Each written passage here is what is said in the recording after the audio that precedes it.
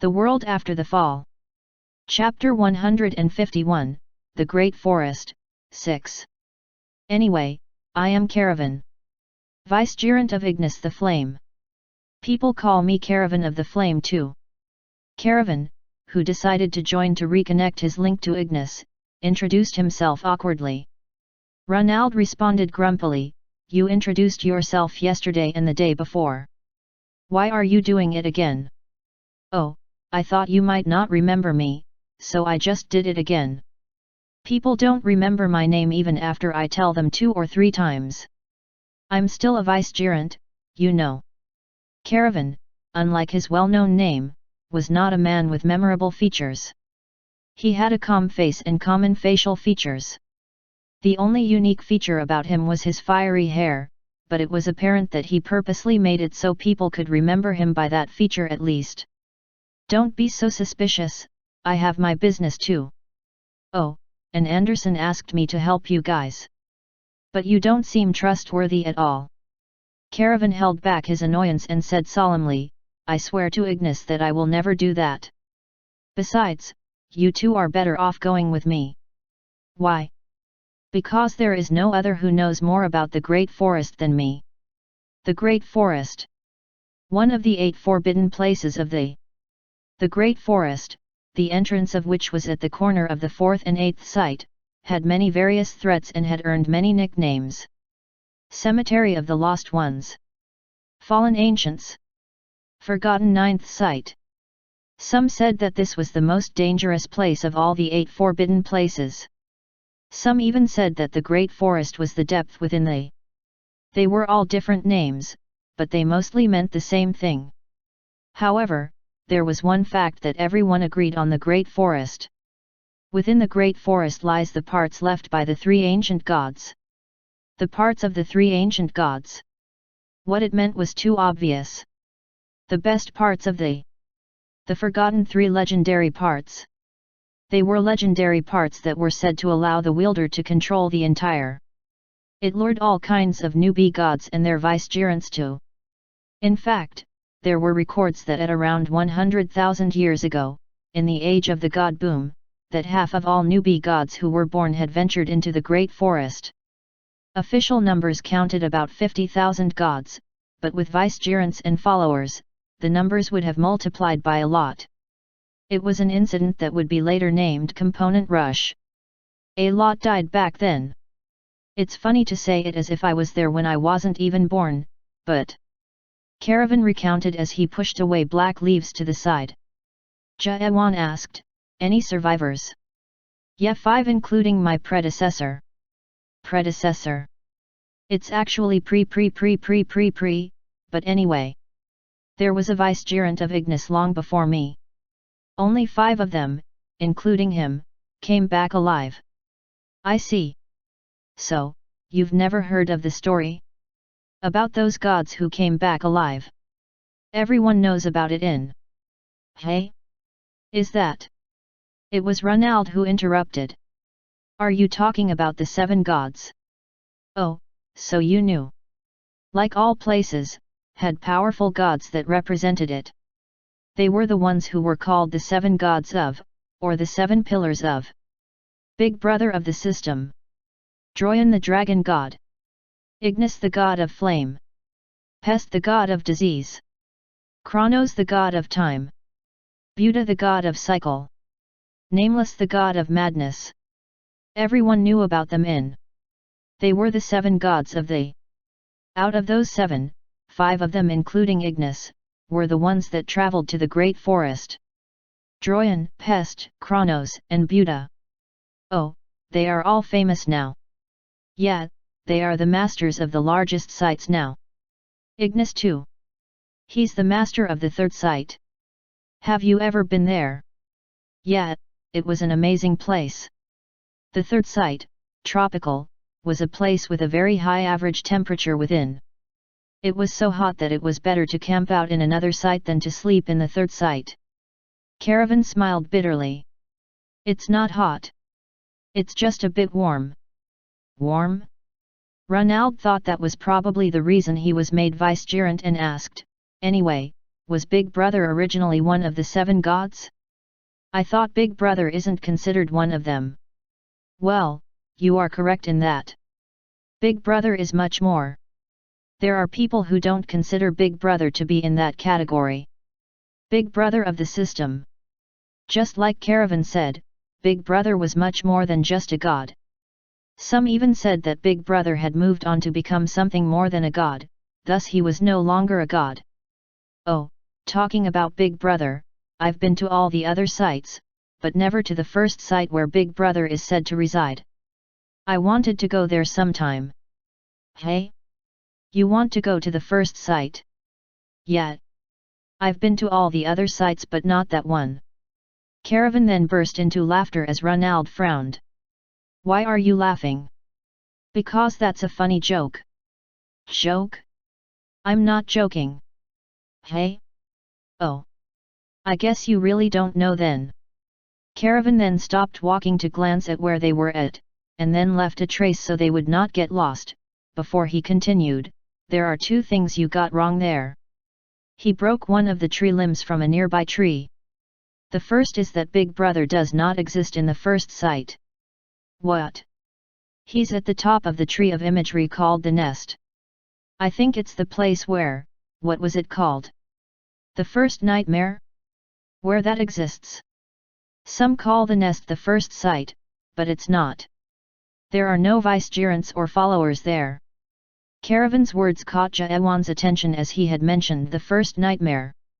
Ronald asked, then, where is the first site? The second is that the first site is not in. What? Ronald shouted in shock. It was a bad joke. He just said that Big Brother was not in the first site, and he now was saying that the first site wasn't in either. This was a strange story for Ronald, who had been living in for 3 years. Of course, it was hard to hear any stories about Big Brother in the first place. What are you talking about? There's no first site in. Yet. The site became so big it was taken out of the tree of imagery. The site was taken out of the tree of imagery? How was that possible? Ronald seemed confused, but Jaewan grimaced. He had come to a question. It was actually a question he had for quite some time. If Big Brother was a god and if his setting was the system, then what would be the range of his world? He thought about the possibility, but he never really considered it seriously. It was more than big. Wait. Is that? As if he read Jaewan's mind, Caravan smiled and nodded. Yeah. The is the first site of. Chapter 152, The Great Forest, 7. There was silence. Only footsteps could be heard in the forest from time to time. After a while, Ronald then asked in shock, the is the first site of Big Brother. Oh, so you didn't know anything then? Caravan spoke smugly and Ronald responded. How would I know? I'm just a kid who's been here for 3 years. There's no kid in. Even a 10-year-old child is already corrupt here. Ronald then began to quarrel with Caravan. As the topic went sideways, Jaewan thought about what Caravan had said. So, Big Brother is the god of adapters. He had guessed it, but it was still shocking to hear. There was also another fact that he realized. So, the is not the land of the living after all. Jaewan had just considered the to be a land where the living lived and they went to when they died. But that wasn't the case. The was just one of many sites of the, after all. Then the fruit is. The fruits that the depth expedition team wanted for so long. The miraculous fruits that gave life. Jaewan felt bitter. If what Caravan spoke was true, then the fruit wasn't the miracle fruit that they thought it was. The fruit was just another way to enter the first site. It didn't give life back. It was revolting to learn of this. Ronald and Caravan were now back on the original topic. Wait. So how strong is Big Brother? I guess he's stronger than the at least. Ronald became awestruck. That comparison wasn't to another god, but the world itself. Stronger than they? What kind of a being was that? Ronald was summoned into from the beginning, so he had never gone to the, but he had heard a lot about it.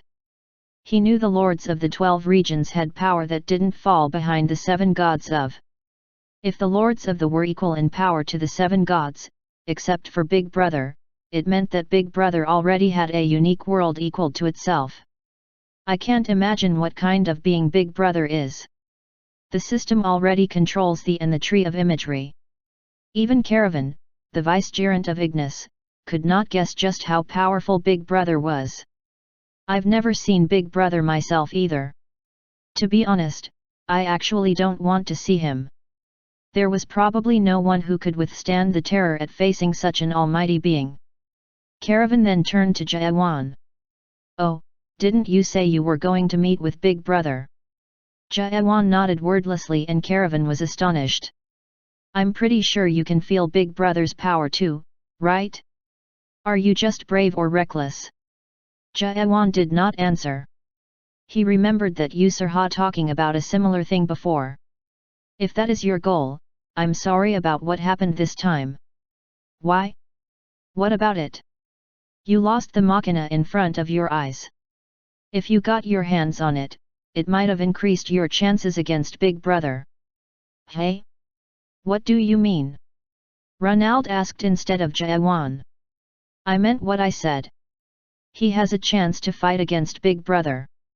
It's all just rumors though." Jayawan figured out what he was trying to say. There was no telling if could defeat Big Brother, but there was once upon a time when depths was not under the control of Big Brother.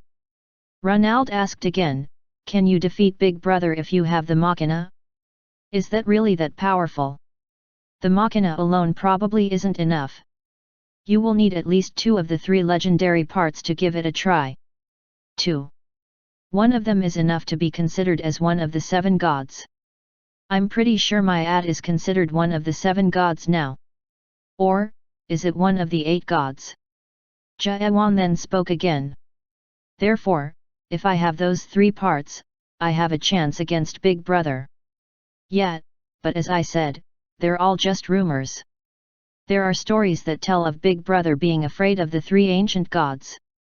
If they joined forces against Big Brother, we might be serving different masters in right now." The 3 ancient gods. They were the old masters of the 210,000 years ago, and the ones who could fight against Big Brother. It was understandable as to why their parts were so highly valued. That was why so many gods went into the Great Forest and were killed in the search for the parts. Caravan concluded his story. "Anyway, that's why the Great Forest is that important. It's one of the few places that still has traces of the 3 ancient gods.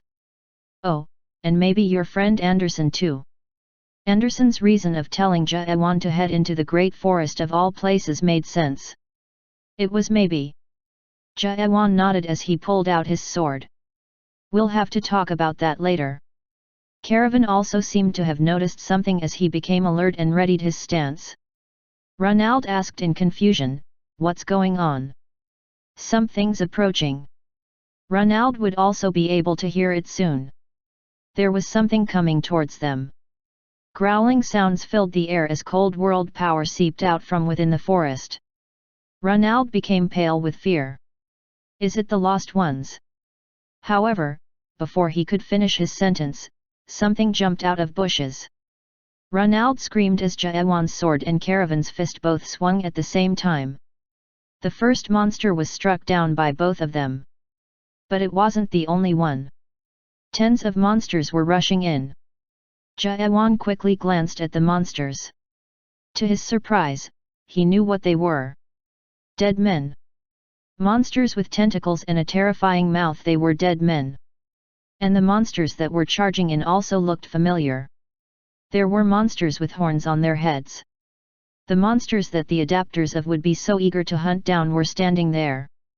Horned monsters. The monsters with 8 or more horns were charging in. Some were fighting dead men rather than charging at Jayawan. As he saw them both fighting with each other, he thought to himself, "I see. That was it." He wasn't sure when he heard the term the Lost Ones, but now he realized what it was. The horned monsters are from Deus and the dead men are from Catastrophe. Lost ones. A term that was used to describe the vicegerents and followers who had lost their gods. Jaewan was curious about what they would look like, but he already knew them. It seemed the horned monsters were followers of Deus, and the dead men were the followers of Catastrophe. These poor followers who had lost all sanity were still fighting against each other. Jaewan and Caravan placed Ronald in between them and began fighting against the lost ones. Caravan's flame-wielding fist broke down the horns of the monsters while Jaewan's sword penetrated the heads of the dead men. However, as more powerful lost ones began to appear, the tide of the battle slowly turned. Jaewan wasn't at peak condition and Caravan also was suffering a penalty. Damn it! I can't use Hellflame right now. Caravan was a one-of-a-kind vicegerent. He could use the fiery fist setting without Ignis as it was a basic setting, but he couldn't use Hellflame, which was the main setting of Ignis. I could have wiped them out if I could use it. There was no way for him to unleash such a powerful world power without the help of Ignis. The only world power he could muster by himself was about 10,000. And his world power was now low because of the waves of lost ones. Hey! Hey! What's going on? Jaewan felt weird. He grabbed his head as he fought to stand. What? He was confused. He had a sudden headache and dizziness as he felt a strong sense of déjà vu. It didn't seem like he was feeling it because of the dead men or horned monsters. It felt like he had visited the great forest before. He knew the place. He was sure. But how? He had never come to before. How could he know this place? It didn't make any sense at all. Wait, is this? As he tried to make out the reason, tentacles came for him from all sides and with his depleted world power there was no way to dodge it. Watch out! Chapter 153, The Great Forest, 8. Caravan shouted. At that moment, a torrent of arrows that contained world power struck the horned monsters and the dead men. Dusen. Castrophen. Turga. Turga. It was a language that could not be translated. But Jaewan understood what was said. He couldn't make out the language itself, but it seemed the meaning was being transferred to him. Get lost, dogs of Deus and Catastrophe. Get lost. That's what they meant. He saw the lost ones moving away, one by one. Who were these people? Jaewan then saw them. They looked like normal humans. They had giant bows or spears, resembling the Native Americans of World 294, Earth, but there was a large amount of world power coming from them. Turga. As the lost ones retreated, they now pointed their arrowheads and spears at Jaewan. World power of at least 1,000,000 was directed towards Jaewan and his group. Even Caravan flinched and stepped back. What the hell? They seemed to be carrying ancient parts, but the vicious energy coming from them easily defied their archaic appearance. They were created with ages of training since a very long time ago. Caravan swallowed and Ronald hid behind Jaewan's leg as he shook in fear. As they pulled back their bows, Jaewan and the others realized that they were not friendly. Maybe these people were trying to kill them. It was when those people were about to shoot their arrows, Jaewan spoke. Long living race. He didn't know how he knew, but the words just came to his mind. After he said it, he realized why he had déjà vu earlier. He knew the place because Malak had visited it 900 years ago. I see.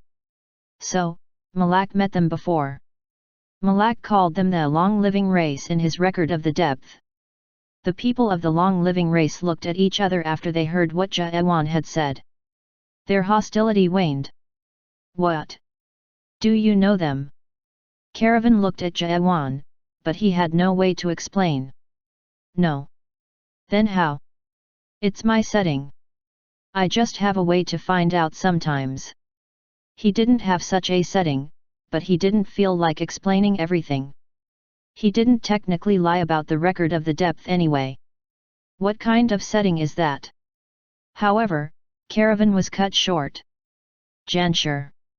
Nas. Murga. Do you know us? Who are you? One of them spoke to Jayawan. We are. Jayawan wasn't sure how to describe themselves. He realized the name of these people, but he wasn't sure what kind of people they were. The record of the depth didn't give him any other information. Dies. Catastrophe? Gestalt. Jayawan thought about the names of the three ancient gods. If they too were lost ones, then they must be the followers of one of those three. It was likely that they were the followers of Gestalt from what they just did earlier. Nas. Gestalten. Are you followers of Gestalt? The voice seemed to even help Jayawan. But he didn't feel like lying and decided to speak honestly. No. I don't trust the gods. I'm not a follower of anyone. It was a fitting answer for Jayawan. Caravan asked Jayawan, what did they say? Why did you say that? They asked if we were followers of Gestalt. And you said no. Yet. Caravan turned pale. Are you out of your mind? You should have answered yes to that question. Why? Because they chased away the followers of Dies and Catastrophe. They must be the followers of Gestalt for sure. Caravan spoke furiously as the people of the long-living race talked among themselves. Nadaj. Merlin. Gestalten. Allo. Gestalten. Hetero. A hetero. Nair. Gestalten Narga. Nagamaran. Nadero. Ihero. He doesn't believe in any gods. Really? Then he must be Gestalt. Naked. Naked. It must be. That one's not naked. Is he Gestalt? Doesn't matter. I like him. Jayawan understood what they said, but he wasn't following what they were talking about. And soon, one who looked like he was in charge spoke. Nas. Gestalten. Armorilium. Yes. Gestalt doesn't believe in God. I can sense the will of Gestalt in you. At that moment, Caravan shouted as he ran out. Hey! Gestalt! I believe in Gestalt. I love him. He would have had the wrath of Ignis upon him if Ignis heard that.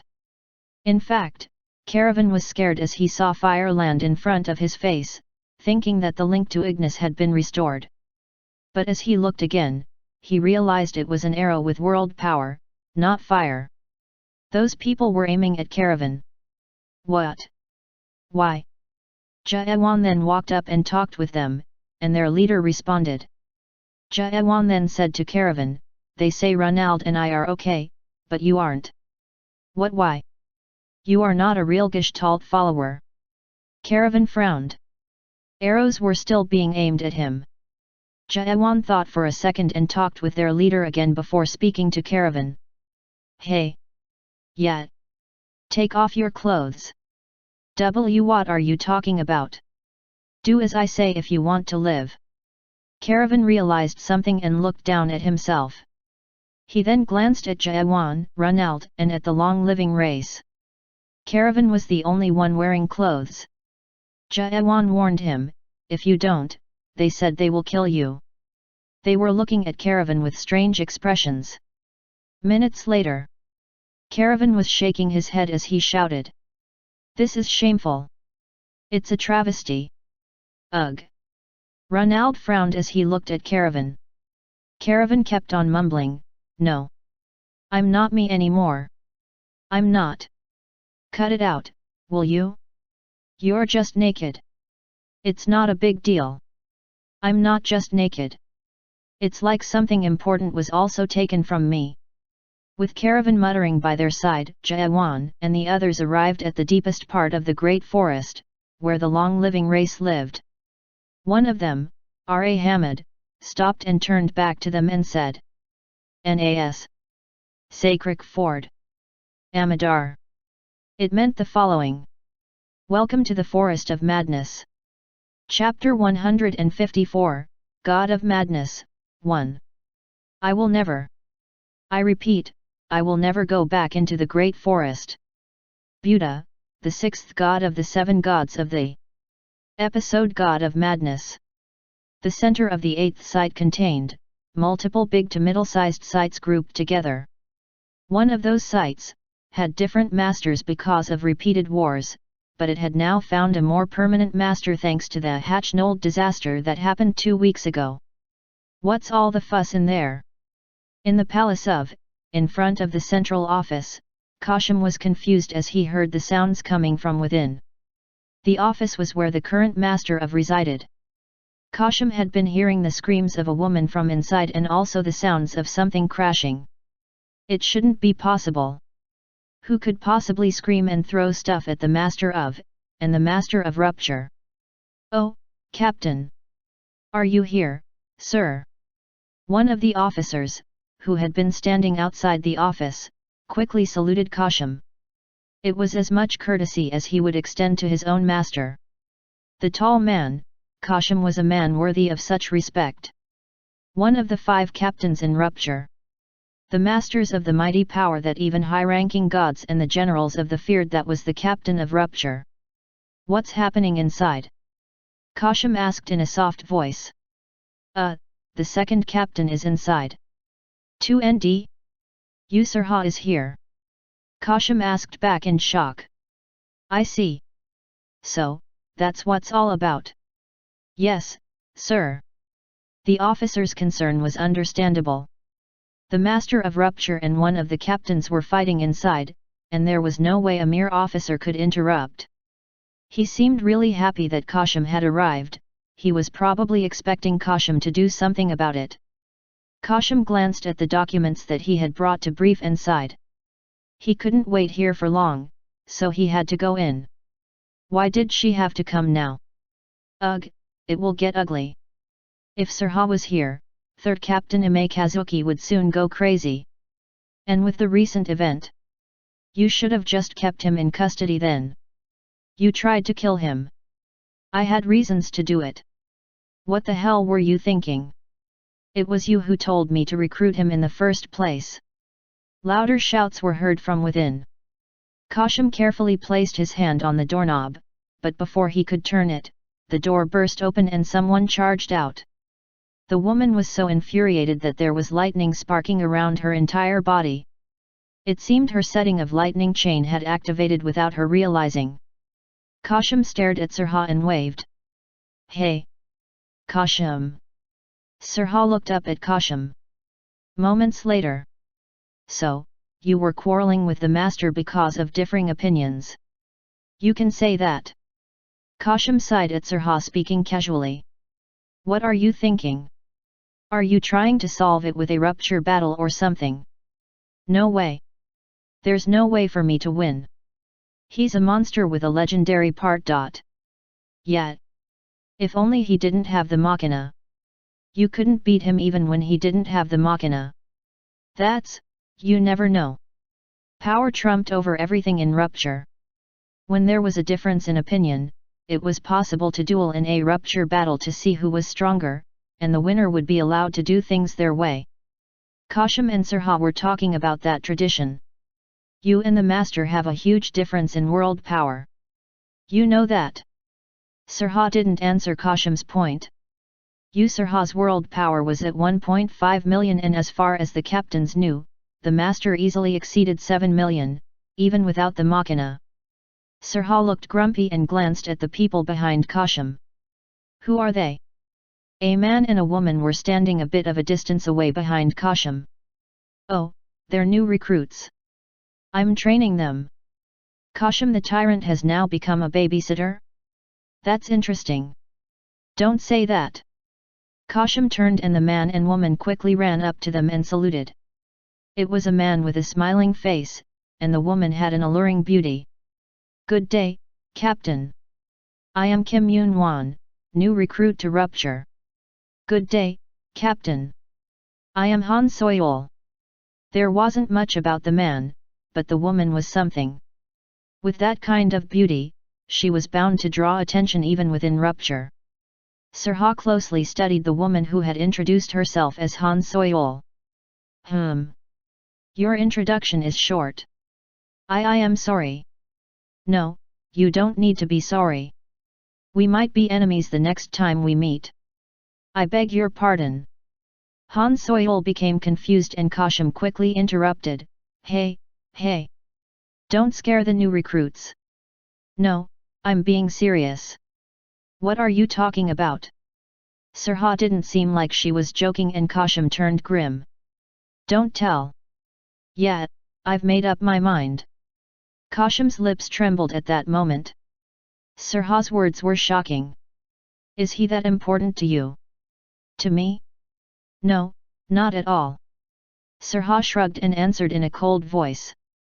Kashim was relieved at those words.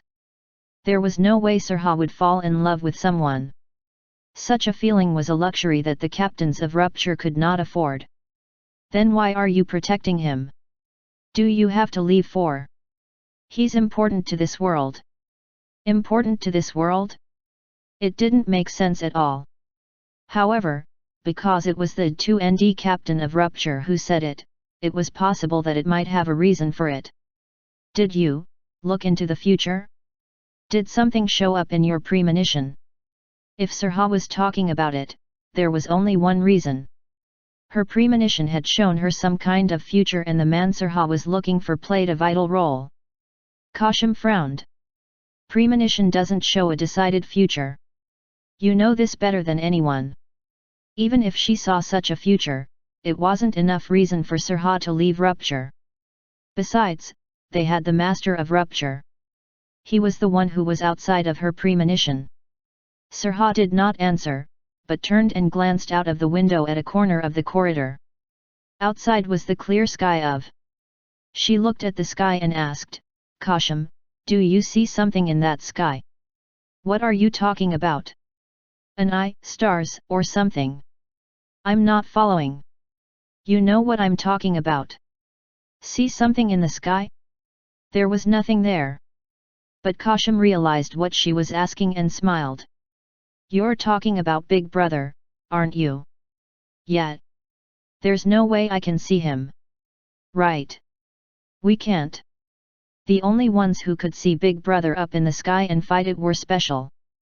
The 3 ancient gods in the past were those kinds, and so was the Master of Rupture. Being only the chosen kinds could see. That was Big Brother. Sirha spoke. Master once told us that if you overcome seclusion, you can see him. Kashim also heard this story before. The disease that every awakener suffers. A disease that makes awakeners close their eyes and ears to keep themselves from the flood of information. Kashim, you must not close your eyes or block your ears, no matter how hard it is. Accepting seclusion means losing against this world. The Master once said this. But even now, Kashim couldn't understand what he meant. There was no way for an awakener to keep their sanity without seclusion. If you overcome your seclusion, then you will see the same world that I see. Kashim's world had stalemated since a long time ago. However, Sirha and Ame were the same. In fact, everyone other than the Master himself had stopped advancing since a long time ago. They couldn't get any stronger. No matter how hard they tried, there was this wall blocking their way. Kashim knew that the way to break that wall lay in seclusion. But knowing it wasn't the same as doing it. There was no one who could overcome seclusion. Other than the Master, no one in the world could overcome the wall of seclusion. The one who could see Big Brother with their own eyes in this world was only. That's when Kashim realized where the story was going. Chapter 155, God of Madness, 2. Wait. As he stared at Sirha, he realized his guess was correct. He had to ask the next question, then, has he overcome seclusion? Can he see like the Master? Sirha did not answer, but it was an act of agreement. And the silence made Kashim furious. Did you see it? Did you see that he saw Big Brother yourself? Why are you so infuriated? Because it's nonsense. I saw him too, and he was so weak to consider that he can overcome seclusion. Maybe you were mistaken. Kashim wasn't sure why he was so infuriated at the moment. He was talking a lot, which wasn't like him at all, and he felt like he was trying to deny something. You believe that nonsense that some fool jabbered about and will leave rupture. Kashim. After Kashim faced Sirha's cold stare, he became silent. If I saw something in my premonition, will you believe me? What? If I say I saw the master killing all of you, and the man you call a fool was fighting to save us, will you believe me? Kashim felt his heart sink. He asked back in a shaking voice, That's impossible. It's a joke, right? Sirha did not answer but just smiled coldly. Kashim then realized she was indeed lying. But it didn't matter if what she said was a lie. Poor man. You won't believe me even if I say the truth. Sirha then turned and walked away, fully confident as if she was walking toward the god she trusted. And after some time, Captain Kashim. Oh, yet. Kashim came back to his senses at Yunwan's call. Sirha had already disappeared. He then looked down at the document in his hands. The title of it was this: Project Depth Invasion. It had been days since Jaewan's group arrived at the place of the long-living race. Their village was protected by larger trees than the other areas, with huge hot springs scattered around. It seemed that most of these people usually spent their entire day within the springs or at small bungalows built in front of the springs. As guests, Jaewan's group was assigned one of those small bungalows, but there was one who wasn't treated as a guest. Why am I treated like this? Caravan, who was naked and had a scrubbing towel in his hand, shouted. Jaewan looked at him in sympathy and spoke. They said you are a criminal, not a guest. Criminal? I didn't do anything wrong. They said that you were in violation of not being naked. What kind of crime is that? Caravan then shook his head and shouted as he scrubbed one of the warriors who just came out of the springs. I am Caravan, Vicegerent of Ignis. I'm not here to scrub your back. My hand exists to use hell flame and Nas. Sorrel. Hayden. Yes, sir. Heh. How does it feel? You want this place scrubbed too? Caravan quickly stopped shouting at the warrior's words and smiled. He couldn't understand those people's words, so he had no choice but guessed that they were trying to threaten him and act accordingly. But the words that Jaewan heard actually meant this. Your hand. It's hot and feels good. So, the vicegerent of the god of flame was now a scrubbing servant. Damn it, can you ask around and find someone who can restore my link? Even if Caravan had been powerful, there was no way for him to defeat even one of these people without Ignis' assistance. These people easily had over 1 million in world power. Damn it! Caravan was now even crying due to humiliation. His fiery hand was now more like a fiery scrubber. And because the world was full of unfairness, there was one who was enjoying the best time of his life. It was Ronald. Jaewan. This place is like heaven. Ronald was also crying, but it was a different kind of tears. He was looking at the beautiful women of the long-living race who were naked and sitting nearby in the hot springs. Ronald now even had a runny nose from the excitement. Ah! Anderson was right. She said there is a naked heaven somewhere in this world. Everyone was submerged in the hot springs and the steam covered most of the silhouettes, but these women all seemed to be in very good shape. They are all naked, right? They're naked. All of them. Ha ha ha. One of them noticed Ronald's attention and winked at him. It was a heart-stopping wink. Oh my! Then, after a while, the woman who had been exchanging glances with Ronald stood up. She certainly was in very good shape, Jaewan thought as he looked at her body. Someone in World 294 said life is a tragedy when seen close up, but a comedy in a long shot. Step by step, the woman walked closer to Ronald. What? What is that, Jaewan? Ronald's tragedy began. Why? How come she has that between her legs? Ronald was so shocked that his jaw was shaking. Yet it was understandable as the woman had something huge dangling between her legs. She smiled and talked to Ronald. Nas. Arkama. Ronald quickly ran to Jayawan. What did she just say? She said something bad, right? She said she's glad to meet you. Jayawan lied. What she really meant was, you have a cute thing. Ronald then asked back. Are you sure? Yeah. But why is she following me?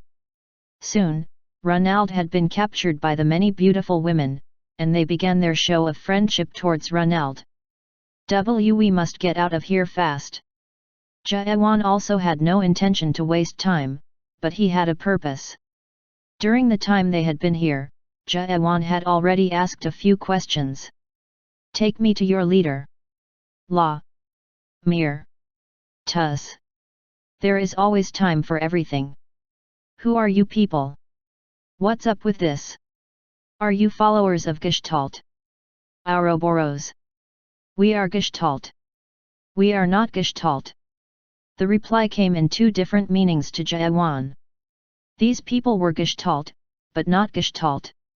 Jayawan wasn't sure what it meant. But even when he kept asking, the answer wasn't clear. The only thing he could do now was to wait. Jayawan decided to relax and wait. He then stood up and started practicing stabbing. He didn't have to do this, but it calmed him. And after he repeated about 1,000 times, someone came to him. Nas. Hermu. Shuriken. You do interesting training. It was a warrior named R.A. Hamid, the one who had brought Jayawan here. He continued before Jayawan could answer. Ikamu. But it's useless. Jayawan felt offended, but then he had the strength to make a point. Jayawan thought. How did they get so strong? If looked at with common sense, these people were weird perverts who walked around naked. However, they had world powers that could allow them to easily overpower most high-ranking gods. After a long time, Jayawan finally finished his 10,000th stab. The day had turned dark. Ronald, who had been having a good time with the women, had fallen asleep, and Caravan, who had been scrubbing all day, was also lying down and resting. Nas. Encore. Are you done? R.A. Hamid was still beside Jayawan. He had been watching Jayawan training the entire time. However, the number of spectators had increased. Jayawan sheathed his swords back into his scabbards and answered, Yet. R.A. Hamid then stood up. He spoke. R.A. Encore. Do. Let's go. The leader is waiting for you. Chapter 156, God of Madness, 3. R.A. Hamid, the one brought Jayawan to the village, was one of the great warriors. Jayawan noticed that R.A. Hamid had exceptionally high world power compared to the others, and it was for a certain reason. Jayawan was led deeper into the forest by R.A. Hamid. The hot springs were still everywhere in the forest, and many naked warriors were soaking within.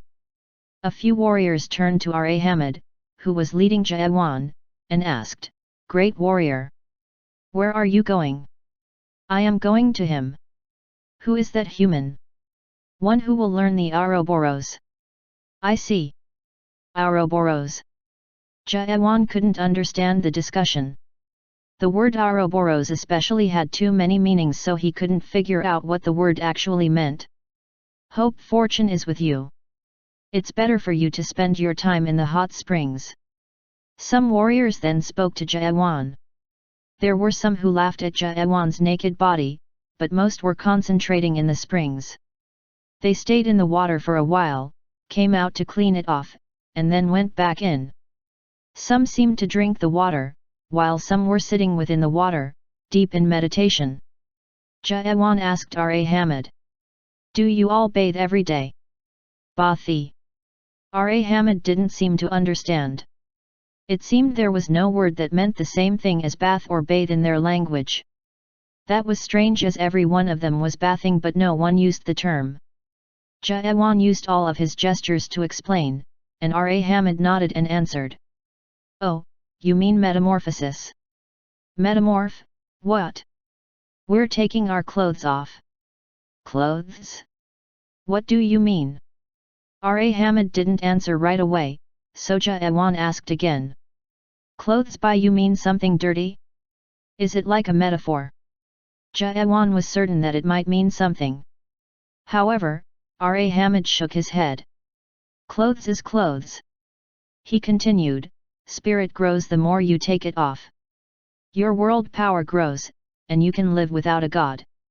That's when Jaewan realized something. These people said clothes, but he did experience some complicated thing regarding clothes in recent days. Do you know anything about naked setting? R.A. Hamid then smiled eerily and replied. Ouroboros. Anyone can be naked. No one can be naked. It was translated into two meanings again. Jaewan frowned. Ouroboros. What does that mean? R.A. Hamid shook his head. It seemed he didn't want to answer and began to walk faster. Take it off, but there are always clothes underneath. When you and I take each other's clothes off. No world or god is important. It was then that a song could be heard. Jaewan concentrated on the song as the song seemed to be coming from within the forest. He then realized the entire long living race was singing the song. A song, et. He then remembered Anderson's song. The song then continued to a lyric that was very familiar. He took the last friend's clothes. And finally returned to his home. His home was full of his friend's clothing. Naked God spoke as he saw those clothes. Jaewan flinched as he heard the word naked God. He expected as much when he saw everyone naked, but it was shocking to hear that his guess had been right in such a strange situation. The song continued. Lonely. I am so lonely. Naked God said and put on his friend's clothes. 1 clothes on naked God. 2 clothes on naked God. Soon, naked God was covered by clothes. Lonely naked God spoke. The world is unhappy. Because everyone is wearing clothes. Everyone cannot take off clothes. The song didn't have a steady tempo as it was crude and violent. It was sometimes sad, and sometimes gloomy. No one can take off clothes. That is the truth. It was hard to see the meaning of the song. As he concentrated on the song, Jaewan then realized R.A. Hamid had stopped walking. He turned to Jaewan and spoke. Nas. Aquinio. You. Go alone. Diablivio. Remember. Ouroboros. Clothes exist. Clothes do not exist. Jaewan walked in the direction R.A. Hamid had told him. As he walked further, he felt the world was changing into a very familiar form. It wasn't just a hot spring. Some hot springs had vicious winds with powerful world power, while some hot springs sent an icy chill. I think I know something like this. It was in a different order, but Jaewan had been through this kind of passage. After he passed through a few more hot springs, he realized why it was familiar. The 8 gates of hell. It was like the magic that Sirwen had used before on Jaewan. The gates were very similar to this. I thought it was made to resemble the regions of the, but it might not be the case. Jaewan realized Malak had probably walked this path before, and realized the temperature was rising. Is this the burning hell phase now? The second gate of the 8 gates of hell was at the end of this hot spring. At the end of the hot spring, there was a warrior sitting in the water. No, the word warrior didn't fit him.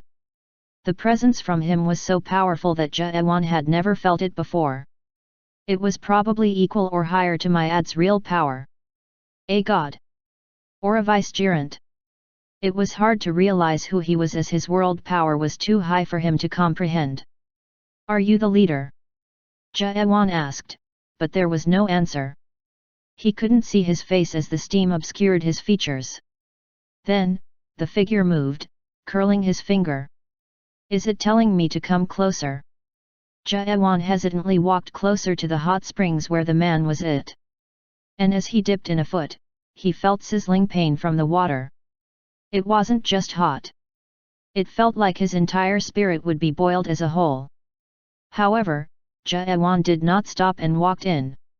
As he walked further, the water temperature rose and Jaewan was now fully immersed with only his head out of the water. After a while, he realized it actually wasn't the water.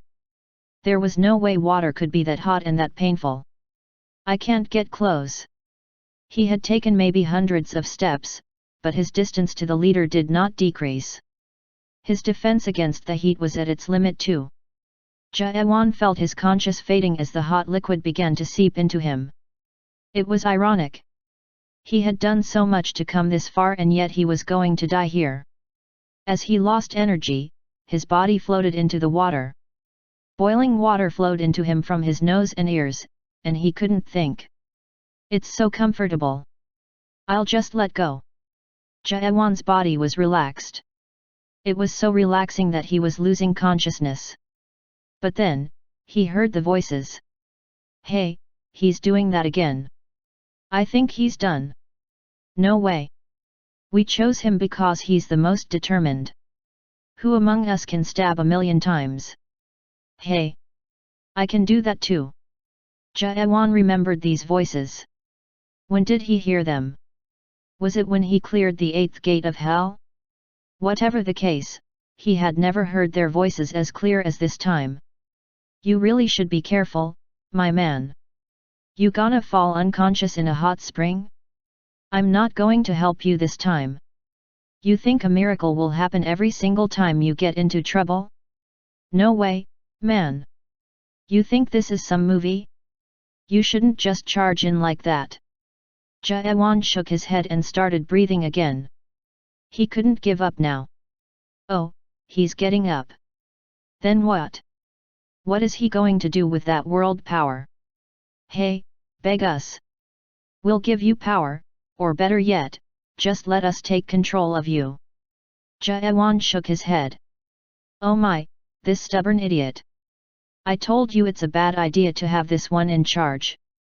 Give up, you fool. Jaewan did not give up. He began to move, he tried hard.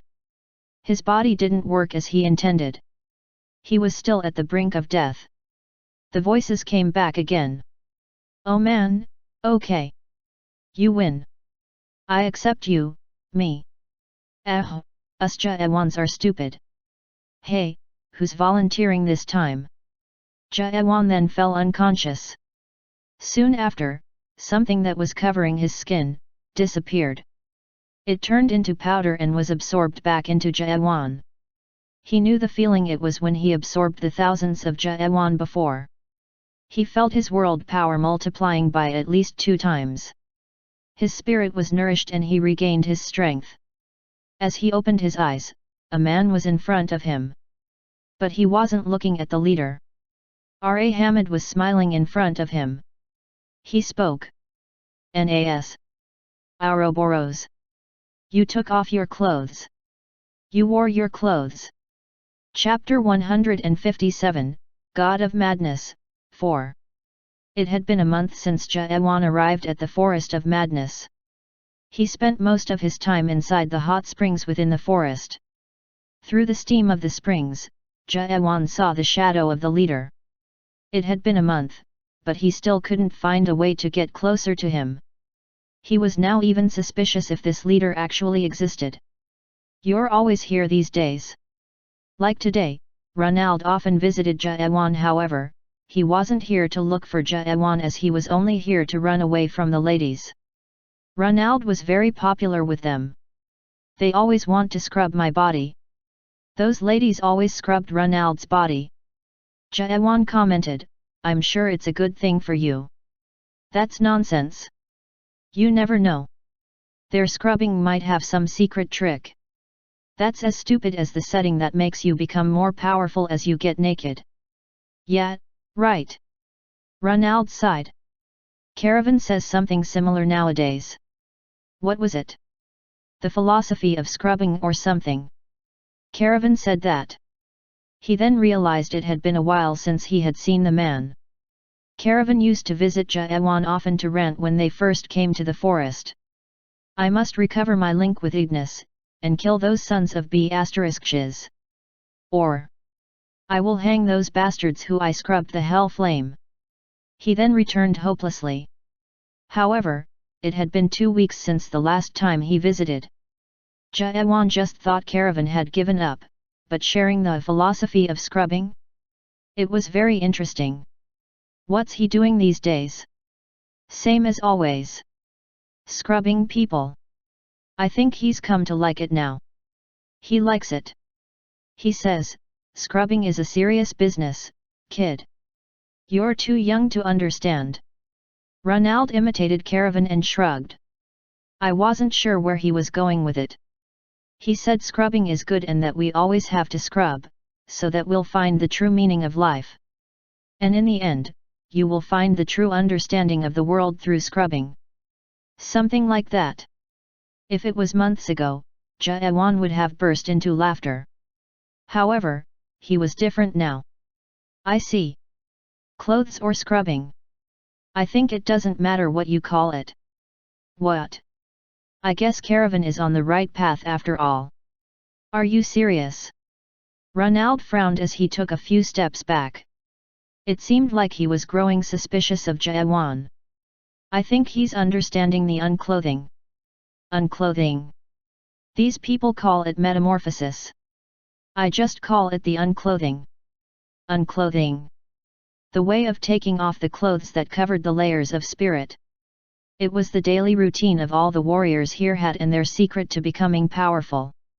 And what exactly is that? What I'm always doing. Ronald looked at Jaewan who was still inside the water and asked in a doubtful voice, a bath? Yeah, you can say that. Jaewan shrugged and looked around. The heat in the spring was very intense. Throughout the month, Jaewan had a total of 37 moments where he could have died.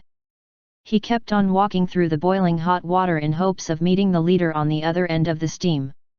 But he couldn't get to the leader yet. The only thing he could do was to keep walking. For hours, or sometimes for the entire day, he walked towards the leader until his world power ran out. In all of those near-death experiences, he met many of his old selves from different times. Damn it, again. Stop it already. Sometimes he even heard voices. And as he remembered the old days, he felt his layers being taken off as his power greatly increased. The steps were always the same. R.A. Hamid appeared from somewhere and brought Jaewan out from the spring, mumbling Ouroboros. It was then that the day's unclothing had finished.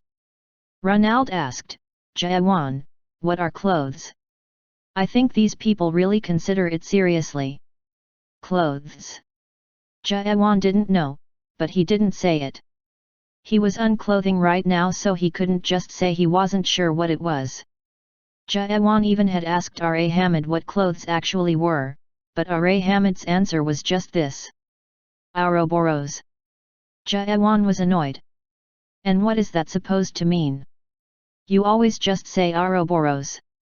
Ouroboros is Ouroboros. Can't you simplify it? It doesn't help if you make it complicated. It's not a matter of complicating. R.A. Hamid then spoke to Jaewan with a sympathetic look on his face. You are out of the system, but still live in the system. That was very striking to Jaewan. Jaewan then realized in the future that Word was going to lead the way in the fight against Big Brother. Jaewan. Ronald was looking at Jaewan. He answered, oh, what were we talking about? About clothes. Jaewan thought. Ronald wanted an answer to which he did not have. Ouroboros. What? Clothes is Ouroboros. And what's that supposed to mean? Oh, the warriors did say Ouroboros when they pointed at my genitals. Ouroboros while pointing at the genitals? That seemed like a very different meaning. Ronald quickly covered his genitals as he realized Jaewan was looking right at it and asked, anyway. So, what is Ouroboros? I don't know. Are you making fun of me? I don't know everything. Ronald then shouted angrily. But you are doing that unclothing thing. You are unclothing but you don't what you are taking off? It doesn't make sense. He was right. Jaewan then asked, Ronald. Do you know what is life? What? Life. Ronald couldn't answer. The question wasn't easy. He could say whatever, but he couldn't just say it out loud. Life couldn't just be described by words. Ronald shook his head. I'm not sure. Jaewan nodded. Exactly. What? You don't know what is life, but you're living it, right? Ronald then became astonished. He stared at Jaewan with an admiring look on his face. Wow! That is brilliant. You are brilliant. I see. Ouroboros, our life. It seemed Ronald was going to start talking nonsense, so Jaewan waved his hand and stopped him from talking. Ronald, let's end it here. Hey? Why? Because I feel like I'm dying. What? Ronald became frantic and Jaewan spoke in an Ouroboros kind of face. Take me out after about 10 minutes. Okay. And Jaewan feel unconscious. It was his 38th near-death experience. And after another month, he finally was able to reach the end of the hot spring. Chapter 158, God of Madness, 5. He was dreaming. It was a long and epic dream. It was the past he had lived, but it didn't feel real. Ah! The man suffered from the stream of memories. It was too brutal. It had the terrifying tower that appeared in front of his world, and the memories within it. Death, death, and death. There was the stone that made everyone to return to their lives. People ran away from the harsh reality. Friends lost their lives in an effort to protect reality. Let's go, Yunwan. Yunwan? You're trying to go back? And then, there was the friend's voice. Okay. Go. I'm sorry, Jaewan. Go, before I change my mind. His last friend walked alone toward the 99th floor. He was all alone now. Blood seeped through his cloak. It was good to have you in this world, Jaewan. And then came the fall. As his body came crashing down on the ground, he opened his eyes and screamed. Are you okay? Yunwan realized someone was grabbing his shoulder. He looked up and saw a familiar face. The memories were getting mixing up. A large man with a giant axe on his back. Who was this guy? Where was he? Captain. I guess you didn't go mad. Good. Kashim the Tyrant, the fourth captain of Rupture, smiled as he scrubbed his beard. The memory recall is successful. Congratulations on overcoming your first step. Memory recall. He then realized and glanced around. There were few recruits of Rupture within the room that resembled some kind of a lab. He knew where this place was. Memory Recall Laboratory. It was within the Rupture training facility which housed all of Rupture's high technology. Some go mad during the process, but you're lucky. As is she. He turned and saw the woman. The woman named Han Soyul had also been chosen to become a member of Rupture. He only considered her to be pretty, but he now knew who she was. She was a friend who climbed the tower with him for tens of years. Yunwan tried to speak, but decided not to. He still couldn't believe it was real. Those terrifying events, they were all true. If they were true, then what was happening to him now? Yunwan was confused and he felt weak with the various emotions surging within him. Ah! And Han Soyul also seemed to be going through the same thing. She was looking at Yunwan with tears running down her face. It was a painful memory, but that was a memory that they should have never forgotten. However, it was also why it felt more terrifying due to the fact that it had come back. Tower. Cultivation. Tutorial. Level. Status. Yunwan remembered the words he heard from Kashim before he came into the recall lab. You two are lucky. Master found a method for forced awakening recently. Your hatred toward the world and the system. All of it is the basis to the awakening. Memory recall is mandatory for the course. It's especially important for recruits who failed while climbing the tower. It's to let you not forget the hatred toward cultivation. People who had failed while clearing the tower were bound to forget the memory of losing on the tower. Yunwan and Soyol were examples of them, and that was why they were here. I feel the power. He felt the power of something on an entirely different level, or status, within him. Yunwan was confused, but he was also astonished at his newfound power. It was a power that would allow him to clear the tower in the memory with a breeze. But Kashim didn't seem all satisfied as he looked at Yunwan. But still at the first step. Well, there's a way for you to quickly get to the third step. Can I become stronger than this? The first step is nothing. True power comes when you achieve on reaching the third step. 3RD. Don't worry. You'll do fine. We have a new method that we got from recently. It won't take long and you will gain the power to get revenge against the enemy that put you into that tower. Humph, a new method? What did you bring in this time? The words came from a man who was standing by the entrance. Yunwan knew him also. It was Ime Kazuki. Ime, what are you doing here? Kashim asked Ime the fast kill, the third captain of the rupture. I came to take a look at our new recruits. You? Of all people. Well, I still got to see them, right? Oh, and I do want to know about that new method of yours. Ime waved off Yunwan and Soyol's salutes and spoke to Kashim. What skill is it? What did you bring in? So, you haven't heard of it yet. The team who went with Sarhata brought back the information. It is a method of using the Tower of Nightmare to force an adapter into an awakening. Is that the one that was created by that naked one? Kashim frowned. So, you do know. Why did you ask if you knew? I'm against it. We, the rupture, only require one method. Repeating stabs and slashes? That kind of training only weakens you. True rupture is made from the method that we have been using. We kill each other again and again.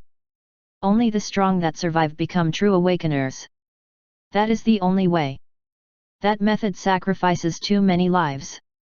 Kashim, you too became an awakener through that method.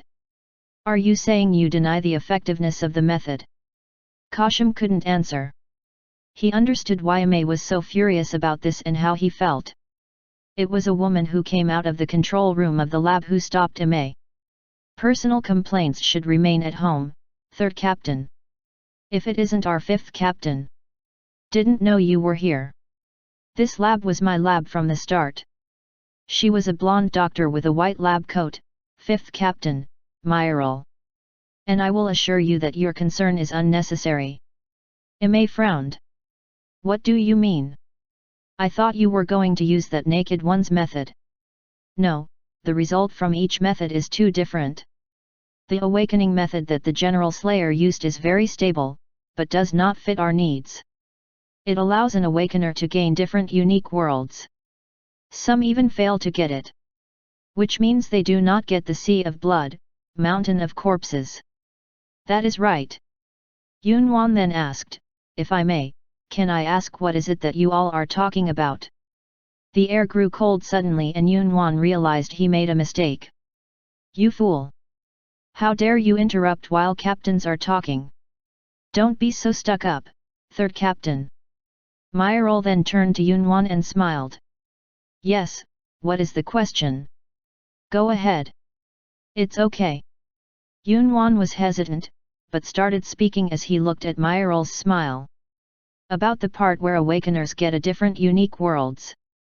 Myril answered, yes, that is right.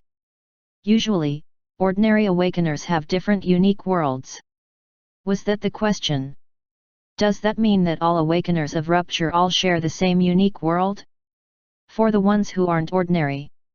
Myril seemed to be surprised to be asked such a question. You are right. Chapter 159, God of Madness, 6. But why? It seemed like Yunwan wasn't excited to hear it. Ime was annoyed and he tried to speak, but Myril stopped him. She seemed to be intrigued. Yes, you might have questions if you are new to rupture. I guess you know the basics of awakening from the way you are asking questions. Yunwan answered while blushing, why yes. I heard that it was the power that was created to fight the system. Right. Then do you know what the unique world actually is? Yunwan then cited what he learned when he joined. It is the world that an awakener creates to keep his sanity to withstand the flood of information. It is what you get eventually once you become a third or higher step awakener. You've been well educated. Myrol glanced over at Kashim, to which Kashim shrugged. Myrol then spoke. I guess your question can be summarized into this. If all awakeners can create their own unique worlds, why does rupture force the use of the unique world? Why is that necessary? Yunwan froze. And, you might be thinking that it's like this. You barely escaped from the system, but why is it necessary to get the unique world? Isn't it same as being locked up in another system? I didn't think to that extent. Yunwan quickly responded and Myrol laughed softly. Don't worry. It's a natural question. All the captains here also had the same question before. Count me out. Of course, Ime. You're an idiot. You. Myrol ignored him and continued, your name was Yunwan. Yes, ma'am. Kim Yunwan from World 294. World 294. That's good. I've recently been interested in books from World 294. Myrol continued, okay, think about this. Let's say you are a 15-year-old right now. Yunwan wasn't sure why age mattered, but he nodded anyway. You lost your parents and all of your family by accident. You cannot play the computer game that you love so much, or the books that you like to read. You cannot even go to school. Your entire life is shut off from the world. Yunwan imagined himself as a 15-year-old who lost everything, including his family. It wasn't hard to imagine. The world suddenly became very dangerous for you. The world now forces you to become an adult. You now have to think and act like one. Yunwan felt his heart sink. And, there are people who are after the will of your parents. There are people who are trying to undermine you while you are lost in your loneliness. The captains were now concentrating on Myrol's story. And you, at the age of 15, you have to fight the world with your limited wisdom. But there is a problem. You don't have much information. The only information you have is about a computer game and a book. What will you then? Do you think you could keep yourself together? With just a computer game and a book? Yunwan shook his head, I probably can't. Right. That would be the outcome in most cases. Myrol then became silent. Yunwan realized what she meant by the silence. You're saying that it will make me 15-year-old with more information. Myrol smiled, you are quick to understand. Right, that is what rupture is doing. We are giving you ways to fight against adults. And that is the unique world from the rupture. We call it Sea of Blood, Mountain of Corpses. That is a terrifying name. But it is fitting enough to fight against bad adults, right? She was right. Awakeners who receive a new unique world are mentally very weak. If you earn the Sea of Blood, Mountain of Corpses, however, it becomes a different story. You are still a 15-year-old, but a strong one at that. No adult will look down on you. Yunwan became excited. He was going to receive the power to fight against lords and vicegerents. He'd receive the power to change the world. That's when Ime interrupted. Boring. So, what is the new method anyway? I will show you now, so please don't interrupt. Ha, sure. Soon, Myrol guided Yunwan and Soyol to the small dome inside the lab. The dome's entrance closed and Soyol looked at Yunwan with a concerned look. Myrol's voice came to them. Don't be afraid. Everyone within rupture has gone through this. The space around them then distorted immediately. There were now millions of people on a large, swampy land. Yunwan had a sword in his hand. Was this an illusion? Or was it real? Now, fight! With her voice as a signal, a fight broke out. Yunwan frantically dodged the sword that was swung at him. There were familiar faces around him. He remembered their names. Sakamoto, the science teacher, Wang Inchen the sword panic, Jay the blacksmith, those were the members who fought through Tower of Nightmare with him before. Fight, until you kill them all. Yunwan then realized where he was now. Kashim once told him that most of the members of Rupture were from what happened 700 years ago, when millions of people killed each other. Screaming came from all sides as people killed each other. It was the repeat of what happened 700 years ago. This was worse than the Tower of Nightmares. If you become the last one standing, you will earn the Sea of Blood, Mountain of Corpses and become the strongest 15-year-old. Yunwan remembered Myral's smile as she pushed him into the dome. He felt a chill from the smile as he thought about it. He felt like crying. He wanted to say that he didn't want this. He wanted to become strong, but did not want something like this. Yet in next moment, he felt a sharp pain in his back. Thick, warm liquid was flowing down his back. He turned and there was a face that he wanted to see. Jaewan. The sword penetrated deeper and Yunwan moaned. Jaewan. Yunwan realized this was an illusion. There was no way that his only friend would try to kill him. But he wasn't so sure at the same time. Was this an illusion?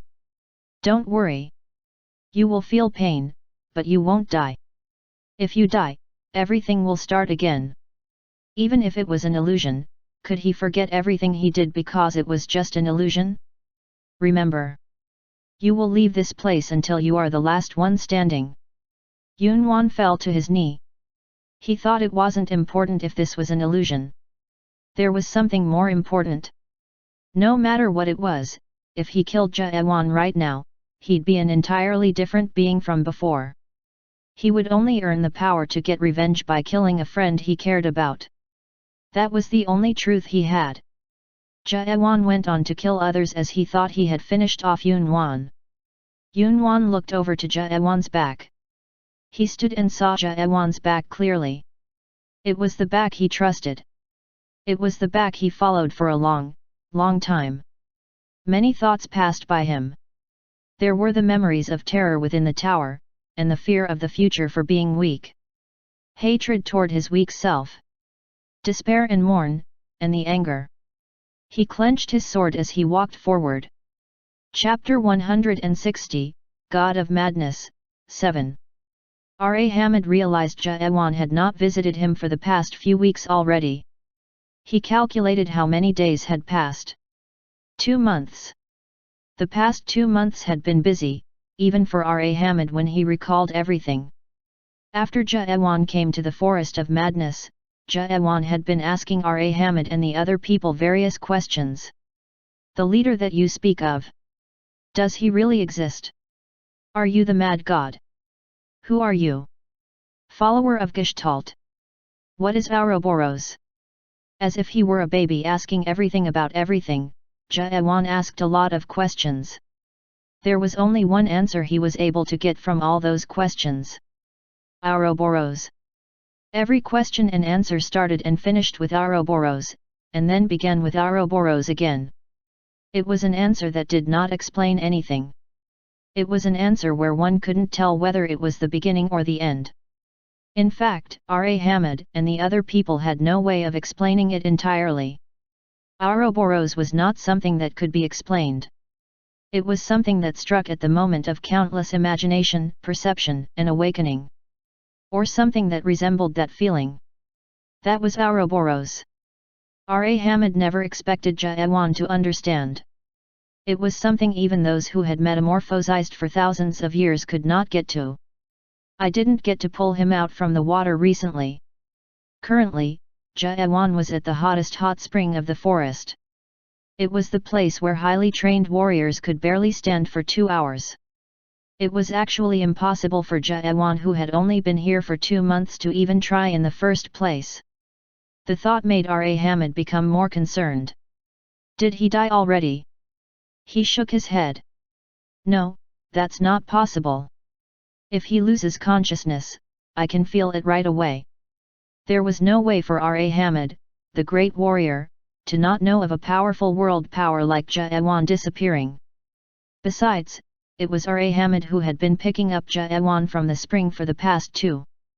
That is strange, the power does show that he is still inside that pool. Jaewan's world power maintained a stable size for a few days. It wasn't possible. Even R.A. Hamid could only stay at that pool for maybe a week. That's when something popped up in his mind. Did he finish his metamorphosis? No, that wasn't possible. Metamorphosis was a training that had no end. It was not meant to end. But why? What was this feeling? R.A. Hamid began walking toward the pool. It was better to check it out for himself. At that moment, a young warrior appeared. R.A. Hamid knew this young warrior who had been very popular amongst the other warriors. There was a rumor that he had huge Ouroboros, so R.A. Hamid also knew of him. I think I saw this young warrior picking him up from the pool before. R.A. Hamid called to the boy. Nas. And Ronald waved back. Oh, great warrior. They shared a greeting. Ronald was now able to speak the long-living race's language quite a bit, so he had no problem talking with them. R.A. Hamid looked at Ronald's naked spirit and thought, what a great spirit. He will become a powerful warrior in 10 years if he is given the time. Spirit that could do such a thing with such talent and potential was hard to describe, but it could only be explained as Ouroboros-ish potential. Ronald answered R.A. Hamid's question, Jaewan? I haven't seen him for the past few weeks either. It seemed that Ronald had not visited the pool either. We were going there actually. How about you come with us? The man who had the scrubbing glove on next to Ronald spoke. R.A. Hamid knew about him also. He was man named Caravan, the scrubber. Vicegerent of one of the 7 gods. R.A. Hamid knew that Caravan was a vicegerent the moment he saw him, as one of the 7 gods had visited this place a long time ago. It was very long, and the man gave up on training. Ronald grabbed R.A. Hamid's hand. Let's go, great warrior. R.A. Hamid then began walking toward the pool with Ronald and Caravan. After passing by countless hot springs, they were at the hottest hot spring within the area. There he was, Jaewan floating at the center of the spring, sitting down, meditating motionlessly. Ronald screamed. What? Since when did he learn a floating setting? That's weird. He doesn't have Reinhold's long coat on either, Caravan also added curiously. It was only R.A. Hamid who did not speak and looked carefully at Jaewan's spirit. It is not a setting. He was looking into Jaewan's world power that was moving so vibrantly. That is amazing control of the power. Actually, flying in the air by using world power wasn't that hard. It just required the use of deflection against the ground. Maintaining it and staying still in the air was not easy. A balance between the spirit and the world, it is not possible to do without understanding the world power's characteristics. R.A. Hamid then floated up with his world power. He felt Ronald and Caravan becoming shocked at R.A. Hamid floating in the air and moved toward Jaewan slowly. Jaewan's world power that could be felt from the outside wasn't great. Maybe 200,000 to 300,000? It was an easy target for any high-ranking god. But to R.A. Hamid's eyes, Jaewan wasn't just at the level of a high-ranking god. There was beautiful light glowing from Jaewan's naked body. It was a noble spirit's light that had achieved its state through endless metamorphosis. R.A. Hamid asked a question in his language. You like to take your clothes off quickly. No one's been faster than you. R.A. Hamid was not the type to compliment. For the last 1,000 years, R.A. Hamid only complimented a certain nightmare who visited them 900 years ago. Jaewan looked up to R.A. Hamid. A weird tension began to grow between them. Jaewan spoke up. Let's fight. Nas. Jairvia. You are not my match yet. However, Jaewan did not hesitate. His fist caused the waters to churn as he charged at Hamid. The two world powers clashing against each other as the power stormed the hot spring. Ronald and Caravan jumped back while screaming. There were warriors coming to the hot spring as they felt the clash between world powers. Jairvanak. Not enough. Hamid quickly waved his hands in the air and nullified Jayawan's world power. It was an amazing movement. And the counter-attack by Hamid wielded a great amount of world power. Jayawan. Watch out! Chapter 161, God of Madness, 8. Ronald shouted. There was the attack that wielded millions of world power. It was a power that Jayawan could not handle, but he did not back down. It wasn't just some foolish pride that made him stand, but confidence that he knew he could take it. At the moment of impact, Ronald saw forming the shape of a small eye with his hands. The water soared into the sky like an upside-down waterfall as the world power pushed it up. Ronald barely was able to get away from the heat with the help from the other warriors. The ground was burnt black where the water touched it. Ronald watched his god fighting with a concerned look on his face. Jayawan and Hamid were now covered by the waterfall. Soon, all the water fell and the two of them reappeared. The warriors gasped and Ronald opened his mouth dumbfoundedly. Oh my! Jayawan was standing there with a calm look, and Hamid was in the opposite direction, limping. It was apparent that Hamid had taken damage. Ronald asked Caravan, did Jayawan win? I think he did. But how? Great warrior has millions of world power. Didn't you see? Jayawan instantly increased his world power, close to the great warriors. In the millions. Ronald asked in shock. But how?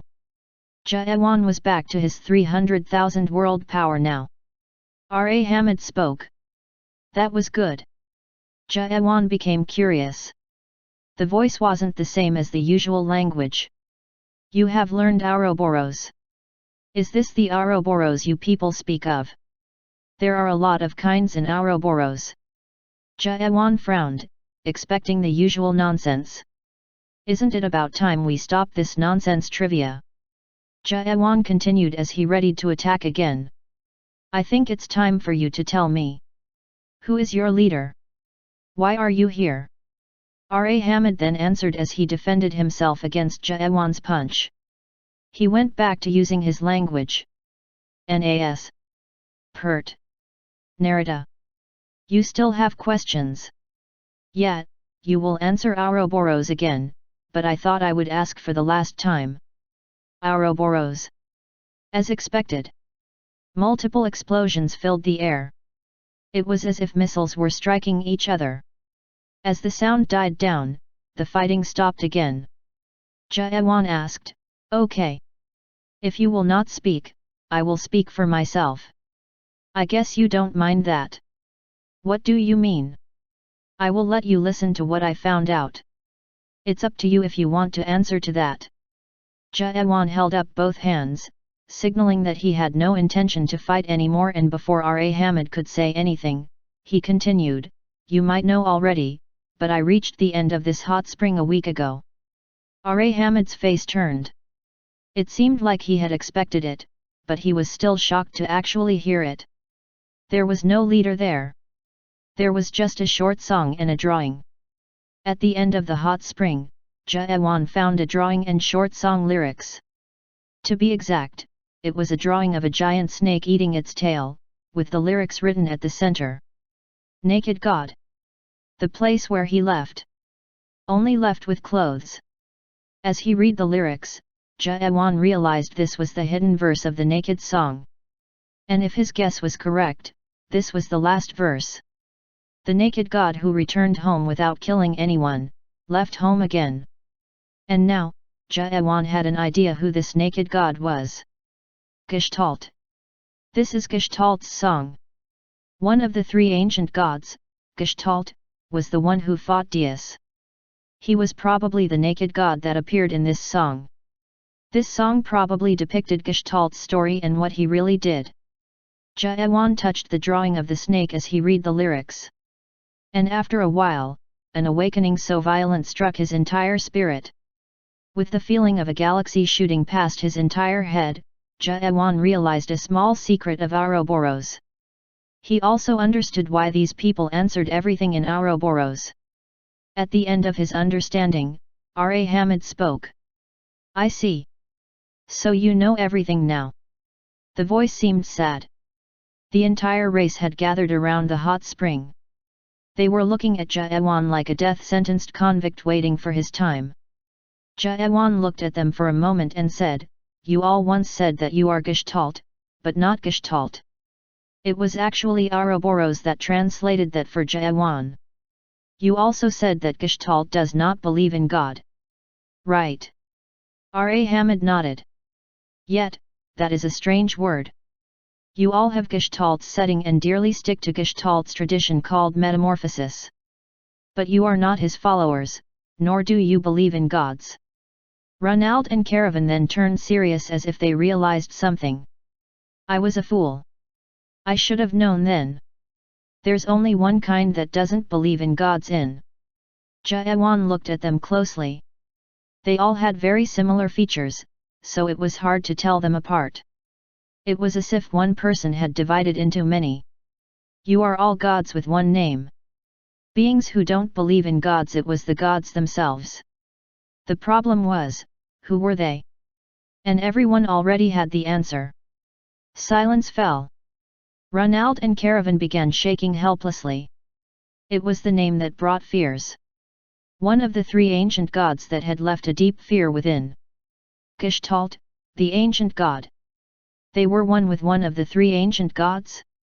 Ronald looked around in fear and asked, Are you all really Gestalt? Every one of you. A god who was one, but also many. Countless heads moved in unison, and Ronald became pale. But Jaewan wasn't finished yet. They are all Gestalt, but they also aren't Gestalt. Ronald and Caravan became confused. They weren't sure what Jaewan was talking about. Naked God. The place where he left. Only left with clothes. Jaewan recited the lyrics with no melody. Therefore, it was easy to picture the words as well. As they listened, Ronald and Caravan imagined a big, giant snake eating away at its tail, leaving many pieces of skin at the tail. This. They both understood. Yes, the word Ouroboros really fit them. Jaewan looked at R.A. Hamid with a sad expression and asked, You all are the clothes that Gestalt took off. Isn't that right? Chapter 162, God of Madness, 9. That was a long-forgotten story. A forgotten history that had been hidden away for a millennia. There was no word such as you or me, and because of that, there were no fights, competitions, or war. And because of that, there was no being. It was the beginning of time where all gods and spirits stayed naked and lived under one world. That's when clothes appeared. Nobody knew who invented it or who wore it first, but it appeared. All the ancient gods who lived in a long time ago wore clothes as it was widely used. Some gods knew that it wasn't just something for covering and protecting the body. They realized that there was more to it. Some gods also began to say such words. All beings appeared with the clothes. Of course, it didn't make sense. Life or spirits existed before clothes. In fact, it was them who created those clothes. Yet the being described here did not equal a life or a spirit. The ancient gods spoke of this. A being is one who calls me a me. The made clothes and wore them to protect oneself from the world but also separating one from it. One realized oneself as one apart from the world. That was how clothes appeared and spirits began calling themselves me. It's too complicated. I can't understand a thing, Ronald stated with an uncomfortable look. This was too complicated for a boy who had never been educated. Caravan said, Let me explain it easily, Ronald. Caravan smiled as he grabbed Ronald's shoulder. Who do I look like? Caravan. Yeah, but what else? What do you see? A naked pervert. Caravan was triggered, but he held up his scrubbing glove with his hand and asked, "Then, what do you think this is?" "A scrubbing glove? Do you suppose that this too is clothing?" "I guess so." Ronald nodded and Caravan put on both gloves on his hands. "Here. How do I look now? What do you think I am?" Ronald looked at Caravan with the scrubbing gloves but bare naked otherwise. Caravan quickly realized what Ronald was thinking. "I'm being serious. Tell me." "A scrubber, I guess." "Exactly." "What?" "A person who's nothing becomes a scrubber if they put on a scrubbing glove. If you pick up a sickle, you become a farmer. Isn't that right?" Maybe. That's what we are talking about." Ronald then realized. A spirit becoming an entirely different being just with the clothes they're wearing. It wasn't complicated at all. "So, does that means that clothes make the kind of people we are?" "Yeah, something like that," Caravan smiled. But Ronald didn't seem satisfied. "That's still flawed logic. A prince can disguise themselves as a bum, or a bum could wear a suit." Yeah." Caravan became dumbfounded and Ronald continued, "And there might be a naked pervert with a scrubbing glove on. But it doesn't change the fact that the person is a pervert." Some warriors laughed at the words and before Caravan could respond to it, Ronald quickly concluded the subject. "Then isn't it wrong to think that clothes label a being?" Caravan seemed to be lost for words. Ronald was too smart to give a definite explanation. Besides, Caravan didn't understand everything about the clothes either. "And if that's the case, what about us? We're naked right now. Are we not even a being then?" "No, it's not like that, Ronald." Jayawan answered instead. Ronald turned to Jayawan. "Then what? What are we? We are not naked right now." "Hey? What do you mean?" "Ronald, there's no being who's naked in this world." "What are you saying?" "We are." Ronald then stopped as he realized something. The clothes didn't just mean physical clothes here. Jayawan tried to continue, but Ronald stopped him. "And no. Don't tell me anything. I think I'm catching on to something." However, Ronald wasn't sure what he was getting at. So, Ronald began tracing back to the beginning of the subject. Why did we start talking about clothes? He remembered. They were talking about the long-living race and Gestalt. "You all are the clothes Gestalt took off. Isn't that it?" It all started from Jayawan's words. There was probably a hint there. Ronald began concentrating on finding his answer himself. Caravan then turned to R.A. Hamid and asked, "Let's continue. What happened to the clothes then?" "Clothes are being. Clothes are ego. Clothes. Clothes could be defined by various terms. Gods didn't limit what the clothes were, but they concentrated on what happened to the after the clothes appeared. The beginning of beings with clothes, there were people who separated themselves from the world. This meant that the world was no longer one. Beings who called themselves me expressed themselves with emotions that never existed before. They said, 'I trust you. I believe you. I love you.' Love. Trust. Those were words only a being could use. And with these motions, the gods were put to a test. Beings who became individuals began to believe in a certain god, or came to love and began to have taste. And this brought about devastating consequences. Gods who were liked were allowed to wield powerful world power, while the gods who were abandoned met their demise. Demise? To the gods who had lived for an eternity, it was a huge threat. It was natural for them to create their own worlds and become separated. They had to try hard to have others to believe themselves, and the competition came naturally. Gods could not coexist like before. The crusade then started. So, it was the clothes that made the world turn to this. Yes. R.A. Hamid answered Caravan's question. Caravan could not stop but laugh hollowly. It his first time learning about the history before Big Brother. Even Ignis hadn't told him about this. The world was torn apart because of such a reason? What were these ancient gods? We cannot blame them. They had to choose to survive. Yet, and because they all acquired different worlds, there came the diversity. This did not exist before. It brought war, and the spirits now try to kill each other just because we have different worlds. That is also the truth. Caravan thought it was a complicated problem. The world turned because of clothes. A being became perfectly me, allowing it to trust or love another.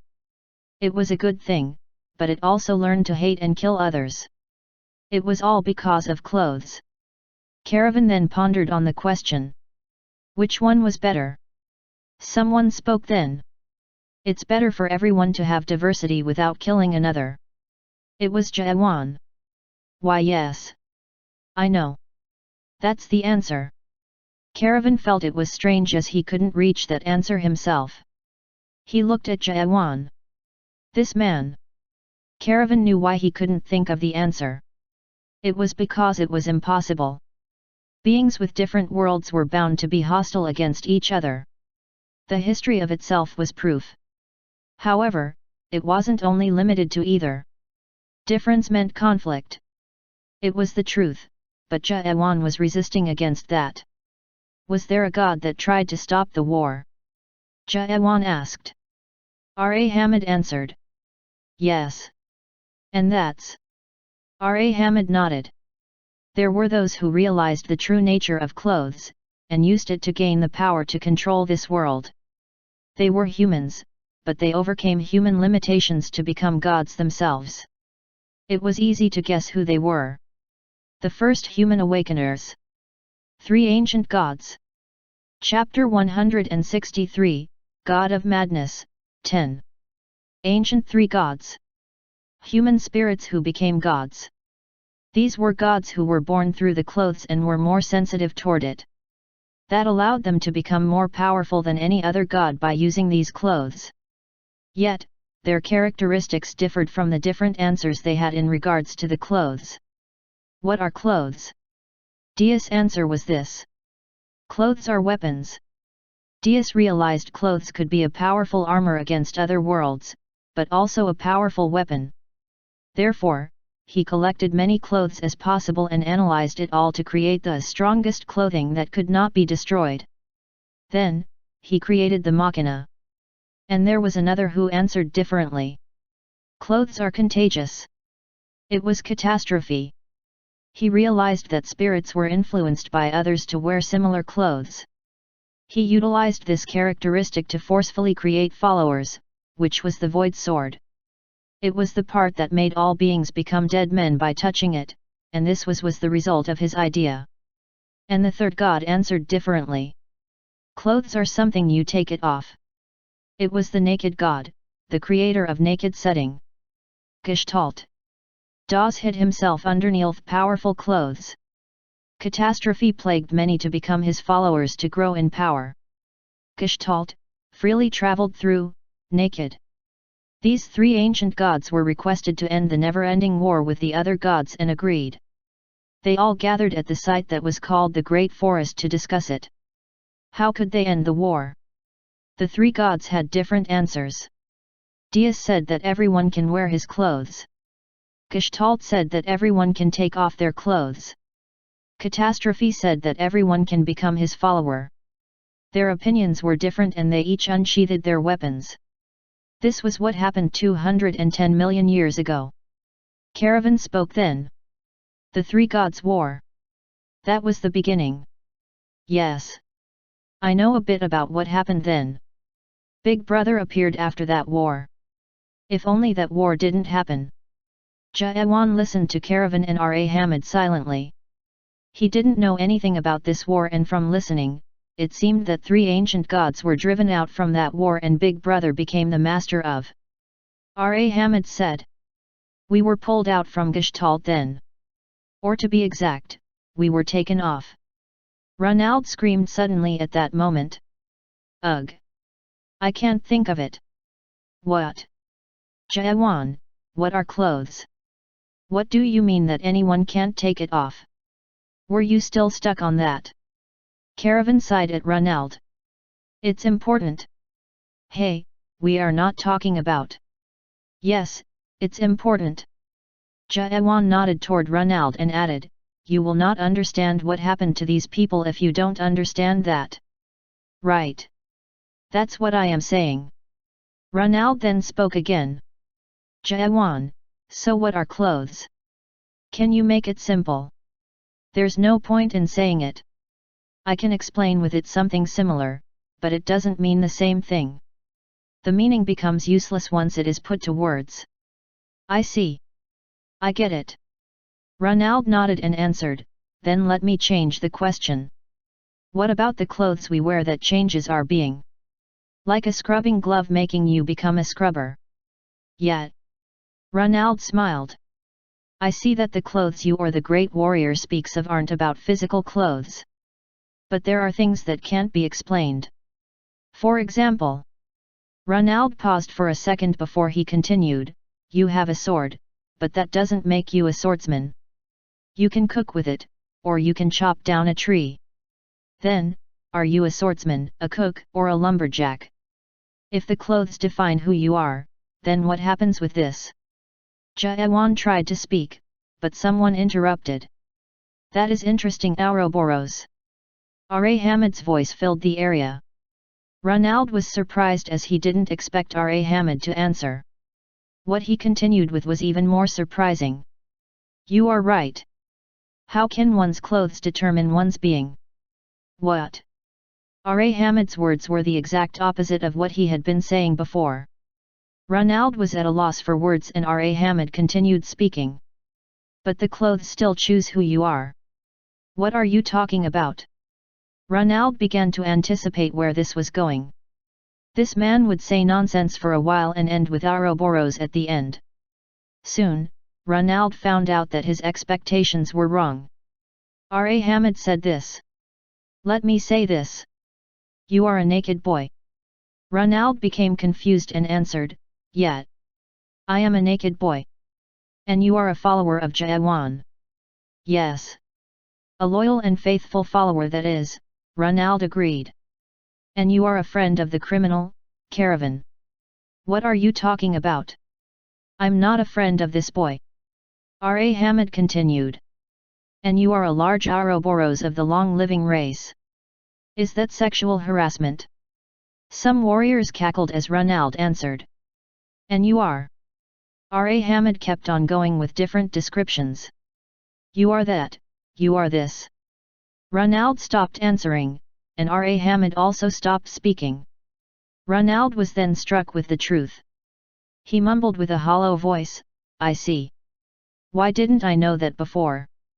The reason why a prince is still a prince even if he is wearing a bum's clothes. The reason why no one can truly be naked.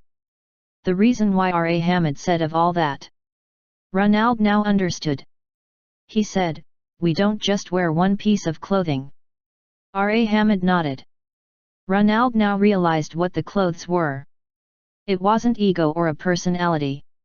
Clothes were the core elements that formed beings. The clothes were themselves. We are beings created with countless clothes.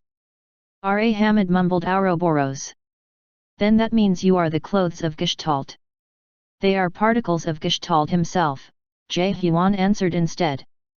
R.A. Hamid was looking at Jaewan now. Ronald then became pale and shook. That was the reason why these people were Gestalt and also not Gestalt. R.A. Hamid. Why did Gestalt disappear after taking all of you off? Does that have to do with Gestalt's part? Jaewan didn't miss a vital point in the long story. There was one thing R.A. Hamid didn't speak of in the long history of the. There was one thing that he failed to describe. Jaewan now knew why Anderson sent him here. He lost to Machina 2 months ago, and the only thing that could fight against one of the parts of the three ancient gods was another part from them. You always exceed our expectations. You are right. We became this because of the Eye of Gestalt. The last part of the three ancient gods. A weapon that could fight against the Machina. Jaewan realized that he had finally reached the end of the long questions. This time, R.A. Hamid was the one to ask him a question. Let me ask you this time. Ask? Jayawan felt strange. It was always him who asked. Jayawan nodded. Jayawan. What do you think metamorphosis is? Jayawan couldn't answer. He didn't understand metamorphosis yet. He understood everything about clothes and Ouroboros, but the metamorphosis was different. It's hard to explain, but isn't it taking off clothes? Dividing the being. Jayawan remembered the voices he heard as he went through the process of taking off his clothes. He realized that it was the voice of his many clothes stored deep within. R.A. Hamid asked. Then why do you think we continue doing so? Jayawan hesitated and answered, to increase world power. You do not get it yet. Then let me ask you this. Why do you think that metamorphosis increases your world power? Why? Jayawan didn't have an answer to that at all. If unclothing was to remove a being from within, metamorphosis should have decreased the world power. R.A. Hamid then said. The answer is this. Metamorphosis does not increase your world power. What do you mean? You are right in saying that metamorphosis just divides your being. What? As you know, there are only two ways to increase world power in. Take it away from other gods, or gain followers who believe in you. That was impossible. If those were the only ways, then how did Jayawan increase his power through metamorphosis? Wait. Then how did Gestalt increase his power? He didn't kill anyone. Jayawan remembered what Anderson said. There was the song of a naked god who had not killed anyone. If the song was true, then Gestalt never killed another god to steal world power. Did he gain the power through followers? R.A. Hamid did not answer. Instead, he began singing a short song along with the other warriors. Lonely, naked god. Without a single friend. Without a single friend. They were gloomy lyrics, but the melody was so bright and happy. It seemed like the striking irony was trying to say something. Jayawan became confused. No followers? Then how? A faith can be there even without a follower. Jayawan then realized. Gods received faith from followers to increase their world power. The faith was something to be given by others. It was an emotion given by a being that had no relation to itself. Then who was this being? It was simple. Someone other than me. Jayawan looked at R.A. Hamid. R.A. Hamid was smiling sadly. Gestalt was a god who never took a world or forced his own upon others. What did he do to increase his power? Jayawan knew the answer now. He looked at each one of the people here. Gestalt gave up and made himself a follower. You are Gestalt and a follower of Gestalt. The secret of Gestalt that was the loneliest faith in the world. Chapter 164, God of Madness, 11. Making himself a follower? What did that mean? Does he believe in himself? Ronald and Caravan seemed to be confused while listening. What did it mean to divide itself? Whatever it was nothing like believing himself. The only one who could imagine what it was like was Jayawan. He looked down at his hands. Then the reason why my world power increased is. Jayawan remembered the voices of his clothes. Were they also beings that were pulled apart from him? Were they here somewhere in this world, sending him faith?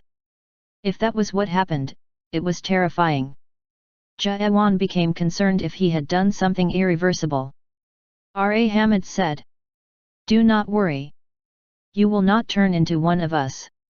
It seemed like he was assuring Jayawan. As you might guess, the metamorphosis doesn't divide your spirit. It just exists within you. Then why? The reason why spirits are divided materialistically is because they took off too many clothes to make the real body disappear. R.A. Hamid continued. The number of clothes increases as time passes and you gain more experience. However, Gestalt took off more than the time he lived. His metamorphosis speed had exceeded his time. R.A. Hamid then paused and looked around. Many of his people were looking at him. Our number decreased as time passed, but we had a lot more before. Hamid reminisced about the people who had disappeared. Jayawan asked, why did Gestalt take off so many clothes? Because of the war. It was expected, but it was hard to imagine.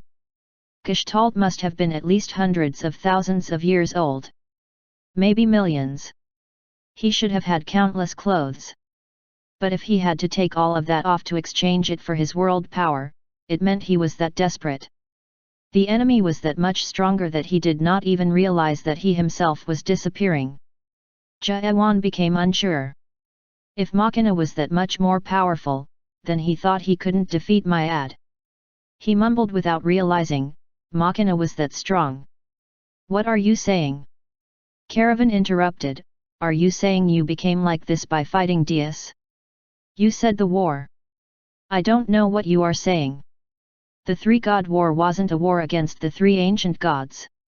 Jayawan and the others became dumbfounded. What was this?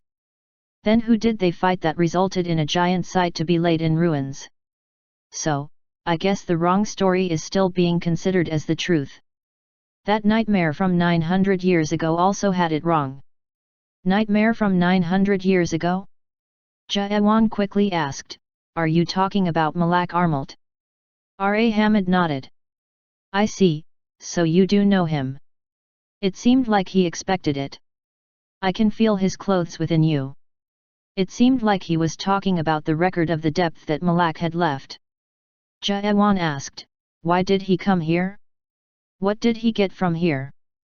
Hamid then became curious. That's weird. If you have his clothes, then you must have his memory. The memory is not complete. Hamid looked at Jayawan with understanding and spoke. That nightmare was the first to go through that pool. He took Eye of Gestalt from there. Jayawan then became dumbfounded. He expected Malak to have visited the place, but he never thought the man had gotten something. The Eye of Gestalt has already been taken. Ronald and Caravan also seemed to be shocked. Ronald's expression made it look like all had been lost.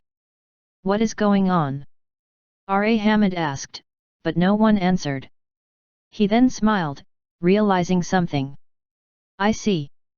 So, you all were here to get the Eye of Gestalt. That's. Ronald shook his head and tried to deny it, concerned that their intention would make Hamid uncomfortable. Jayawan answered instead. Yes. It was a simple answer. Hamid didn't seem to be mad either. Then you have nothing to be worried about. What do you mean? You already have the Eye of Gestalt. I do. You do not know. Hamid continued. Eye of Gestalt is not a part that has a physical form like Machina. Everyone who understands Ouroboros can use it. Jayawan then looked down at himself doubtfully. His body did become much lighter and had increased world power, but he didn't feel like he had gotten the part. He then unleashed his world power to look at his unique world. It was still barren and dark. Nothing changed. It looked like Hamid could also see the unique world, and he turned toward Jayawan's direction and spoke. You think nothing has changed? It is natural. Nothing did change. What's all this nonsense? I don't know why, but you already had the Eye of Gestalt. You just didn't know how to use it. Hamid then looked up to the sky to the giant eye at the center of the dark sky. Jayawan then suddenly felt like everything underneath his waist had disappeared. You see the eye there? Do you not? Then. I'm not sure if you know, but the only one who can see the eye is the eye. Jayawan felt as if he was struck with lightning. Something was awakening within him. Open your eyes. You can now see. Jayawan's left eye began to shine brightly in white light. In his iris, some weird symbol was spinning there. It was not a circle, however. A snake biting its tail. Ouroboros. Hamid then shouted. Yes. That eye is the eye that allows you to see through every clothing. The destroyer of all laws and illusions. Eye of Gestalt. Jaewan now realized. His unclothing and questionnaires were preparation for him to understand the Eye of Gestalt. He looked inside him by using the Eye of Gestalt. He was filled with familiar voices. Why? What are you looking at? Are you taking off again? In the next moment, his world power doubled. His clothes provided him world power through faith. This was the power of the Eye of Gestalt. Jaewan now was able to unclothe himself anytime he wanted, increase his world power. Until his clothes were no more, he did not have to worry about running out of world power. R.A. Hamid smiled satisfyingly. I assume you have more questions, but I won't tell you any more. You won't need any answers. Jaewan did not ask why. He knew why already, as he now began to look into the record of the depth by using his Eye of Gestalt, looking into Malak's clothes. The clothes began to talk of the story of one who began to climb up the tree of imagery to stop cultivation. It was a long story filled with despair and sadness, but there was faint hope. Jaewan had heard the story a long time ago. Chapter 165, God of Madness, 12. In the deep darkness, there was a strange crying sound. Every spirit of An knew what this crying was from. The spirits were busy running away once they heard the cries and never came back. It was because these were cries from dead men. Today, their cries were different. It seemed like they were in pain. Something twisted them within the darkness and exploded. Then the cries stopped. It's boring. The darkness spoke and all the dead men within the darkness flinched. There was no way that they could fight against the one who spoke in this space. Boring. Soul King Catastrophe, the master of Dead Man Palace, felt that it was strange that he had said such a thing. It had been so long since he felt this kind of feeling. He had a guess as to why he was feeling such human-like emotions so suddenly. It was probably because of the recent link. The beings that were connected by the link shared each other's emotions. Unlike Catastrophe, who had no emotion left in him, the humans had many and various emotions. That was probably what made him feel needless emotions. Puny human. Catastrophe did not like this at all. He made me do all this stupid work and disappeared. He looked at the giant summoning circle placed down in the darkness. It was not here a few months ago, as it was originally at the Palace of Reincarnation instead of Dead Man Palace. Catastrophe still remembered the voice of the human who offered to install this summoning circle. Kill everyone that is summoned here. That's my deal. It's not much to you anyway, is it? I think you'll feel bored being stuck in this darkness all day. Of course, that human was Jaewan. Thinking back to it now, Catastrophe was not sure what made him accept such a deal. Well, this does make it less boring, he thought as he looked down at the summoning circle. It was quite fun to kill the generals being summoned here as they died at the. It was also fun to play interesting games with all the generals that were summoned. The was at war because of Jaewan's general massacre before he left. Darkness controlled the 9th region, and the other lords began attacking the region. Thus, Catastrophe had fun killing all these generals that were sent up. However, that was over now. No generals had been summoned for the past few weeks. It wasn't definite, but he could only guess that the lords of the had probably realized something. As for Catastrophe, he lost his only hobby. And it's been a while since I lost a link with him. Catastrophe then looked up as he remembered the human's face. It had been 3 months since he lost the link with Jaewan. Why did it have to break now? He felt something being cut, and after he realized it, it was too late. He tried to take control, but it was all too late. The link that was made by facing him had been broken. There was no way for it to happen. Even if Jaewan was against an enemy who could cut the link between Catastrophe and Jaewan wasn't that easy to break. If it was broken, then there was only one possible reason, and it was also the worst possible reason. Return of the Machina. That was the only possible way to break Catastrophe's link, which was made by one of the 3 ancient gods. Of course, there was a way to recover the broken link. Actually, 2. One was to use the Eye of Gestalt. When using the settings stored within the Eye of Gestalt, the link could be recovered right away. But it had not been long since he went up to. There was no way for Jaewan to get his hands on the Eye of Gestalt so quickly. Then, that only left the second choice. The second way to recover the broken link was to just wait. The way Machina destroyed the link was not permanent, and the destroyed link would be restored given enough time. The only problem was whether Jaewan could survive until the link recovered. Maybe I should have taught him various things before sending him up there. It was too late now. Who would have thought that Jaewan would face the enemy using Deus Machina? He'll take care of it, Catastrophe thought as he remembered Jaewan's lonely unique world. Yes, he was going to find the answer. Catastrophe could feel it. Hey! That's when he felt something. The summoning circle began to shine. It was the signal that dead generals were being summoned. Pray! He thought it was a good opportunity to kill time. He could enjoy killing these generals, the link would soon return to normal, and then he'd find out what was going on. But then, Catastrophe became tense. There were more than just one or two of them. And they were all more powerful than average. What are they? Catastrophe quickly gathered all the dead men within the palace. It probably was no help considering the power of the ones being summoned, but it was better than none. It was not like Catastrophe to become nervous at a few generals. If it was before he was sealed away, he could have killed at least 10 or 20 of them easily. It was different now. Maybe 3 or 4, that was his limit. They were that powerful. Wait, these ones. Catastrophe felt his guess was right as their world power became apparent. There were only a few who could have this much world power. Soon, the light turned off and a total of 11 figures appeared. The world power of the 11 pressured the dead man palace. The dead men panted in fear. These were lords, each with the power to finish individually.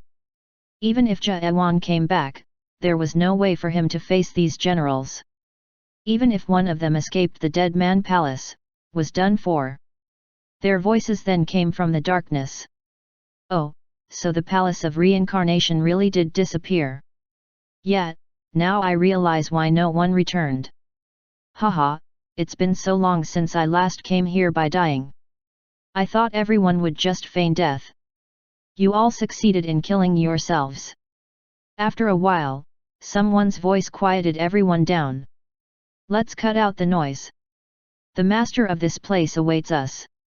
Then they appeared through the darkness. The one at the center had the most powerful world power. Catastrophe knew who he was. He was one of the lords who sealed Catastrophe along with Big Brother, and he was the ruler of the 9th region of the long time no see, Catastrophe. The Lord of Darkness, Jerome, was standing along with 10 other lords. I guess I might not be able to keep the promise with him. Catastrophe smiled within the darkness. Chapter 166, Rupture, 1. Before the fall, every living being who lived in the end believed that the was the land of the living, and was the land of the dead. Of course, this wasn't an entirely wrong assumption, as the did require a physical body for one to live there while spirits lived in. But to strictly confine the matter about the land of the living and the dead proved to be dangerous, especially by the beings that lived there. Some said the following. Labeling these lands for the living and the dead is the worst deed that the lords of the had ever done. It was true. Because of that label, countless beings considered the land of the living as the ultimate land to live in, and they dreamed of revival through the fruits. It was the beginning of beings who thought the land of living as true life. This longing for true life became the cornerstone to the lords' petty schemes in keeping the in its warring state, and they successfully utilized the longing to maintain a stable number of generals for thousands of years. Skipped. And from what has been uncovered, most of these thoughts were the outcome of the scheme of the lords of the 12 regions. Their faithful followers brought many famous words from the remote lands to glorify the land of the living and its spirits. Skipped. This is the darkest part of our history. Today, we consider the body to be just a form of a prison. From the world before the fall. Poet Euphrates. Episode Rupture. In a palace somewhere in the 8th site. There had been some weird tensions brewing in the new-found capital of Rupture. It was very apparent in the captain's meeting room where the captains were gathered. It's today. Yes, today. 4th Captain Kosham and 5th Captain Myril spoke almost instantly. They seemed to be determined. Then, someone entered the room. 4th Captain. 2 regular members entered. The first one who came in was very handsome and had thick eyebrows. The only downside was that he had a big scar on his cheek that he seemed to have gotten recently. 4th Captain. Is it true? Why are you here? Is it true, sir? The man ignored Kosham's question and asked again. Kosham frowned and asked back, what are you talking about? The lords. Are they really coming here? You are being rude, Yunwan, Myril interrupted instead. Yunwan then took a step back, understanding his impolite behavior. After they, Yunwan was a bit more careful around Myril. Myril also glanced over at the woman who came with him. Soyol. You're here too? Yes, 5th Captain. Myril was known for her beauty, but she was still no match for the woman. Han Soyol's beauty was outstanding. Myril read Soyol's frustration along with Yunwan's concern and sighed. Yes, it is true. Lords are coming here today. Here? Yes. Yunwan seemed to be troubled. The lords were coming to the land of Rupture. Is it war? No. Then. I would say that it's a treaty. Yunwan shouted in disbelief. Impossible. Treaty with the lords? That was not possible to understand, nor was it possible to accept either. They were at the top of the food chain in cultivation, and an enemy of all products. There was nothing to discuss with them. Yunwan gritted his teeth. I didn't join Rupture for this. Of course, Kosham answered this time. I know how you feel. But the lords are strong. We can't just fight them because we are blinded by our rage. Kosham looked down at the tea that Myril poured for him and continued, our final goal is. We have to put aside our differences for the greater goal. What are you talking about? The lords or Big Brother are all same thing in the end. Kosham looked as if he didn't hear what Yunwan said and Yunwan snapped at him. Are you making fun of me? It had been 2 months since he had passed the simulation. And during those 2 months, Yunwan had undergone many missions as a member of Rupture, gaining a lot of knowledge about.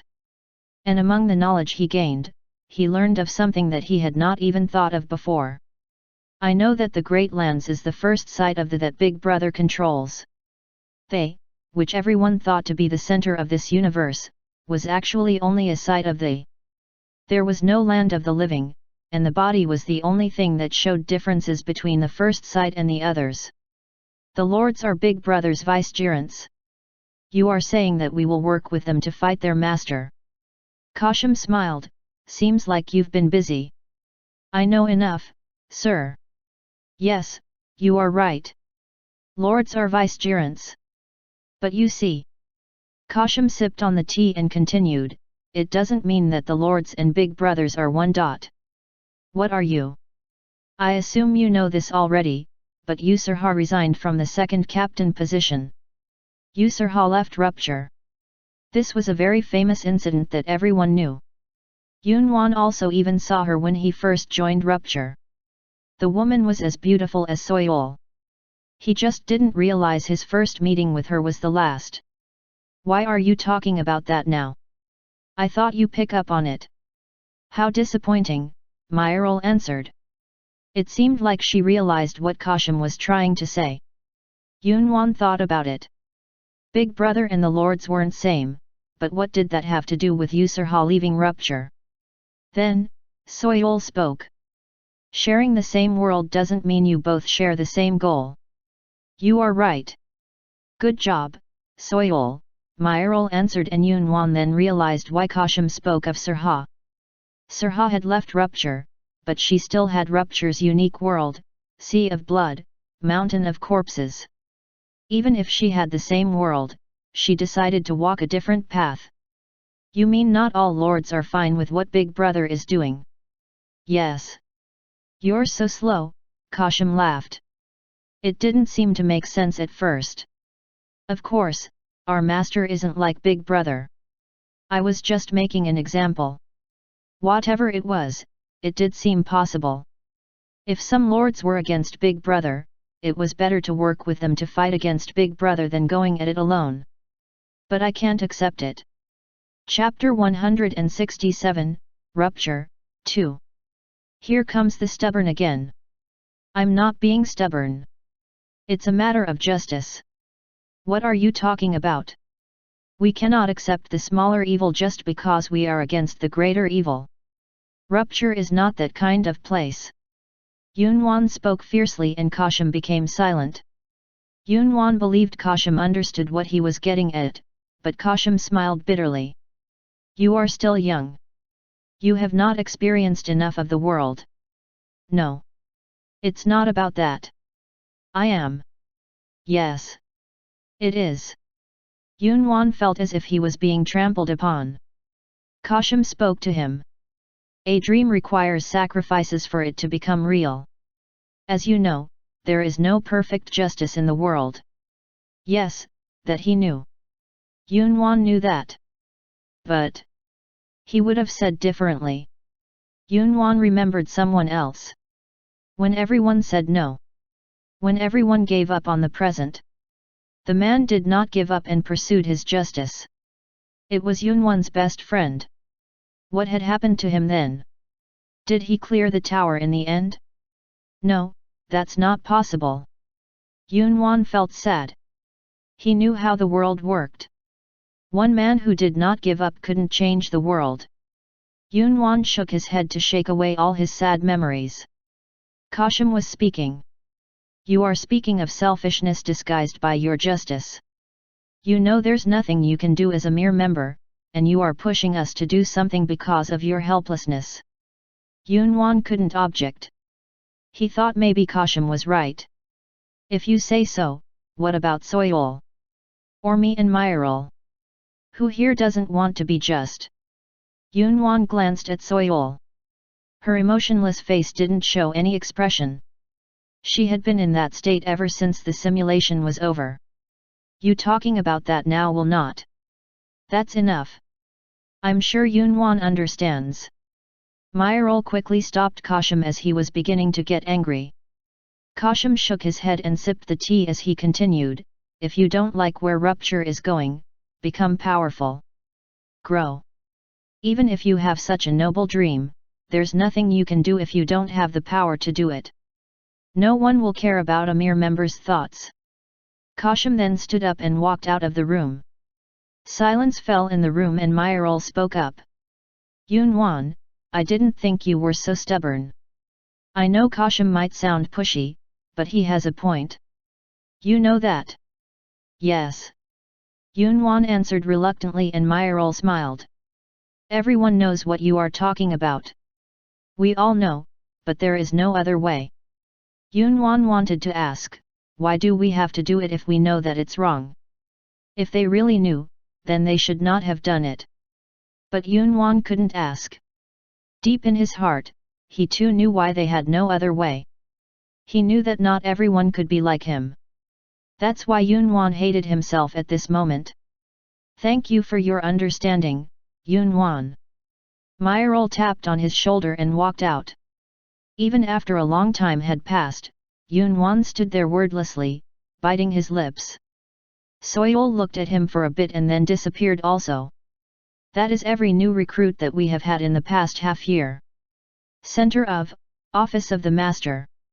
There was a man sitting across from Myad who was reading through documents in a plush chair with his legs crossed.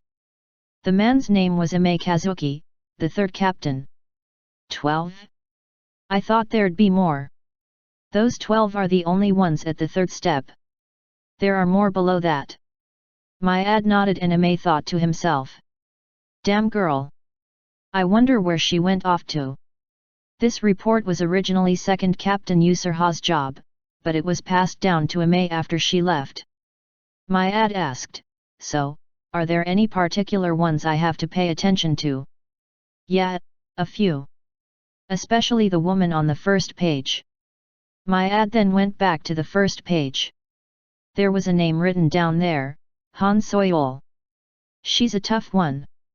She went through simulation 520 times and stayed to the end for 518 times. Even after she finished the third stage awakening, she never hesitated to kill faces she knew. She will become a great warrior. Really? Myad seemed to be surprised. The simulation was to recompose the great disappearance that happened 700 years ago through the tested's memory, to forcefully awaken them. It was simulation, but Myad knew how terrible it was. It was because it was Myad who had planned it. It was fake, but it was still hard to kill people one knew in order to survive alone.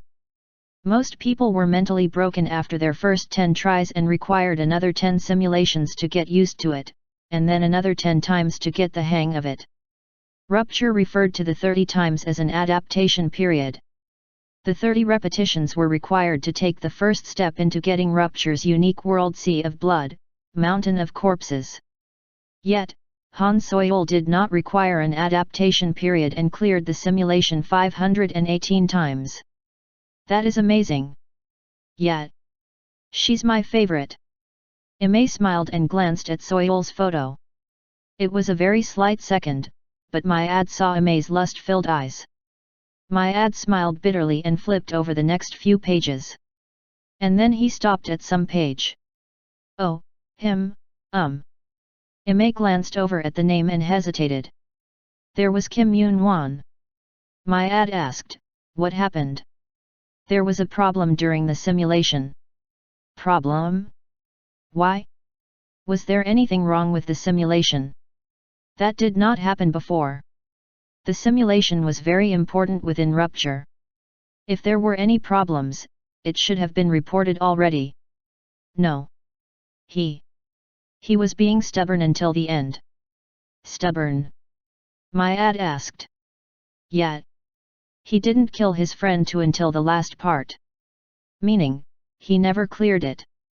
No. Myad then looked at the report again. A total of 1954 tries, all fails. It was an inexplicable challenge and an equally inexplicable fail count. There was no one like this before. Myad became curious. And why was he passed? Because he was awakened. When he failed the 1954th simulation, he suddenly became a third stage awakener and opened a unique world. Without finishing the simulation. Imei nodded. Yet, he did become a third step, and he also got the Sea of Blood, Mountain of Corpses, and Myril just passed him then. The boy was successfully awakened without finishing the simulation, and he got the unique world? It was very interesting to Myad. By the way, this man. Myad then remembered something he had been missing. He completely forgot about it because he had been very busy. Myad narrowed his eyes. Imei, this man. It was then that someone knocked on the door. Who is it? I'm reporting here right now. Imei shouted angrily, but the knocking did not stop. Imei walked over to the door and opened it. There was an officer panting at the door. He flinched at Imei's angry face but shouted. Master. The lords are here. Chapter 168, Rupture, 3. When the meeting first started, Yoon-won didn't think the meeting would go well. The End Rupture were sworn enemies. Former captains of Rupture had killed many generals and even lords at times. Why would these lords want to talk with Rupture then? Yoon-won's concerns grew to the peak once he faced the dark-caped man. They are the lords. It was as if the meeting room itself was becoming dark. As Yoon-won faced the dark man's eyes, he felt chilled to the bones because of his fears. Talking with them? It was impossible. They were here to fight a war. Yoon-won was sure of it and didn't realize that his hand had moved over to his sword.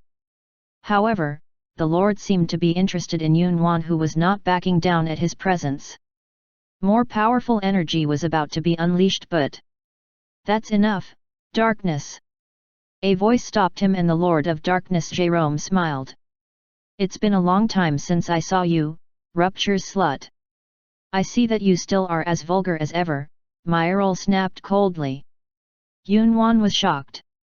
It seemed like these two had met before. Jerome glanced over at Yunwan and Soyol standing at the corner of the room and asked, "Who are they?" "New captains." "No. They are secretaries. They will be recording the meeting." "I see. I thought they were too weak to be captains." Yunwan bit his lips. It was true. He was barely withstanding the energy that the Lord was unleashing. People started sitting down within the meeting room. From the center seat to the left were Rupture's third, fourth, and fifth captains, and to the right were the four lords of the. Yunwan checked their names. First region. Lord of Forest, Ilians. Second region. Lord of Destruction. Siegfried. Fourth region.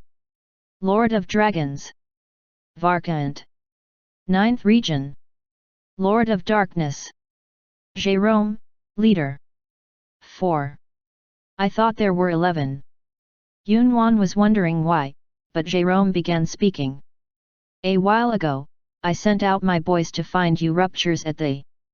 I didn't know you hid yourselves within already. It's been a long time since we moved. You were too slow, Ime snapped at Jerome coldly, and silence fell. Their eyes met, and they were each checking another's power. Yunwan realized that it was a battle of world power. It was Varkant who broke the silence. "Where's the sickle girl? I need to teach her a lesson." His voice was so calm that it was hard to believe that he had been challenging the others with his powers. Yunwan realized the lords had gotten the upper hand from the fight. Ime frowned and said, "Sickle? Are you talking about Sirha? I heard she's the one who killed the former Lord of Dragons." "He was a fool though. A commander becoming a lord?" Pfft.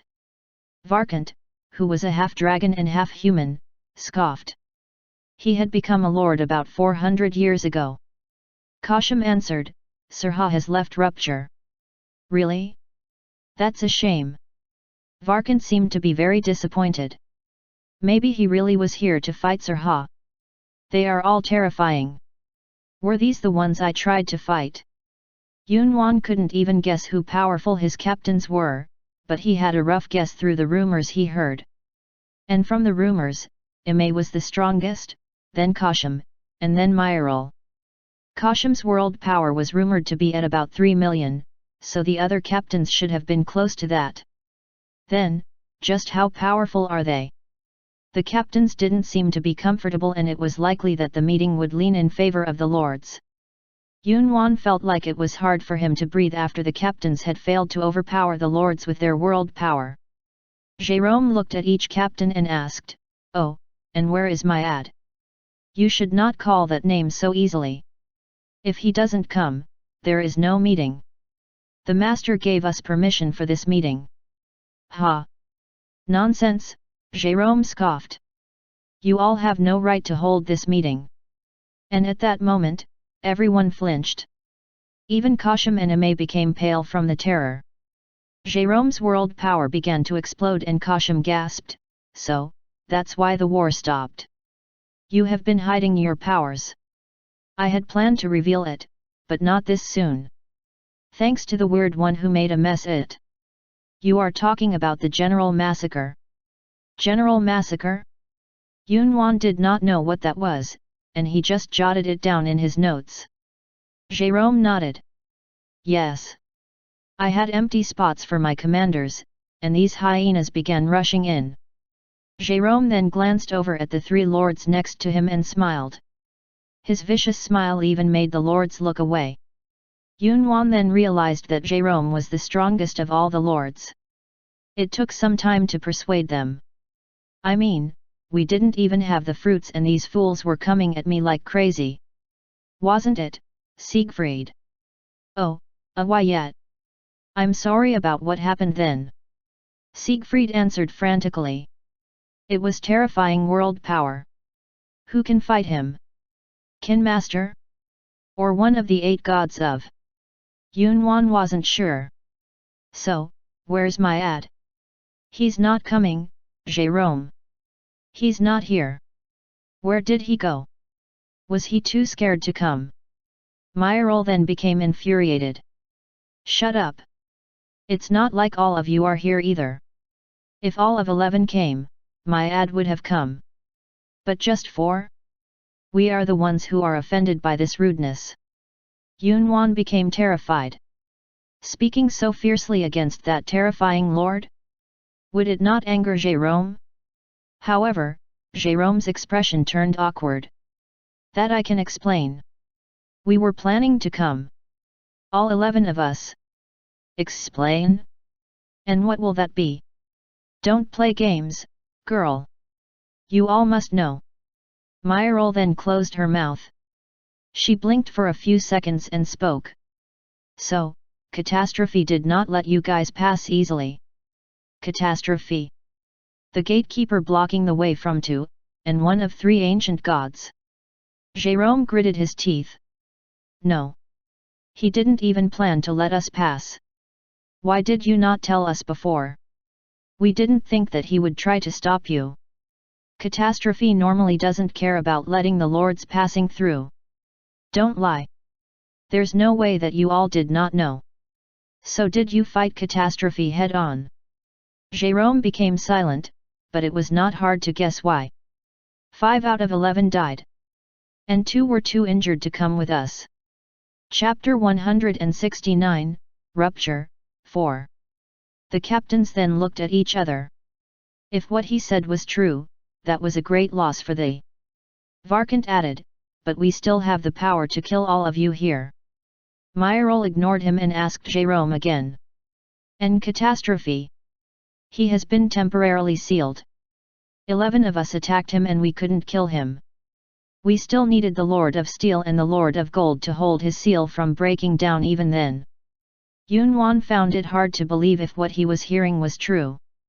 These lords and captains were so powerful beyond his imagination.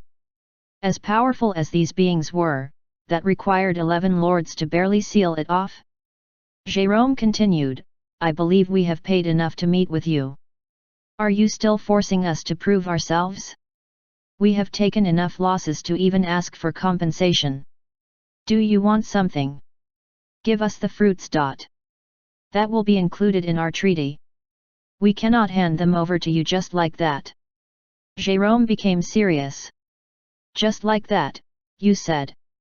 A world power was unleashed and the captains all pulled out their weapons. Jérôme scoffed. Yes, this was how it should have been. I was a fool to even try to talk with you. Yunwan became dizzy from the world powers filling the room. Even Soyol was vomiting blood that turned into silver right after. They were at the brink of war. Then, a man appeared in the meeting room. Yunwan glanced over at the man. He had some kind of old rag on himself. But he wasn't the master as Yunwan had hoped. Oh, so you have no wish to talk things out. As he spoke, the world power disappeared from the room. The man's world power pushed everything away.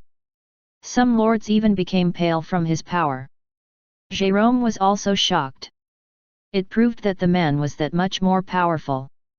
Why are you here, Buddha? Buddha. Yunwan realized that he had heard the name before. It was from one of his books he read when he joined Rupture. Wait, Buddha, one of the 8 gods of. The 8 gods of were the most powerful gods. The official name was the 7 gods of, but it became 8 after Myad became the ruler of the 8th site. Buddha, the god of reincarnation, was the 6th god. But why is he here? Yunwan didn't know why. Whatever he was, why was a god here, at the meeting table in Rupture? Of course, there were still a lot of empty seats around Rupture's table. From Myad's seat, the second captain's chair empty, and another one too. Yunwan then became shocked from realization. Buddha smiled. I'm an awakener, you didn't know that? Awakener. Jérôme was also shocked. Wait. Yet. You're probably right. The second man in rupture, and second strongest man. The captains all put away their weapons and greeted Buddha. Been a while, Buddha. Long time no see. You're late, Buddha. Yeah, I'm sorry. Buddha then passed by the captains and got to his seat. He then sat down in the first captain's seat and looked at Jérôme with a smile. So, can we begin the meeting now? Jérôme gritted his teeth. The first captain of rupture, Buddha. The mysterious first captain that Yunwan did not know of. He was one of the 8 gods of. Shall we begin? After recovering everything within the record of the depth, Jérôme finally opened his eyes. All of the history, along with its long and epic story, filled him and calmed his mind. You're awake. When he opened his eyes, Ronald, Caravan, and the entire long living race surrounded him. Jérôme asked, how long have I been asleep? Almost a month. The great warrior said you would wake up today. He was right. A month. Jérôme realized he had spent much more than expected for reading record of the. But it had to be done. Just by reading all those memories, Jérôme was able to enter an entirely different world. Jérôme now seemed very different. Ronald, Jérôme's follower, felt this the most. He also noticed a certain emotion that had grown within Jérôme. He seems lonely. It was as if he had found a secret that this world had hidden and he was the only one who could know. Ronald wanted to ask what truth Jérôme had found, but he couldn't ask. There seemed to be some kind of wall between them. Ronald felt like Jérôme was now an entirely different being. Soon after, Jérôme and the others were at the entrance of Forest of Madness. Jérôme said his goodbyes to Long Living Race and R.A. Hamid for the last time. What he was talking about wasn't obvious, but it seemed like he promised them something. I never thought I would get out of this place after 100 days, Caravan commented as he threw away his scrubbing glove. He now had recovered his link with Ignis through Jérôme's help.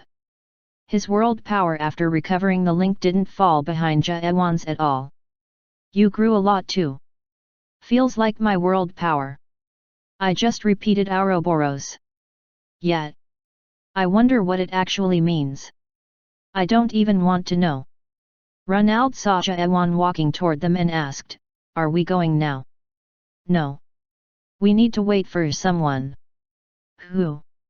Who are we waiting for? Ronald became surprised. Jérôme said, my friends. Ronald became worried if he made a face that might have been rude, but he couldn't help it. A friend? Jérôme had no friends. He was alone ever since he came up to. That's when he met Anderson and Ronald. And Caravan. If he had a friend, only the two of them were here. But other friends? Ronald felt as if he had been betrayed and asked, who are you talking about? They'll be here soon. I can feel it. And at that moment, a giant shadow-like figure appeared from the sky. Caravan screamed. What is that? There was a giant ship in the air, a ship that colored in pitch black. Ronald remembered he heard the name of the ship before entering the Forest of Madness. There were the pirates who called themselves the Fallbringers. Cheesy name, Jérôme laughed. As they saw the name, Ronald remembered he was right. The name of the ship was Jérôme. It was Fall. Jérôme. Master. Voices came from the sky. Ronald felt the emotions within the voices. It was the voice of longing and waiting that Ronald knew very well. The voices of ones who had waited for one person for a long time. Jérôme then saw the people running toward him, 2 men and 1 woman. As he saw them running, Ronald became lonely. They were in the same place, but it felt like they were in different places. Ronald then realized what was most important thing in human relationships. This was a wall of time. A wall he could never break. Was this the wall he had been feeling all along? He wanted to meet Anderson so much. His instincts told him that he could never cross that wall. He will never, he felt as if he was being swept away into darkness, into loneliness. And at that moment, "What are you doing?" A voice saved him as if it was nothing. "Let's go." Jaewan's large hand grabbed his shoulder.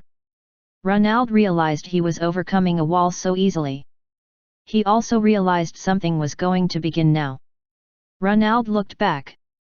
He couldn't see the long living race saying their goodbyes anymore. They were getting further away from the forest. He had learned a lot within the forest, and he left many things there. He turned again toward Jaewan's people. Just like wearing clothes, one was gone and a new one had arrived. Ronald then thought he understood a bit more about Ouroboros. He wasn't sure if he was understanding it correctly, but he didn't want to hide this feeling. He closed his eyes. He could hear Anderson's song. It was a warm song that she sang to him before. A poor naked god. As he walked back home alone, he thought about it all along. At least one person. At least once. As Ronald heard the song, he had mumbled the word for the last time. Ouroboros. Chapter 170, Rupture, 5. After exchanging names, Jaewan, Ronald, and Caravan was taken into the ship along with Chungha, Carlton, and Sir Wen. Jaewan asked, "Old man, what happened while I wasn't here? How did you find me?" Is that all you've got to say after all this time?" "Oh, you wanted a hug. Never mind." Chungha smiled and gave a short summary of what happened. He began from when they were taken apart from Jaewan, and decided to move on their journey after waiting for Jaewan a bit. Then they were beat up by hundreds of middle-ranking gods, and then tens of high-ranking gods. They also went to the Nightmare Union at the fifth site with Sir Wen's help to build the pirate ship called the Fall. Then they traveled all parts of, killing notorious low to middle-ranking gods while gaining world power, and they ended up with a nickname of the Fallbringers. Chungha also got his hands on one of the parts from an ancient god and it increased his power by a large margin. That's when they heard Jaewan's news a few months ago, and finally went after him into the Great Forest. It was short but long 2 years and 3 months. Chungha spoke most of the time while Jaewan listened. Carlton and Sir Wen seemed to be nervous while they listened. Jaewan made sure he checked each of their powers while he was listening. They've grown in power. He was astonished by his friends' powers. All of them, including Sir Wen, was much stronger than what they were like 2 years ago. Sir Wen was a nightmare, so it was hard to tell, but at least Chungha and Carlton looked they could take on most high-ranking gods. Jaewan realized what kind of fear they had brought upon these gods and how many they had fought. Chungha laughed, "Haha. We should have a duel sometimes. You will be shocked to see my unique world." "Oh, that would be fun." Ronald watched them talk to each other jokingly and thought, "He looks just like an old man." Ronald also heard about rumors about these Fallbringer pirates. They were notorious pirates who had been appearing on the eastern side of. He was curious about how scary these 4 people were, but they seemed to be nice. "I heard there were 4 though. Is it 4 including Jaewan?" "Of course, they were just not scary looking and not close to just being ordinary men." Carlton, the blonde guy, was one of the most handsome men Ronald had ever seen, and Sir Wen, a nightmare, was the most beautiful woman he had ever seen. Ronald was at a loss for words at his first sight of a nightmare. "So, that's a nightmare."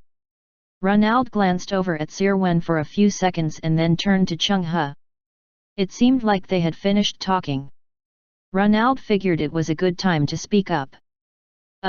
So were you with Jaewan since?" "Yes, my child." Chungha spoke with an unusual and dignified voice.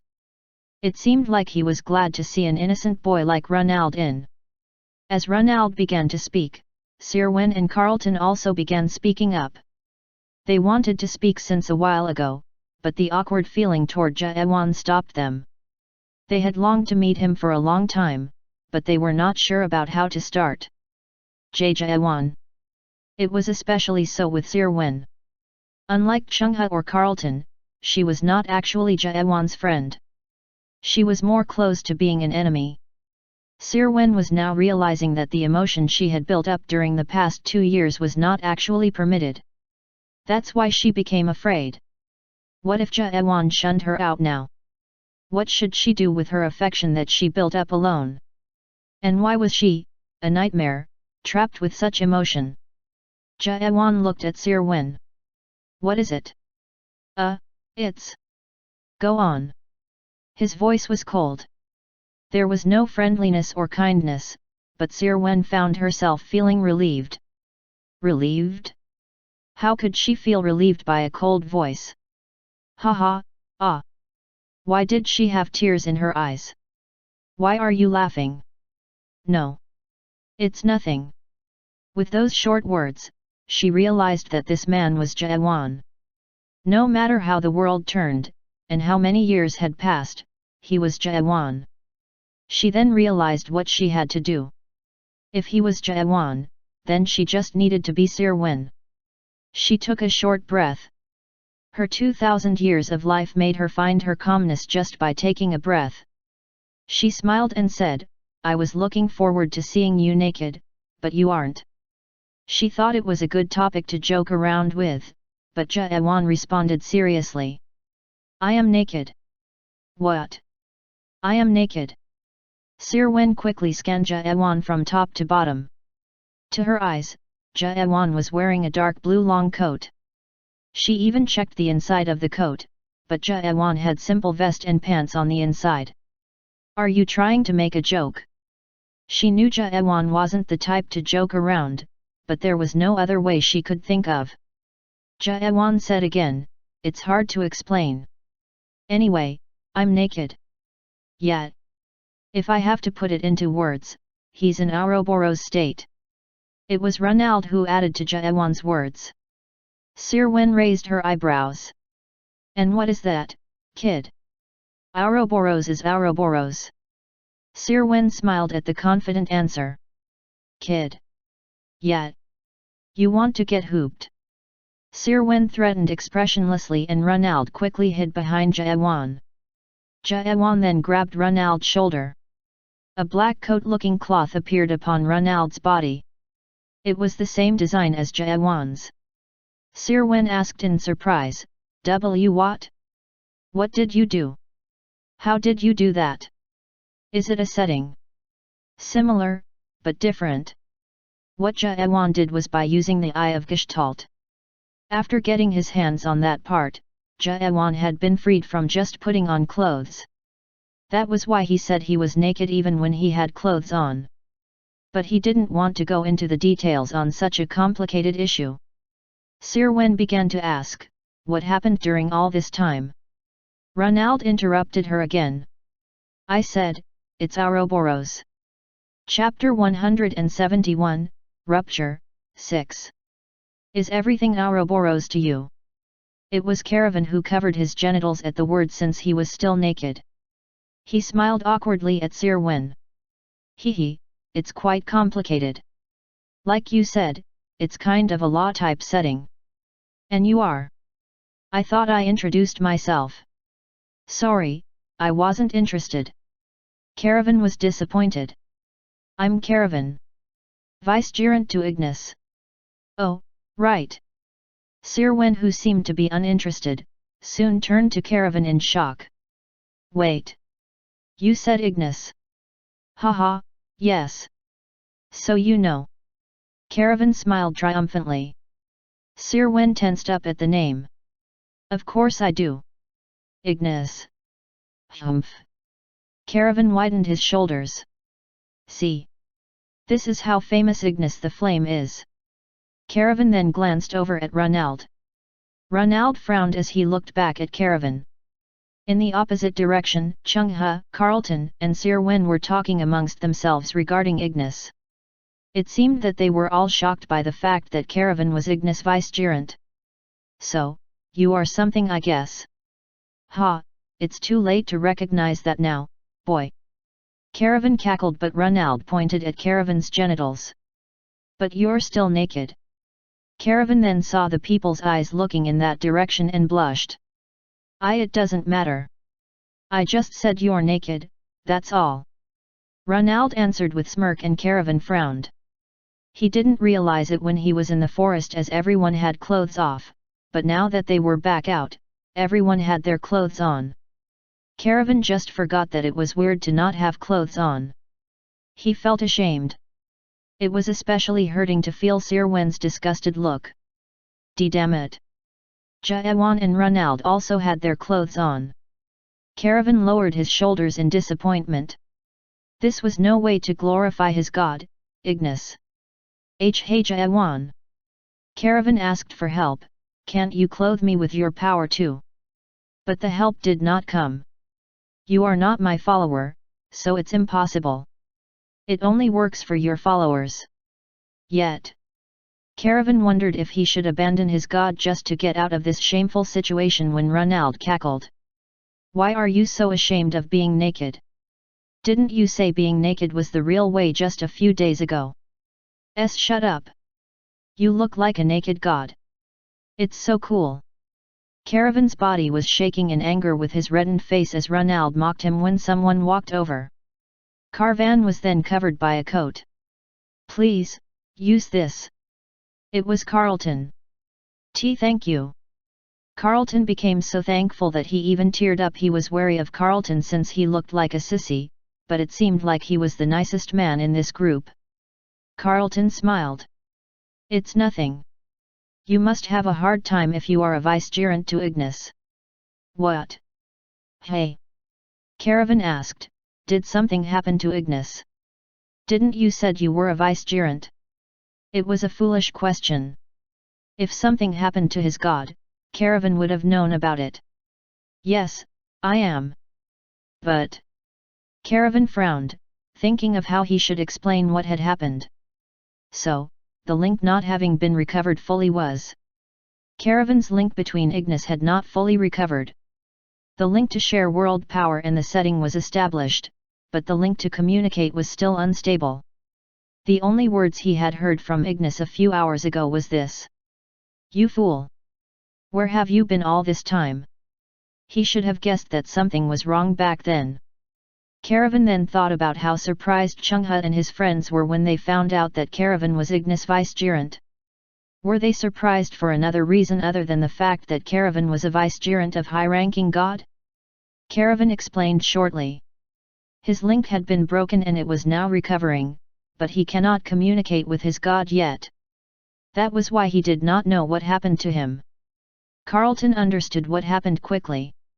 I see. So, that's why. Yes. Caravan thought this sissy was actually smarter than he thought. Carlton then said, then you might be shocked to hear this. Did Ignis get hurt?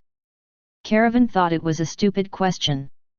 Gods were beings above beings. There was no way to hurt gods.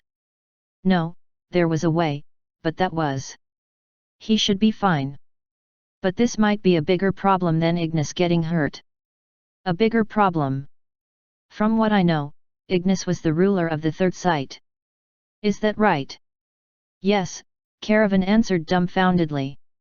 And in the next moment, Caravan guessed what Carlton was going to say. The third site no longer exists in. Wait. Wait, are you saying? Carlton's calm voice turned into despair for Caravan's ears. Rupture attacked the third site a month ago. The third site has fallen. Chapter 172, Rupture, 7. It had been 3 months since the meeting with the Lords was held. 3 months is a period of time that could be long but also short. These 3 months had been hellish for all living beings in it. Sir! Yunwan couldn't hear being called upon as he looked up to the sky of Ragnarok, the fifth site. Sir! Oh, yeah. He then turned. His lieutenant was standing next to him. Am I really a squad leader now? Yunwan was still unfamiliar with the position. 24th Squad Leader, Kim Yunwan. It was due to Rupture's unique system that allowed Yunwan to be promoted in such a short period of time. Rupture, a group of awakeners, had a difference in ranks due to awakening steps. It was due to having a huge power difference between different steps that third step awakeners would automatically become squad leaders or higher. What have you been thinking, sir? It was his lieutenant, Adele, who spoke to him. Adele was a second step awakener who joined the invasion along with Yun Wan. Just the usual, he commented as he observed the countless defeated spirits. There were spirits on the verge of being evaporated into silvery dust. They were vicegerents to the fifth sight, or the ones who followed all kinds of gods from Norse or Greek mythology. The beings who once had the power to call thunder or drive out seas were now at the brink of becoming the nutrients for the tree of imagery. Save me! A few spirits reached out to Yun Wan in fear. Yun Wan almost moved his hand unconsciously to help, but stopped. His men were watching. Soldiers who had been finishing up the spirits moved on and finished them. Yun Wan couldn't tear his eyes away until the body turned into dust. Then came the sound of thunder. Those lords are crazy, Adele mumbled in astonishment. Yun Wan nodded. Yes, they are. At the center of Ragnarok, at the palace of Olympus, there were gods using all of their settings to fight to their last breath. There were 2 lords and 1 captain against one of the 8 gods of. They were against the god of the fifth sight, Kronos, the god of time. Kronos, who had taken control of his vicegerent, was using all of his power to control time to fight back with incredible speed. But even if he was so powerful, he was still alone. It was impossible to win while being outnumbered. Don't you think it's weird? What is, sir? That. They saw Olympus, the palace, being destroyed from afar.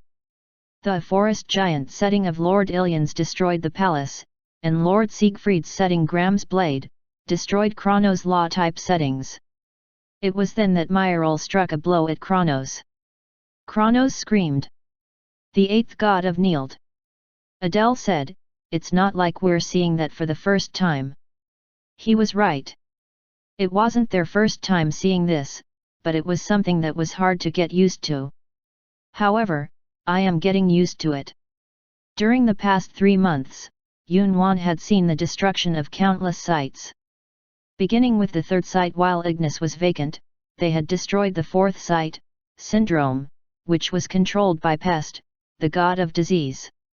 And then they came to the 5th site. I'm sure the 2nd site is being attacked.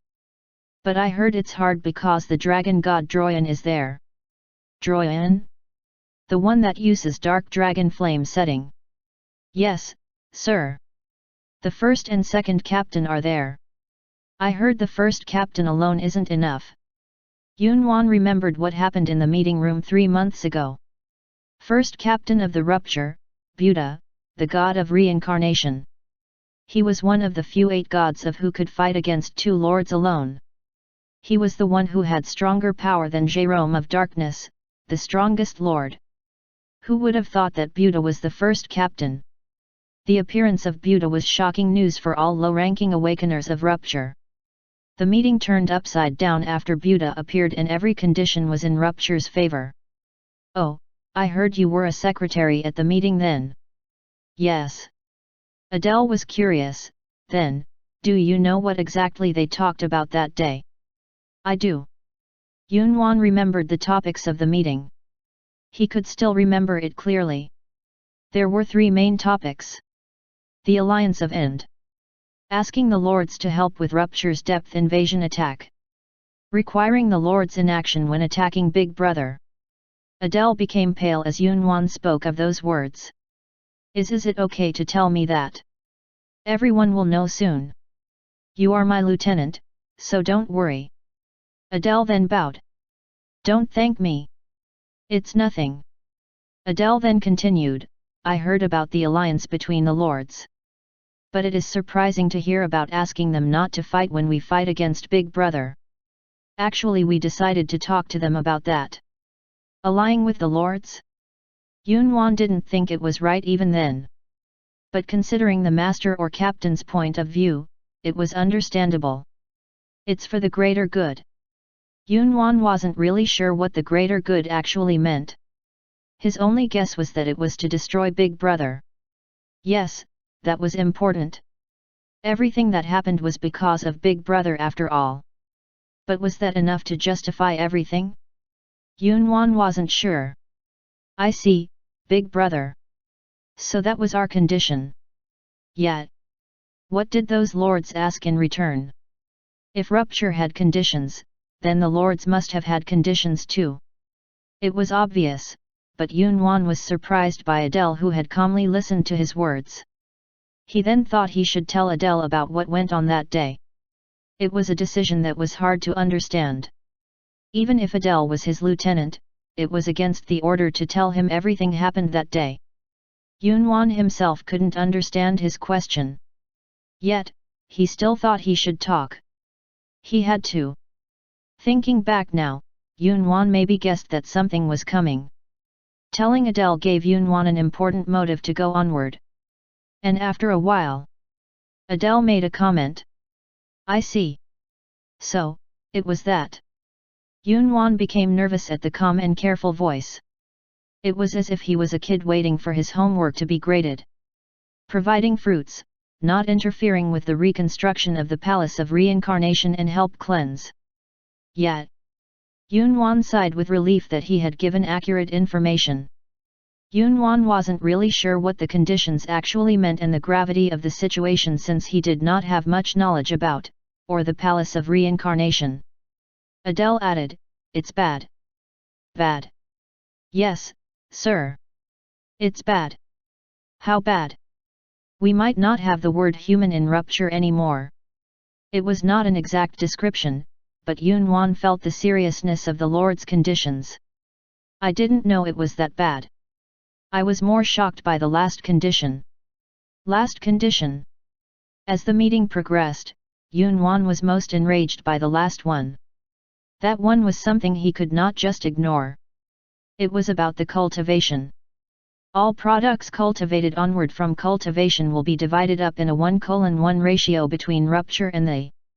Yunwan couldn't accept this. It made sense to get help from the lords to fight Big Brother. It made sense to provide them whatever they required rupture to do for the greater good. But what was this? Divide products? Didn't that mean accepting cultivation? Yunwan remembered 5th Captain Myril talking to the enraged Yunwan in a low voice. I know what you are thinking. I know. But think about what we have to go through to defeat Big Brother and the lords eventually. But, rupture can't just stop being rupture. We must make sacrifices for greater change. The cost of our pride can bring the change. Yunwan hated himself for not being able to speak out loud. He felt as if he had been denied everything. Adele nodded. I see. Chapter 173, Rupture, 8. It was a calm voice. It was so calm that it was hard to accept. I see. Is that all you have to say about this? I didn't have any other things to say. Didn't have any other things to say? Yunwan tried to say something, but stopped. There was someone crying in the distance. Soldiers were gathering prisoners. These were the lost ones who had abandoned their gods. They were the ones who were shaking in fear of death. They were weak spirits with merely 50 ish world power. Yunwan spoke as he glanced over. I have watched this for every single day during the past 3 months. I believed that what I am doing what is right. Everything will be all right in the end. If I wait and wait, then the end that everyone can be proud of will come. You did. But this came to my mind one day. A prisoner was being trampled by a soldier. 2 helpless hands shook.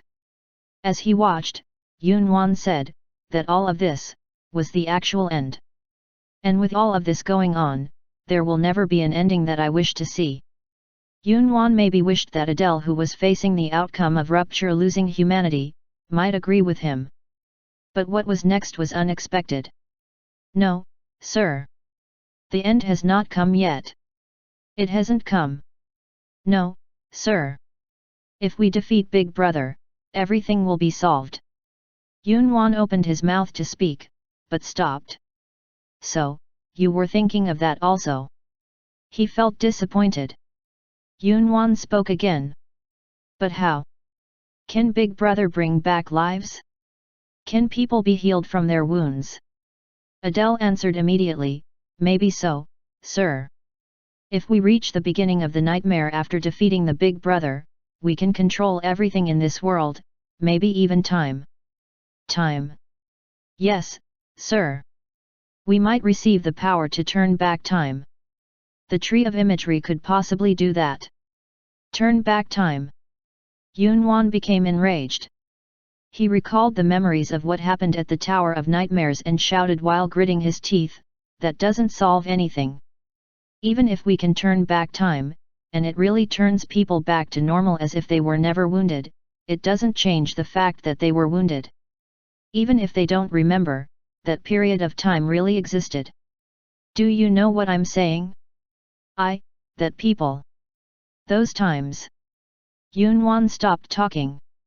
His emotions were getting in the way of making out what he was trying to say. I see. So, you think of it that way, sir. Why? Yunwan felt like Adele's calmness seemed to be different from a while ago. Adele took out a cigarette and lit it as he spoke. Sir, if it's okay, may I talk about my story from the old days? Go on. When I first joined Rupture, I had similar thoughts as you, sir. We didn't join the Rupture on our own will, but I thought Rupture was the only group that could change the system. Yes, I did think that back then. And you don't know? No, sir. But why have you? Still at Rupture? Yunwan stopped asking. It seemed it was rude to ask even if he was a superior. It's simple, sir. I was here for too long. Too long. Yuan felt like the word meant a tragedy. I was in Rupture for 700 years. I saw many things and lost many things.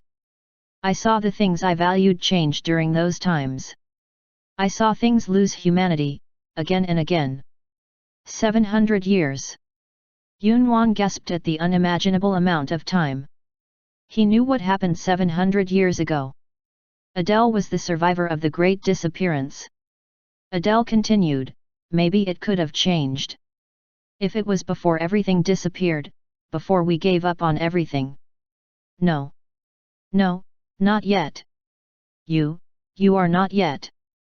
Yunwan stopped talking in the midst of his words. He felt it was irresponsible to say such a thing. He did not know about Adele's 700 years. He did not know one bit about his pain, suffering, and sadness. Adele smiled. You sound like my friend. Friend. I had a friend who I loved talking to. She once told me too that I'm not late, that I should go with her. Go with her? Yunwan became curious. Is she not a friend anymore? No, sir. She left Rupture while ago. She's on her way to find her own path. A great decision. Yunwan felt his heart sink. There was no leaving Rupture. The only way to leave was to die. But Adele didn't seem to mean that his friend had died. There was only one person who left Rupture alive. Wait, the friend you're talking about. What nice words to hear. Not late, not yet. But I know. I know myself more than anyone. I am too late.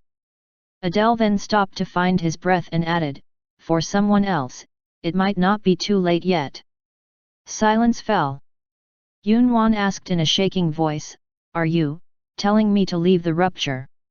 I have not said anything, sir. Yunwan looked around. There were soldiers of Rupture and prisoners. Their hands reached out for help, and they were trampled upon mercilessly. Yunwan stuttered, You should. Oh, can't you do anything alone? Yunwan became silent. Can he go? Can he walk past all of those soldiers to where he wanted to go? No. Did he know where he needed to go in the first place? Yunwan turned his back toward Adele. And took a step. And then another. And another. It was terrifying. He was afraid of his world, even if it was hard to accept, being destroyed. Even then, unlike his fist that was clenched, he couldn't move any further. He turned back to Adele again. But when he turned halfway, he remembered someone. Someone's back. Ah! Yunwan looked at the back. He had trusted and followed that back. He began walking toward it without realizing. He kept on moving toward the back, across the battlefield. Some soldiers glanced at Yunwan. Yunwan looked down to the ground at prisoners laying there. Hands were trampled upon. Yunwan looked down and kneeled to grab the hand. Everyone was looking at him now. Adele spoke from behind. "Oh, and this is for telling me about what happened at the meeting. My friend went to the 7th site." The prisoner turned into silver dust and Yunwan stood up. Then he began to move. There was no more hesitation in his walk. Yunwan spoke without turning back. "Goodbye, Adele." Adele answered, "So long. I hope we meet again." "I hope not, as we will be enemies then." Both men smiled and Yunwan kept on walking. He saw his friend's back again. The back was talking to him. It told him that it's okay, and he should follow. "No." Yunwan shook his head as he walked. "This time, I will go ahead." And he walked past the back of his friend and left the battlefield. Chapter 174, Rupture, 9. 7th Site of Depth, Epiki. Yusarha, who was leaning on the terrace of the central palace, looked down onto the site's landscape and remembered a paragraph from the book she read. "This place's time has been stopped. Gods, spirits, and everything else. Just like the name, beings who gave up on thinking have gathered here." It was a paragraph from the book written by the god of mischief, Pierre, assuring despair. God of mischief Pierre. He was a weird god who spent his entire life helping the low-ranking. Gods of Yusarha knew Pierre. Almost all gods who had lived long enough within knew him. He had written many books that helped many new gods. The book, Assuring Despair, was the last book Pierre wrote, and it was about the 7th site, Epiki. As the rumors said, Pierre found the 7th site and wrote his last book here before facing his last moment. The last paragraph in the book said this: "Where the hope of falls." Yusarha thought about what that meant as she watched. People talking to themselves amongst the quiet scenery came to her ears. Two men were talking to each other. "Hey, you know it too, right? Is crazy right now." It is crazy.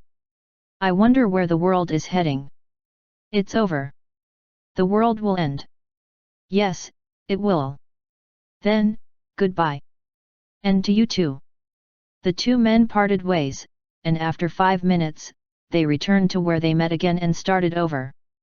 "Hey, you know it too, right? Is crazy right now." It is crazy. I wonder where the world is heading." "It's over. The world will end." "Yes, it will." "Then, goodbye. And to you too." They spoke the same way and parted ways, only to return after 5 minutes again. It was a never-ending discussion. Yusarha felt sadness as she heard the words. There was a certain emotion that was long lost from these men, a despair that was very old, or a shadow of something that was once called despair. The 7th site. Epiki. Every being that lived within this place was like those two men. The discussion that Sarha witnessed now was happening in all places within the 7th region. These beings repeated the same thing at the same time every day as if they were mentally ill. And, they actually were patients. Epika, the name came from the disease that these spirits and gods were suffering from. Epika was a disease that made one stop thinking and refuse the future. Gods and spirits who had gotten the disease, Epika, notwithstanding the thousands of years of their lives, wandered around for a long time until they gathered in one place. Hence, the name came afterward. Epiki. It's similar to the isolation of awakeners, but also different. If isolation was a disease where awakeners closed their ears and eyes against the influx of information, Ipecac was a disease where one would lose oneself in an influx of despair because not closing their eyes and ears. Sirha then turned to the last page of assuring despair. Ipecac, where the hope of falls. This was the last sentence Pierre wrote, and the sentence that Sirha had to refuse. She was here to find the last hope of that still existed within the 7th region. That was why she was here for the past 3 months, for that very hope. It's time. Sirha then moved to the throne room, to the ruler of the 7th site. He wore white clothes and had pale skin from top to bottom. He was even white from his hairs to his eyebrows. Sirha frowned when the man spoke. It's been a while, Sirha. Been a while? I saw you yesterday. Stop giving me that **t. Still. It's been a while. You said that yesterday too. Good to see you again. I think I heard that 100 times during the past 3 months already. I see. Ugh, you're giving me a headache. When will you stop repeating yourself? The man laughed, but Sirha did not even smile. Anonymous. Are you copying your people? You are not suffering from Ipecac. She knew about the man. Actually, there was almost no one did not know about this man. They called him God of Madness, Anonymous. He was one of the 8 gods of, the ruler of Ipecac. I have to gain his support. When Sirha left Rupture and parted ways with the Fallbringers temporarily, she came directly to this site. Anonymous was the only one who had the power to fight against Rupture at the moment. Sirha was sure of it. If he put his hand in, there was a chance at this unfair fight. But it was hard to persuade this man. Sirha was getting stressed talking to Anonymous, who had been avoiding her request for 3 months. Whew! Sirha took a deep breath and decided to be patient. This needed time and she knew it. I talked yesterday too, but I'll tell you this for last time. Go on. Rupture has started invading along with the lords. You know this, right? Yes. 3 sites have been attacked. The 3rd, 4th, and 5th. And from my intel, the 2nd site is on the brink of collapse too. I see. No, you don't see. Don't you get what is going on here? Sirha's voice filled the empty room loudly. Who do you think Rupture will go after? It's here. Your 7th site. They will not come here. Sirha's expression changed. Why? Why do you think that? Anonymous did not answer and Sirha scoffed. Oh, because you were part of Rupture once. No, I should say, because you were the founder of Rupture. There were 3 men who started the Rupture. Myad, the Master, and first Captain Buddha. And there was one more. It was Anonymous. They are not coming. No, they will. They will destroy your site and take you back to Rupture. Aren't you even worried? It was you who took me out of Rupture in the first place. Wasn't it to fight against them? It was one of the top secrets of Rupture, but Sirha, who was a captain, knew this. She was not the first one to leave Rupture alone. There was a powerful awakener who had done it long before her. The man abandoned his name as he left the Rupture and became Anonymous. Yet, he was still so strong that he became one of the 8 gods of. You, Sirha shouted angrily, we have to form an alliance now. I have a crew. There are a few gods and awakeners who will oppose Rupture. And I've gotten into contact with the 2nd site's followers too. If it's with you, not even Rupture can. It's pointless. It's not pointless. Anonymous then slowly closed his eyes and opened them again. That is strange, Sirha. Chapter 175, Rupture, 10. What is? Why are you against Rupture? They are still bent on defeating Big Brother. It doesn't change even if they are working with the lords right now. You have no reason to stop them. Sirha flinched. Those words were something she had not heard from Anonymous during the past 3 months. He was asking a new kind of question to her. She felt anticipation and concern at the same time and answered, the Master cannot defeat Big Brother. Anonymous then realized something quickly.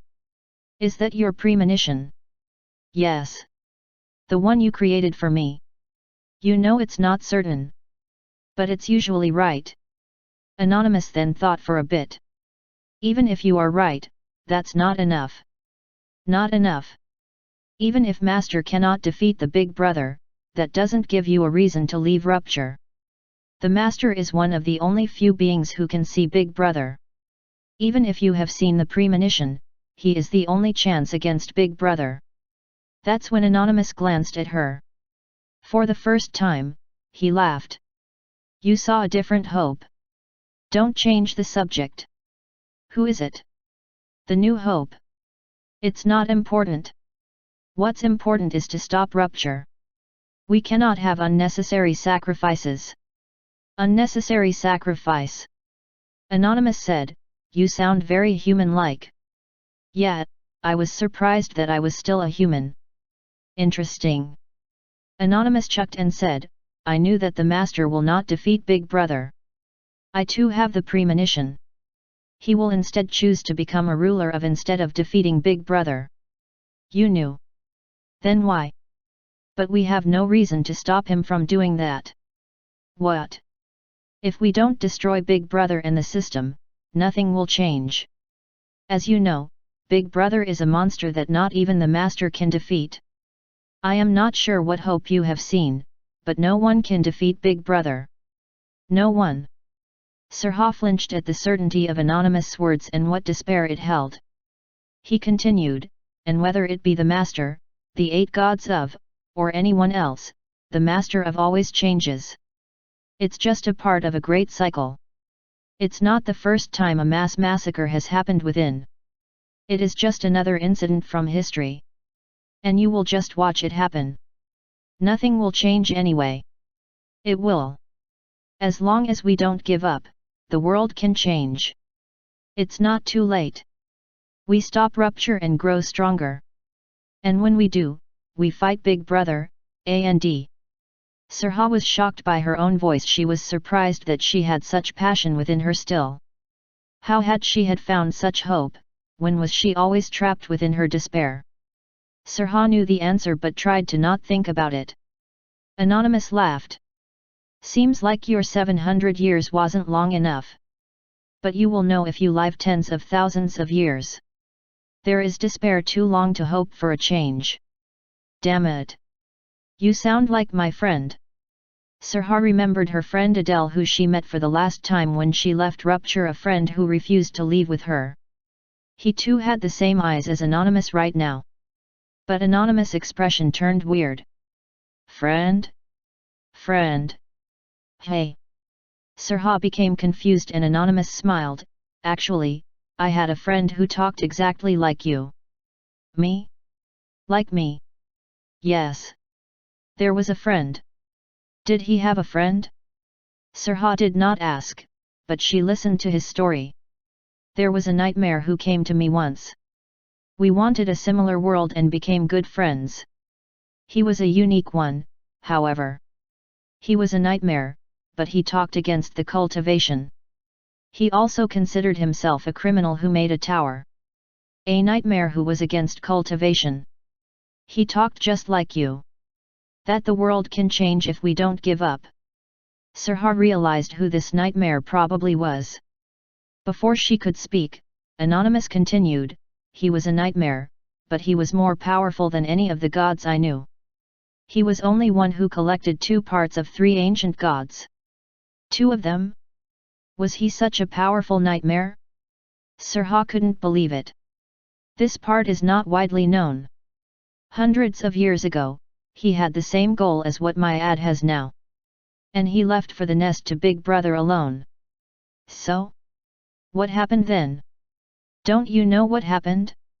It happened hundreds of years ago. No one heard of him coming back. The world did not change. The world did not change.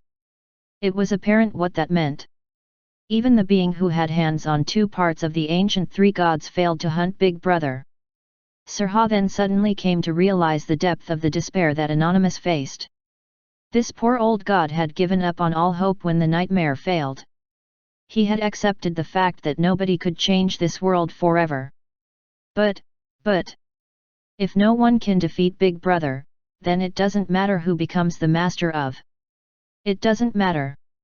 Sirha became hopeless at the voice. She couldn't fight back her hopes against such giant despair. She felt like her hopes were nothing against such failures and foresight. He was right. No matter who became the master of, it wasn't going to change anything if the system was still there. History would repeat and she was just a small particle within the history. But she was human. She existed here as a human and stood here as a human. That's why she had to defend herself. However, she couldn't think of what she had to say. That's when an explosion came from outside. Powerful world power was pressing down on the entire palace. Sirha became pale. I told you. They are here already. But it was faster than expected. She heard that the second site was going to go down soon, but she guessed it might take more time for rupture to come to the seventh site. She took out her weapon, Thunder Demon. There was no choice but to fight. At next moment, the door to the throne room burst open and a man and a boy appeared. Whoa, Jaewan, you're so bomb. There was the voice of a noisy boy and the man. Sirha was shocked. You. How did you? It was impossible for him to be here. No, he couldn't be here. Why was he here? It's been a while. And there was her hope. Chapter 176, Rupture, 11. I think we have things to settle later. Wait outside, Jaewan snapped coldly and Sirha backed away toward the door. Why? Why was she afraid of him? Sirha shouted in objection, wait. What are you? Be quiet, miss.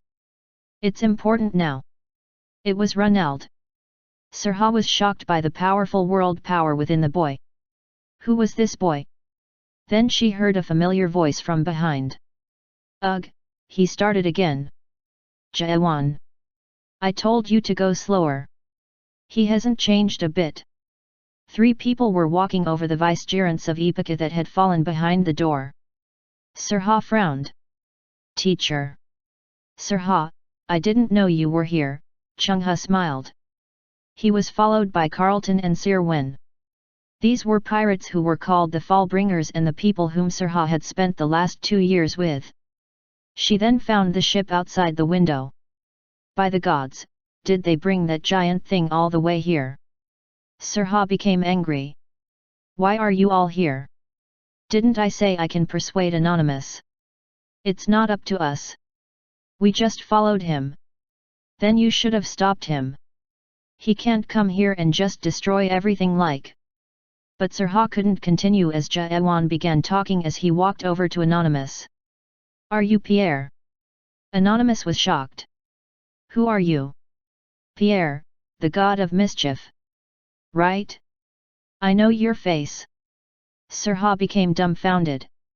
She glanced between Anonymous and Jaewan and thought, Pierre. What was he talking about? There was no way. Anonymous then asked, how do you know my real name? Sirha screamed in shock, Pierre. Anonymous, you were that Pierre. What? Who's Pierre? Teacher, don't you know? The god of mischief? The one who wrote the... As Sirha and Chungha began to shout frantically, Anonymous asked Jaewan again. I asked how you know my name. Your friend told me. Jaewan tapped on his head as he spoke. Malak Armalt. Anonymous was shocked once again. It had been so long since he was this shocked after he had earned premonition. Every future event was shown to him and he just needed to choose the best or sometimes, the least worst. Yet none of the futures he read showed this man appearing in front of him. And Malak? How long had it been since he heard the name? Anonymous, no Pierre, mumbled and reminisce. Do you know Malak? I've never met him, but he's the one I know best in this world. Pierre narrowed his eyes as he glared at Jaewan. He was the most powerful god in terms of law type settings, but he couldn't read this man. Nothing came up on his premonition and nothing came through his eye of the truth. Is he outside the system? But that's impossible. Pierre asked, so, the one who knows Malak. Why are you here? I thought about getting help from you. Are you a friend of Sirha's? Pierre glanced over to Sirha. She was startled. As I've already said to her, I have no intention to. I didn't ask you to help me yet. What? You just said. I need to see if you are worthy enough before asking for your help. Pierre opened his eyes wide and laughed. The maniacal laughter made Sirha and others flinch. What an arrogant! But Pierre couldn't finish his words as Jaewan's powerful world power swept away his voice. Pierre felt he had felt this world power a long time ago. Is this true? A long-lost memory came back to him. Buddha, Malak, and the naked gods. The great forest and the hot springs. Memory of going through metamorphosis. Great warrior R.A. Hamid sends his greetings also. R.A. Hamid. Pierre shook with shock. Jaewan continued, he wanted me to ask if you are still doing metamorphosis. And. From Jaewan's left eye, the shadow of a giant snowstorm was spinning. If you were lazy in your training, you must pay the price. The energy began to fill the room. It was the energy of the fall. Pierre quickly stood up with a pale face. He was no longer able to just stand aside. Soon, his eyes turned also. The bright shine of world power filled the entire room. Moments later, Jaewan and his friends were outside the Edmont. Sirha, who was still dumbfounded, asked, so what happened back there? Can anyone explain? Chungha answered, do you want a long version? Or the short version? Short. Humph. It's hard to make it short. Then why the hell did you give me a choice? Chungha laughed and began to speak. It was the long version. After hearing the long story, Sirha stopped Chungha since she was annoyed. Okay. I see that you are glad to see Jaewan again. Humph. But listen, if I understood correctly. Chungha nodded and Sirha explained what she understood. So, what you're saying is that all of you went to the great forest just to find him. Yes. And you met Gestalt, one of the three ancient gods. It's Jaewan who met him, not me. And what are you talking about, having power from Gestalt? And the part? I don't know exactly. I just heard from Caravan. Sirha turned in shock. Caravan? Vicegerent of Ignis. Yet. When did you find him? I have been looking everywhere for him. He was with Jaewan. What? Ugh, is this all true? Chapter 177, Rupture, 12. Sirha became dumbfounded and Chungha shrugged. Sirha asked again, so, where's Caravan now? He went to the second site. He said he needed to save his site. What? And you just let him go? He can be a great help to us. Ignis only has one vicegerent. Don't worry. We promised to meet again. Sirha grabbed her forehead at Chungha's words. Do you really know what's going on here? Do you know how powerful Rupture is right now? There are 4 lords and 3 captains, and 2 of the 8 gods of, and the other gods who might be helping. I know, we're desperate. Then. But we are not doomed, Chungha smiled. Here he comes. Ask him yourself. And people turned to the entrance of Edmont. Jaewan was walking out of the palace just like how he appeared. Sirha mumbled to herself. Damn it.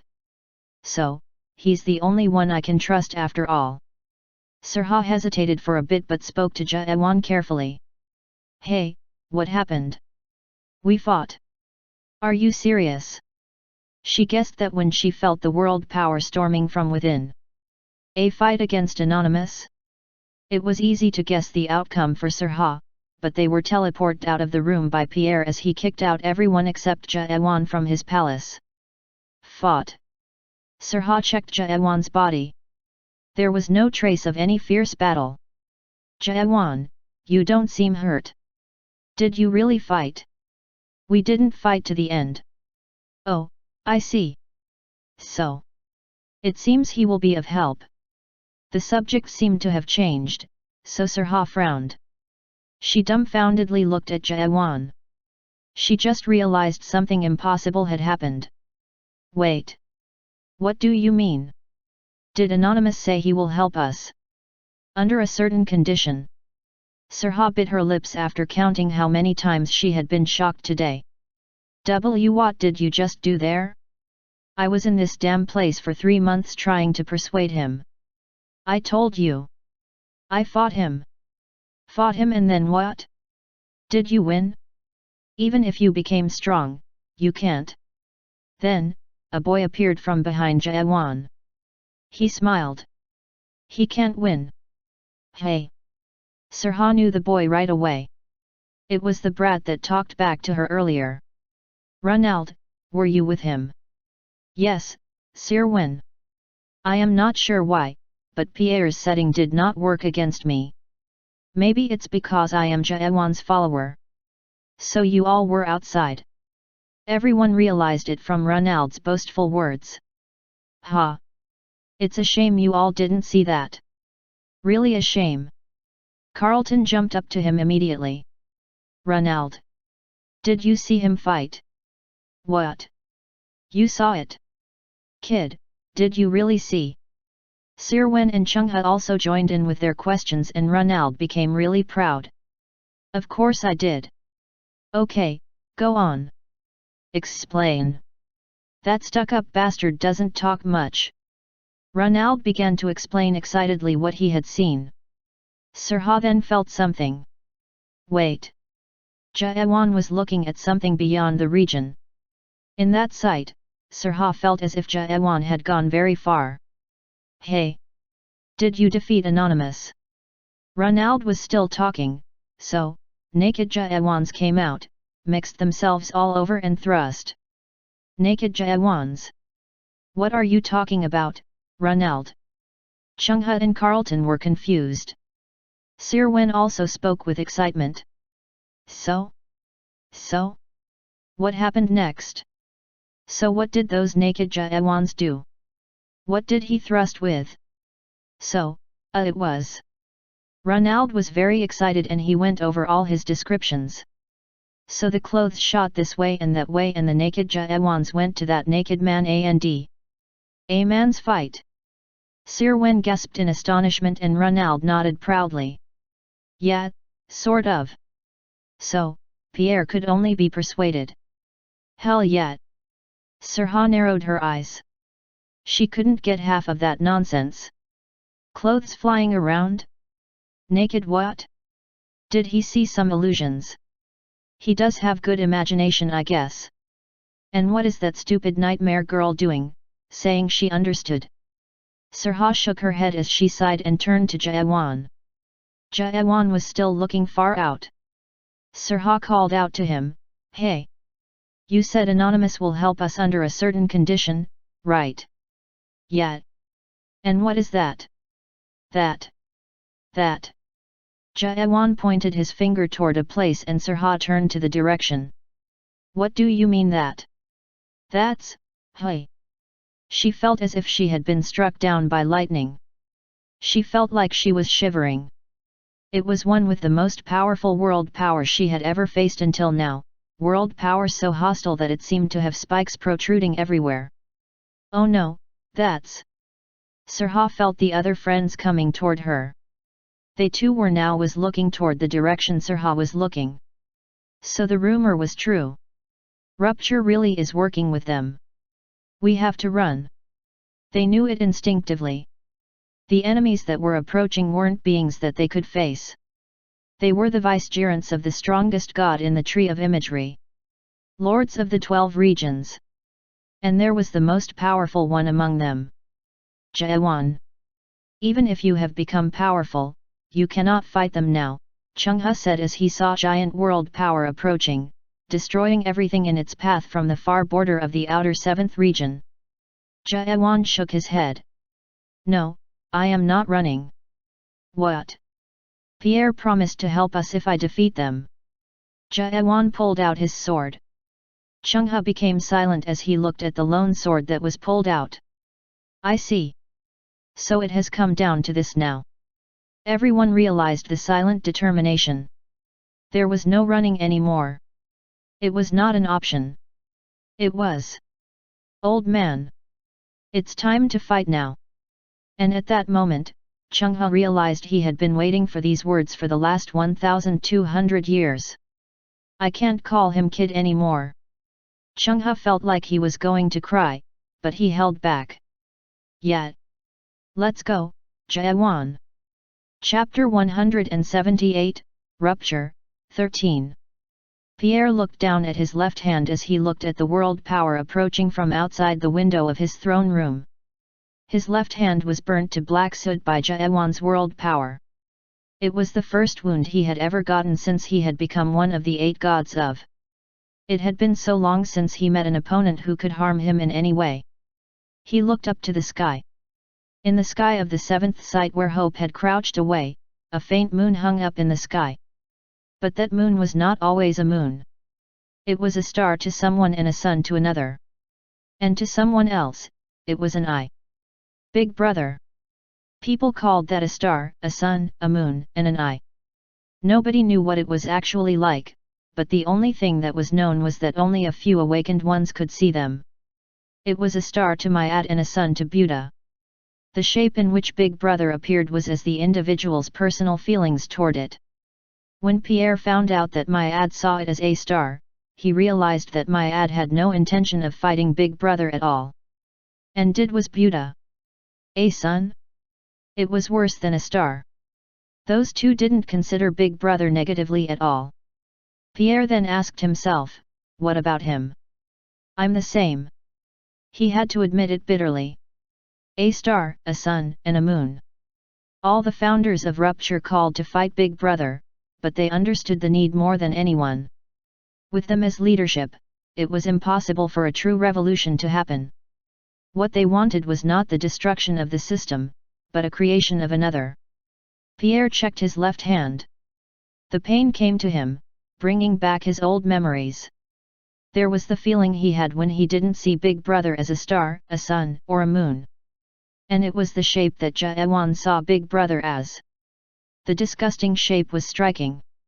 To see that there was an awakener who considered Big Brother in such a way even to this day. It was weird. Pierre wasn't sure of the small fire that had started within his heart. Just to earn such feeling by peeking into someone else's world, just by knowing that there was someone who had not given up on this world yet. You have found a good hope, Sir Ha. Pierre smiled as he laughed. Dust was kicked up from the plains. Countless soldiers appeared through the large portals. Vicegerents from all kind of gods appeared, but they had fatigued expressions. It wasn't certain if this advance was due to their own will or others. No, they knew very well that this was no one's will. This war was filled with void and emptiness to an unfathomable point. Yet, they had no language to talk about their emptiness. They were just prisoners in this long war. They fought as prisoners and fought until they died. And the march did not stop. At the forefront of the war were the awakeners of Rupture. They were the warriors who had fought against various sites, defeating any enemies that got in the way. Maybe it was because of them that many of the vicegerents who surrendered were able to move on. Rupture's goal was so clear and determined that it even persuaded their enemies. If believed by many, it became the truth. And the truth gave power. Power formed the world. And there it was, Rupture only had the last sight of left. The world of Cinebro was waiting. Is that the place? Jérôme asked. Aimé answered, yet. Ipaki appeared in front of them. Jérôme looked around the quiet scenery of Ipaki and spoke disappointingly. So, it was true then. It's a loser's sight. I heard the god that rules this place is an old member of Rupture. You couldn't get to him. He is not Rupture anymore. Aimé answered coldly and Jérôme cackled. Really? So you're proud, bloody unique world isn't so perfect after all. You already have 2 levers. Aimé cursed to himself, but held back from speaking out loud. He couldn't argue with the Lord right now to hinder the operation. Jérôme glanced over at the soldiers moving into the city and asked, "Are we going in also?" "No, we'll wait." "Why?" "Anonymous is a formidable foe. We wait until reinforcements arrive from the second site." Lord Varkant interrupted them. "Bah! How can a god be that strong? You don't know about Anonymous. We have 2 lords. No gods can fight us. Besides, we have." Varkant became silent as he looked at Jérôme. Aimé understood what he was trying to say. The Lord of Darkness Jérôme was the most powerful lord among all 12 lords. Darkness the strongest. It was him who put an end to the war on the Quickly and played a vital role in resealing Catastrophe. He was the best vicegerent of Big Brother and the most powerful lord of all. Jérôme agreed. "Humph. No, he's right. We better wait." "Hey!" Varkant became curious and Jérôme cackled. "I think we can have some fun here. It might be better to watch what's about to happen before we go." Jérôme was looking toward one of the areas at the outer region of the 7th site. Aimé turned and grimaced. Jérôme laughed. "You guys at Rupture are so amusing. How many could a man kill without becoming insane? 10? 100? 1000? Yunwan thought he would never know as he could not find out himself. Nobody spilled blood, but he felt like he could smell the blood even now. He could never forget the moment he was awakened. In that simulation, Yunwan saw countless faces. They were those who climbed the tower with him. Some betrayed him while some died before they got to know Yunwan. But they all had one goal at some point. They were all walkers who tried to save humanity. But in that simulation, they were no longer his friends. They tried killing each other and also attacked Yunwan. Yunwan watched these people trying to kill him and sometimes they cried in agony. "Please! Please!" Sometimes they begged. **CKUU. Sometimes they were enraged. He fought them time after time. He killed them again and again. He knew they were fake and that they were recreated by his memories, but he felt his mind changing as he killed them over and over. It was as if the world he knew was breaking down. Ethics, justice, and all that within him had been crushed and thrown away. And what was left in him was madness. That madness told him this. The human you believe in is the remnant of the system. The humanity you were forced into is just a shell. As he repeated all the unethical things he could imagine, he got out of the shell called human. He overcame the system that surrounded him. Repeating it 1954 times in the simulation allowed him to achieve that. Killed, killed, and killed. Yunwan then stopped at some point. No. This is not right. It's not right. It was when he saw one of his friends that he stopped killing, the friend he trusted the most. A human who was closest to being justice. That friend was charging at Yunwan with a sword in his hand. If I need to go through this much to gain power. Yunwan gritted his teeth. I will give up on becoming an awakener. The sword struck his stomach. That was the 1954th simulation. It was a terrible, and painful memory. He felt his sight being distorted and in next moment, he woke up with a sharp scream. Ugh! His entire body ached. He got up and looked around. The lands were barren and there was the shape of a giant site that was faintly visible from afar. I was knocked out. He looked down at himself. He could still walk and fight. He still felt that the people trying to hunt him down were still around. I didn't know they would come this fast. A week ago, he left Rupture after he spoke with Adele at the 5th site. He got away from the battleground as fast as he could and avoided doing any suspicious activity after he got out of the war zone. He didn't even use large portals conceal where he was going. But Rupture quickly came after him as if they knew where he was heading. It was different than what they did to Yusarha. Originally, it was equally as hard to get out of Rupture as hard it was to get in. Rupture killed without mercy if there was a traitor. That allowed them to keep complete secrecy within Rupture. If I can only meet up with Yusarha. If it wasn't for Adele, he would not have taken the chance. He would have hidden somewhere to seek out another chance, but he couldn't. Yusarha was at the 7th site. It meant that his destination was already set. Yusarha and the Fallbringers. Those were the forces that opposed Rupture. That was the only hope Yunwan had in this world now. Yunwan wanted to know what the person who left Rupture before him was thinking. He wanted to ask why she left Rupture. Was it because of the same reason? Was she thinking of justice? Do they still have hope to ask about what is right or wrong? After walking for a while, Yunwan saw the 7th site coming into his view. But the excitement soon turned into despair. I am too late. Walls were being destroyed, sending particles everywhere. The Rupture army was already in the city. Chapter 179, Rupture, 14. Yunwan became desperate as he saw the city being destroyed. He should have come faster because he needed to give the information he knew. Damn it! Yet his efforts seemed to have been in vain. He then felt people approaching from the surroundings. They were the people who attacked Yunwan before. Swords were unleashed as they charged against him. Yunwan quickly turned. Why do you have to do this? Enemies appeared from the darkness. They were from Rupture. Yunwan even knew some of them. Let me go. Please. Nobody cared about Yunwan's words. There was no sense of sympathy in their eyes.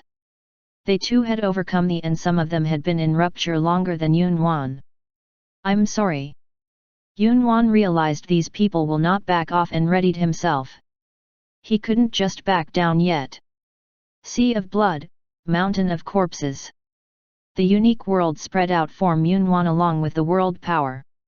The power was one of the reasons why Rupture was after Yunwan. Rupture never allowed their unique world to be leaked out. Powerful energy swept through some of the Awakeners, pushing them back with a scream. I'm sorry. Yunwan quickly turned, but he couldn't go. Stop, Yunwan. A cold voice came with the world power that was attacking him. Yunwan barely was able to defend himself by using a huge amount of his power. Ugh! His wrist became painful from the force. The energy was that powerful. A captain? No, it wasn't that strong. Then it was. Yunwan. Stop this and let's go back. Soyol. Han Soyol was standing there. Yunwan couldn't say anything. He understood why Soyol was stopping him and why Rupture had sent Soyol to track him down. However, he had to say something, even if he couldn't go back. It's not right. He wasn't sure where he was and why he was standing here, but he had to say something. He had to speak for himself so he could exist. This is not right. There were many emotions behind his words, but Yunwan wasn't hopeful. That wasn't enough to persuade or make one understand. Soyol answered, I know. What? I know. It was their first time communicating like this after they had come to. Their first exchange was when they had overcome the trauma from the past. Yunwan realized that Soyol was telling the truth. She seemed to feel something. She continued, I know, and that's why I'm here. Meaning? Yunwan became hopeful.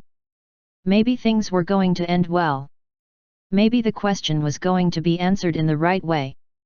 The world was fairer than he thought. Let's return to Rupture. And with the voice, Yunwan's dream shattered. I heard from the captains that you have dangerous ideas. I'm sure they have spoken to you already, but they know and I know it too. What is wrong and right? We all know. Enough. Soyol ignored him and continued to persuade him, listen to me, Yunwan. Did you forget what happened back in the tower? There's nothing you can do from where you are trying to go. It's just like how we could never clear the tower no matter how hard we tried. That word was painful. She also thought the same way. Yunwan remembered her death in the tower. She died on the 76th floor. There's something that can't be done. There was the memory of climbing up the tower with only the two of them, him and Jaewan. It was the dream that he never achieved. Yunwan felt a severe headache. Soyol spoke again. Justice without power is pointless. A dream without possibility is just an illusion. You know this. How do you not see this? No. Yunwan did not know this. But there was one thing he knew. Soyol. Do you know up to what floor I climbed up to? No. I got up to the 98th floor. Soyol seemed too surprised, but she turned cold in the next moment. Doesn't matter. You still. And Jaewan went up to the 99th floor. And with that, Soyol was shocked for the first time.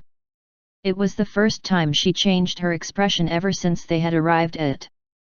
Yunwan continued, you must remember how hard we tried and how many trials we fought against. And, how much time we put into it. Are you going to say that it was all pointless? Are you really trying to say that? All of that was just nothing. Soyol bit her lips. I know what you are talking about. But... No, you don't know, Yunwan declared. You don't know. And that's why you are still standing there. Soyol became silent. Her shaking lips were proof that she was shaken by the word, Jaewan. Yunwan thought maybe there was still hope in there. Kill me. If you want to take me back to Rupture, just kill me instead. It was a gamble, hoping that she still had some humanity within her. Soyol became quiet. And then. You think I can't do it? Yunwan's gamble was moving toward failure. Soyol raised her sword and wielded world power. Soyol icily said, how many times do you think I've killed you? Yunwan felt a chill running down his spine. This woman was no longer the Han Soyol he knew. He knew this, but it never came to his mind until now. She was the woman who succeeded in clearing everything 518 times out of 520 simulations. She threw away everything and killed all of her memories to become strong. She then stood on top of all the new recruits in Rupture. That was the current day Soyol. She laughed at Yunwan. I'm sure you have killed me too. It was true. Yunwan did kill Soyol in the simulation. You are a hypocrite.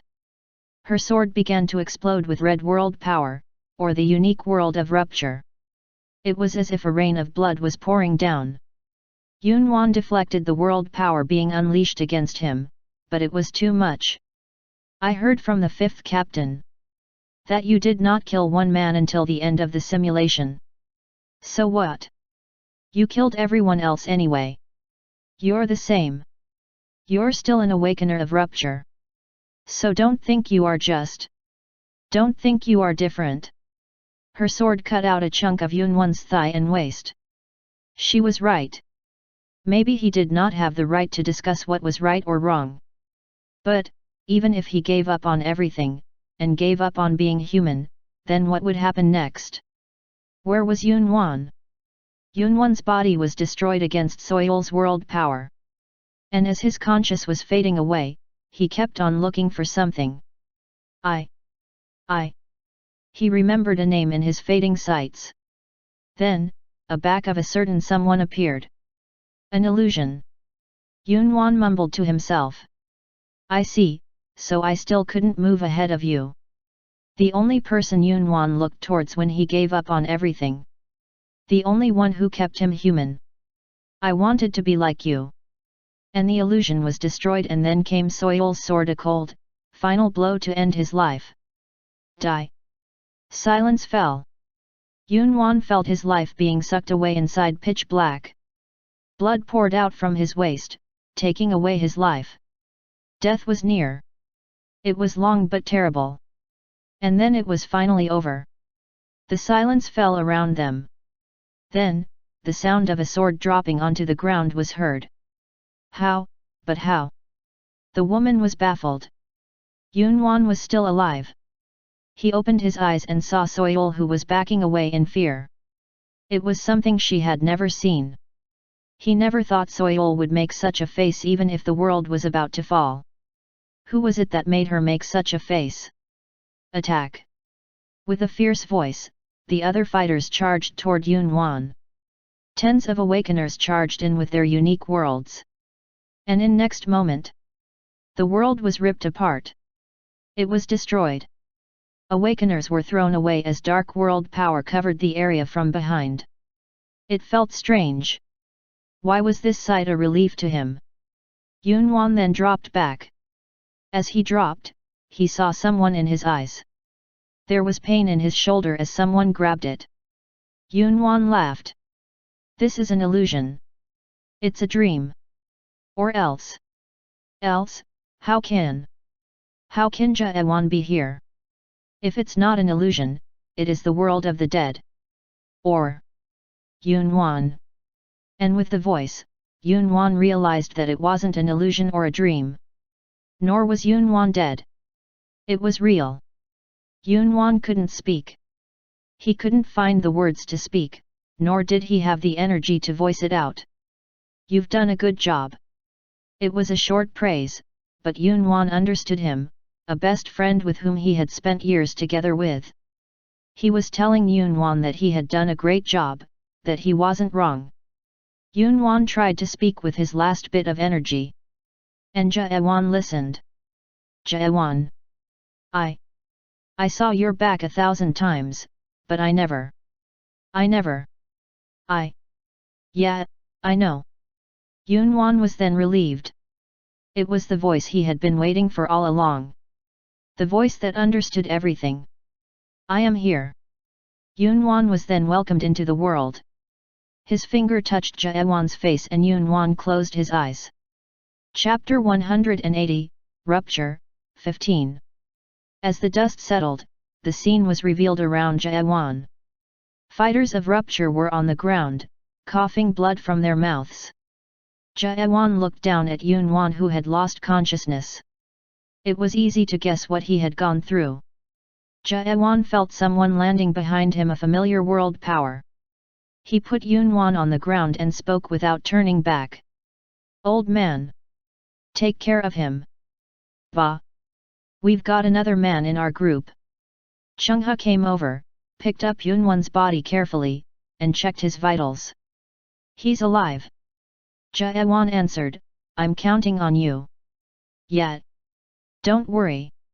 Although Chungha spoke as if it was okay, Jaewan knew that Yunwan was on verge of dying. But he also trusted Chungha as well. He was, after all, the best doctor in.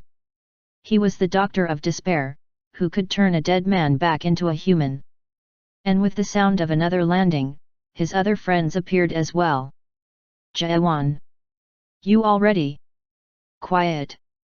Sirwen tried to run up to Jaewan, but Ronald held her back. What? You brat, let me. Be quiet. Ronald scolded Sirwen, who tried to fight back in anger, and Sirwen became surprised. Ronald shook his head and turned toward Jaewan. Jaewan. Ronald knew he was just a boy. He didn't have the full life experience to put complicated emotions into words. Also, he didn't know about his god, Jaewan, either. Even then, there was something he could feel. Jaewan was really different right now. Maybe it was a feeling only Jaewan's followers could sense. Jaewan walked over to a woman who was slumped on the ground. Impossible, but how? Soyol looked back at Jaewan as she crouched. It doesn't seem like she understood what was going on. Are you really? Yes. It's me. Hearing the clear voice, Soyol realized it was real. But that wasn't the end of her string of questions. How could this be real? How could Jaewan stand here in front of her? The world power surrounding Jaewan was getting in her way of thinking, as it was too powerful. He's strong. She had only felt this type of power from the captains, and that power was now coming from Jaewan. It was impossible. If Jaewan was pulled up through the fishing spot like her and Yunwan, there was no way Jaewan could be that strong already. Transitioning from a vicegerent to a strong god didn't grant that kind of power. Then something popped up in her head. Yunwan told her that Jaewan had gone up to the 99th floor. If then. Did you, really clear? Soyul's heart began to race. Many theories began rushing through her head. Did Jaewan really clear the tower after everyone left him? It was impossible, but what if Jaewan succeeded in doing the impossible? What if he went into the, and gained the power to move up to? Soyul felt like she was going crazy. Everything Yunwan said to her came back. There was always something that was impossible in the world, but the man who denied it was here. He was the man who protected hopes and dreams. The man who she once loved. No. I did not clear the tower. Soyul understood the words a bit after. Oh, really? And with the answer, her heart began to calm down. I knew it. It's not possible. Clearing the tower alone?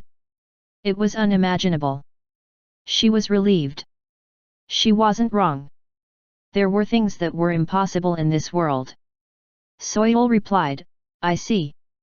So you failed too. That's how you came to. She continued, I knew it wasn't possible. Clearing the tower. No. I did not fail. Soyul couldn't understand what Jaewan said next. I destroyed the tower and got out. She gasped. It felt like everything had become quiet. Then, she recalled the few rumors she had heard. There was the irregular who came out of the tower by destroying it. She did come across such information a while ago. There wasn't enough detail, but she knew that man was shaking up right now.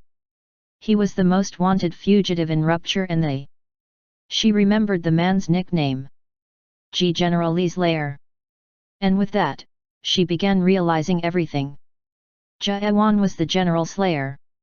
The man who protected her world to the end. The man who only strived on climbing up. He was the General Slayer. Jaewan nodded. Yes. That's what everyone calls me. Ah. Soyul couldn't believe it. She felt her breathing becoming shallow and looked up to the sky. It almost made her scream, however, as there was no sky. There was the pitch-dark ceiling above. She knew it was an illusion, but it made her think of this. What if she was still inside the Tower of Nightmares? What if Yunwan was right, and there was still a next floor to climb up to? Soyul mumbled, You, after all you've been through, you still haven't given up. Yes. Because of all that I've been through. And Jaewan walked closer as Soyul crawled backwards. Because of all that I've been through, I can't give up. His voice and his eyes. Soyul realized for a short moment what kind of world Jaewan had lived in. How lonely he must have been. And even then, he was here. He was now trying to move on to the next floor. His world was not done yet. He still needed to see the end of the tower. Soyul shouted, I didn't do anything wrong. Jaewan did not say anything. The silence made it more painful for her. It's all because of you. If you hadn't shown up. Why did you show up now? Why now? Why now? Jaewan stopped. He looked down at Soyul's eyes who couldn't look up to meet Jaewan's eyes. The face of a woman he once loved. Jaewan looked closely. She now had lost everything. It was full of despair and self-hatred. There was no confident woman that Jaewan once loved. After a while, Jaewan moved his sword. And with the sound of something being cut out, Soyul's world disappeared into dust. It was the power of Jaewan's fall setting. The unique world sea of blood, mountain of corpses was destroyed into dust. Jaewan said, You can cry now. Soyul then broke down. The world that suppressed her emotions were gone and the emotions rushed to her. She mumbled continuously, not knowing who she was speaking to. I'm sorry. I'm sorry. I'm sorry. Jaewan did not answer, but he walked past her.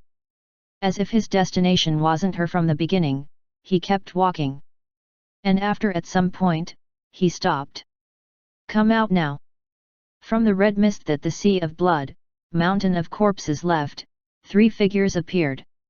They each had unmatchable power. There was a man with a long katana on his waist, a man wearing a dragon-embroidered robe, and a man with a dark cape. Useless girl. The one who spoke first was the katana man, Ime Kazuki. The Lord of Dragons, Varkant, also added. Well, that was boring. Humans are so dramatic. The world power they unleashed was as if they were competing against each other. But Jaewan did not look at them.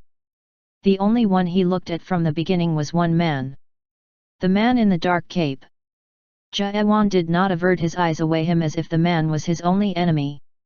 The man opened his mouth. So, you're the General Slayer?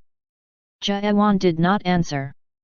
If the voice had a color, the man's voice was probably black. Do you know who I am? He had never seen the man, but Jaewan felt like he knew. His senses told him. He finally met him. The man represented one of the starting points of his tragedy, the trigger that brought his world to destruction. Sirha, who had walked up to Jaewan, mumbled, Lord of Darkness. Jerome. The strongest lord of all lords. The being who had achieved the last stage adaptation was here. Comment, 0. Comment first, rate this chapter, vote with Power Stone. Chapter 181, Rupture, 16. Who pulled the sword, or who attacked first? Sirha couldn't remember. Maybe she was the first, or maybe it was one of the lords. But it didn't matter. What mattered was that the fight had begun and there was no going back. And Sirha, you cannot defeat us. The situation wasn't going well for them. You'll never know until the end, Sirha replied as she deflected Ime's sword. Ime's katana, Blade Fury, wasn't an easy weapon to deal with, especially with Sirha's Thunder Demon. Sirha's weapon left many afterimages in the air, confusing the enemy, while Ime's sword changed its shape flexibly to attack or defend at will. Therefore, no matter how many images Sirha's weapon left, Ime's sword would easily adapt to deal with every situation. This is disappointing. I thought you might have found a great ally when you left Rupture. Ime charged, utilizing his ever-changing sword to make room for his attack. Sirha was pushed back. They didn't use their unique worlds yet, so the traits of their weapons hadn't played a vital role yet. So, the hope you spoke of was that fool. Ime felt anguished. Sirha. I can't understand. Why? Sirha did not answer. There was no way she could explain. Ime Kazuki, the third captain of Rupture, was the man who was devoted to Myad's will. I trusted you. Ime's disappointment wasn't just from she leaving the Rupture.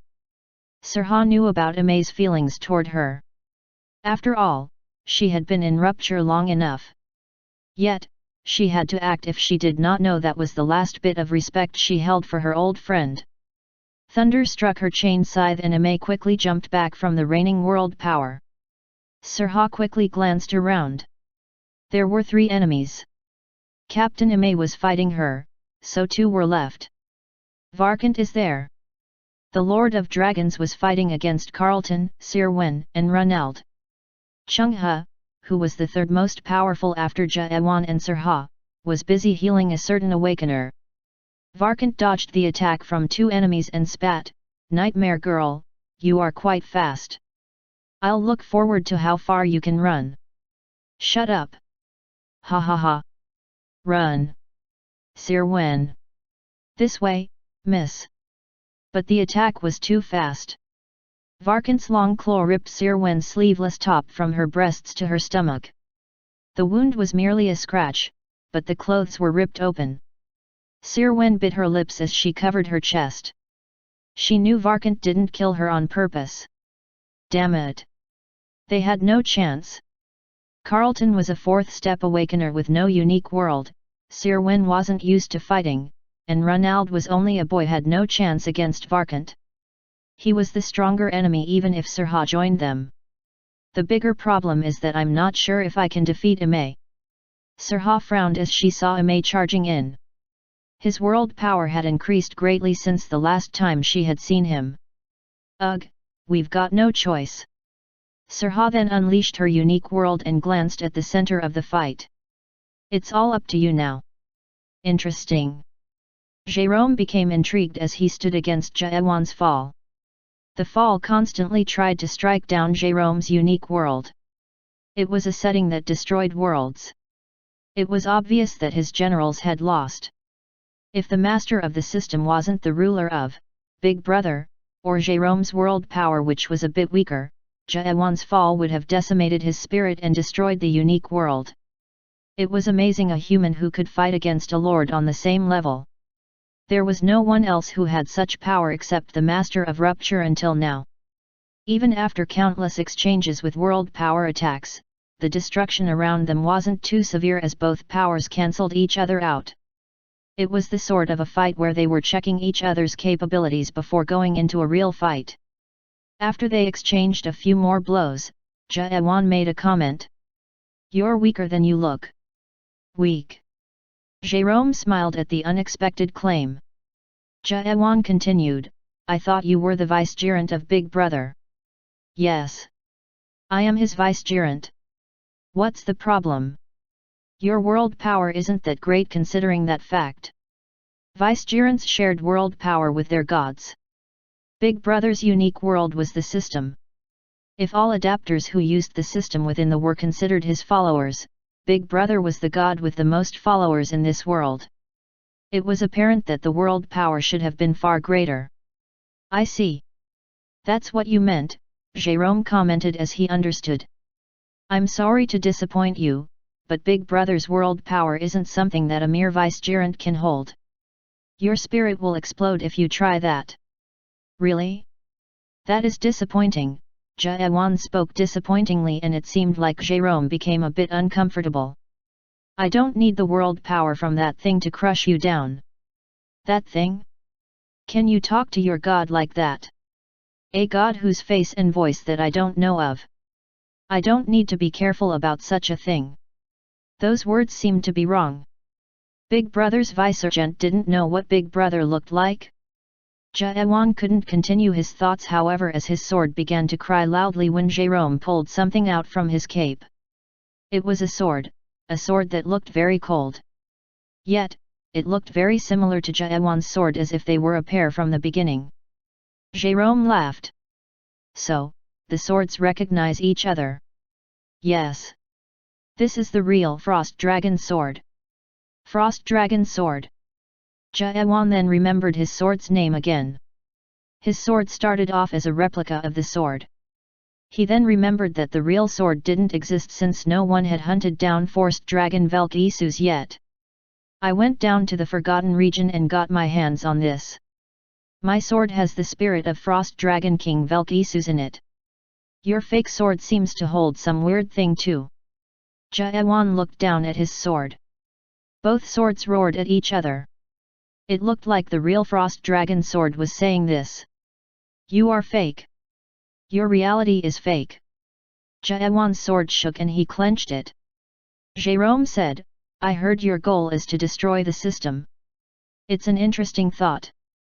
Jaewan realized Jérôme was going to charge in soon. The real fight was about to begin. World power exploded. Jaewan was certain that this being was stronger than any other opponent Jaewan had fought until now. He felt it throughout his body. "When I heard it at first, I thought it was foolish. To have everything turn out this way because of such a foolish thought." Jérôme recalled the memories as he looked at Jaewan. He'd seen the video that cultivator Beastlane had sent him. He heard Jaewan had escaped the tower. He learned that his invasion plan had failed. He heard the rumor that the Palace of Reincarnation had been destroyed. He learned that many of his generals, including Saman Hoon, had been killed. Who would have thought that this man was going to do all that? You became awakened by just repeating your stabs, right?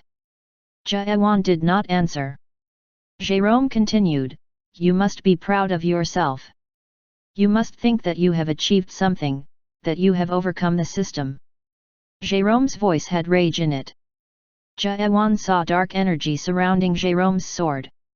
Jaewan activated his suspicion to its limit and realized that the energy was not a world power.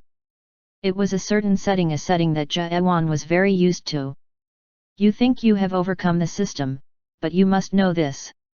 You don't even know what the system really is. The energy from Jérôme's sword was the skill. Skill was what countless adapters who shared the system interface used.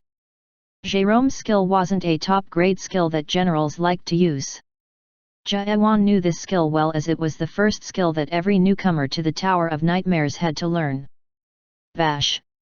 A skill to forcefully strike one down. The energy was focused onto Jérôme's sword. But that's a bash. World power that was being gathered and shook the air around. How long one must have trained to achieve, how far? That's when Jaewan realized. What if there was a being, unlike Jaewan, who trained stab that was outside of the system, trained bash, a skill inside the system? And what if that being trained only that for thousands of years? Awakening?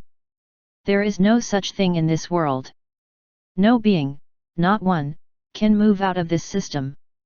The skill that had been trained for thousands of years, the dark, red world power that could destroy the site with one blow, charged toward Jaewan. Chapter 181, Rupture, 16. Who pulled the sword, or who attacked first? Sirha couldn't remember. Maybe she was the first, or maybe it was one of the lords. But it didn't matter. What mattered was that the fight had begun and there was no going back. And Sirha, you cannot defeat us. The situation wasn't going well for them. You'll never know until the end, Sirha replied as she deflected Imay's sword. Imay's katana, Blade Fury, wasn't an easy weapon to deal with, especially with Sirha's Thunder Demon. Sirha's weapon left many after images in the air, confusing the enemy, while Imay's sword changed its shape flexibly to attack or defend at will. Therefore, no matter how many images Sirha's weapon left, Imay's sword would easily adapt to deal with every situation. This is disappointing. I thought you might have found a great ally when you left Rupture. Imay charged, utilizing his ever-changing sword to make room for his attack. Sirha was pushed back. They didn't use their unique worlds yet, so the traits of their weapons hadn't played a vital role yet. So, the hope you spoke of was that fool. Imay felt anguished. Sirha. I can't understand. Why? Sirha did not answer. There was no way she could explain. Imay Kazuki, the third captain of Rupture, was the man who was devoted to my ad's will. I trusted you. Imay's disappointment wasn't just from she leaving the Rupture. Sirha knew about Imay's feelings toward her. After all, she had been in Rupture long enough. Yet, she had to act if she did not know that was the last bit of respect she held for her old friend. Thunder struck her chain scythe and Imay quickly jumped back from the reigning world power. Sirha quickly glanced around. There were 3 enemies. Captain Imay was fighting her, so 2 were left. Varkant is there. The Lord of Dragons was fighting against Carlton, Sirwen, and Ronald. Chungha, who was the third most powerful after Jaewan and Sirha, was busy healing a certain awakener. Varkant dodged the attack from 2 enemies and spat, "Nightmare girl, you are quite fast. I'll look forward to how far you can run." "Shut up. Ha ha ha. Run. Sirwen. This way, miss." But the attack was too fast. Varkant's long claw ripped Sirwen's sleeveless top from her breasts to her stomach. The wound was merely a scratch, but the clothes were ripped open. Sirwen bit her lips as she covered her chest. She knew Varkant didn't kill her on purpose. Damn it! They had no chance. Carlton was a 4th step awakener with no unique world, Sirwen wasn't used to fighting, and Ronald was only a boy, had no chance against Varkant. He was the stronger enemy even if Sirha joined them. The bigger problem is that I'm not sure if I can defeat Imei. Sirha frowned as she saw Imei charging in. His world power had increased greatly since the last time she had seen him. Ugh, we've got no choice. Sirha then unleashed her unique world and glanced at the center of the fight. It's all up to you now. Interesting. Jerome became intrigued as he stood against Jaewan's fall. The fall constantly tried to strike down Jerome's unique world. It was a setting that destroyed worlds.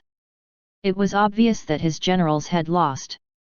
If the master of the system wasn't the ruler of Big Brother, or Jerome's world power which was a bit weaker, Jaewan's fall would have decimated his spirit and destroyed the unique world.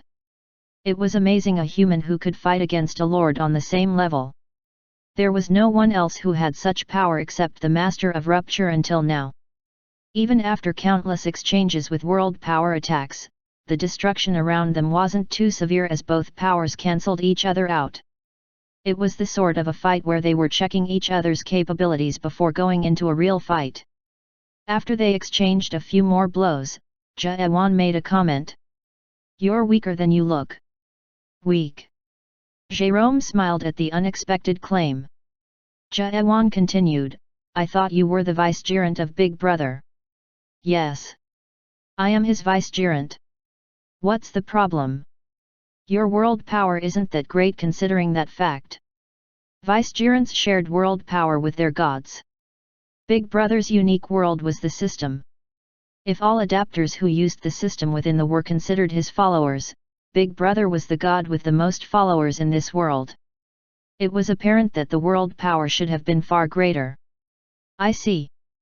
That's what you meant," Jerome commented as he understood. "I'm sorry to disappoint you, but Big Brother's world power isn't something that a mere vicegerent can hold. Your spirit will explode if you try that." "Really? That is disappointing." Jaewan spoke disappointingly and it seemed like Jerome became a bit uncomfortable. "I don't need the world power from that thing to crush you down." "That thing? Can you talk to your god like that? A god whose face and voice that I don't know of? I don't need to be careful about such a thing." Those words seemed to be wrong. Big Brother's vicegerent didn't know what Big Brother looked like? Jaewan couldn't continue his thoughts however as his sword began to cry loudly when Jerome pulled something out from his cape. It was a sword that looked very cold.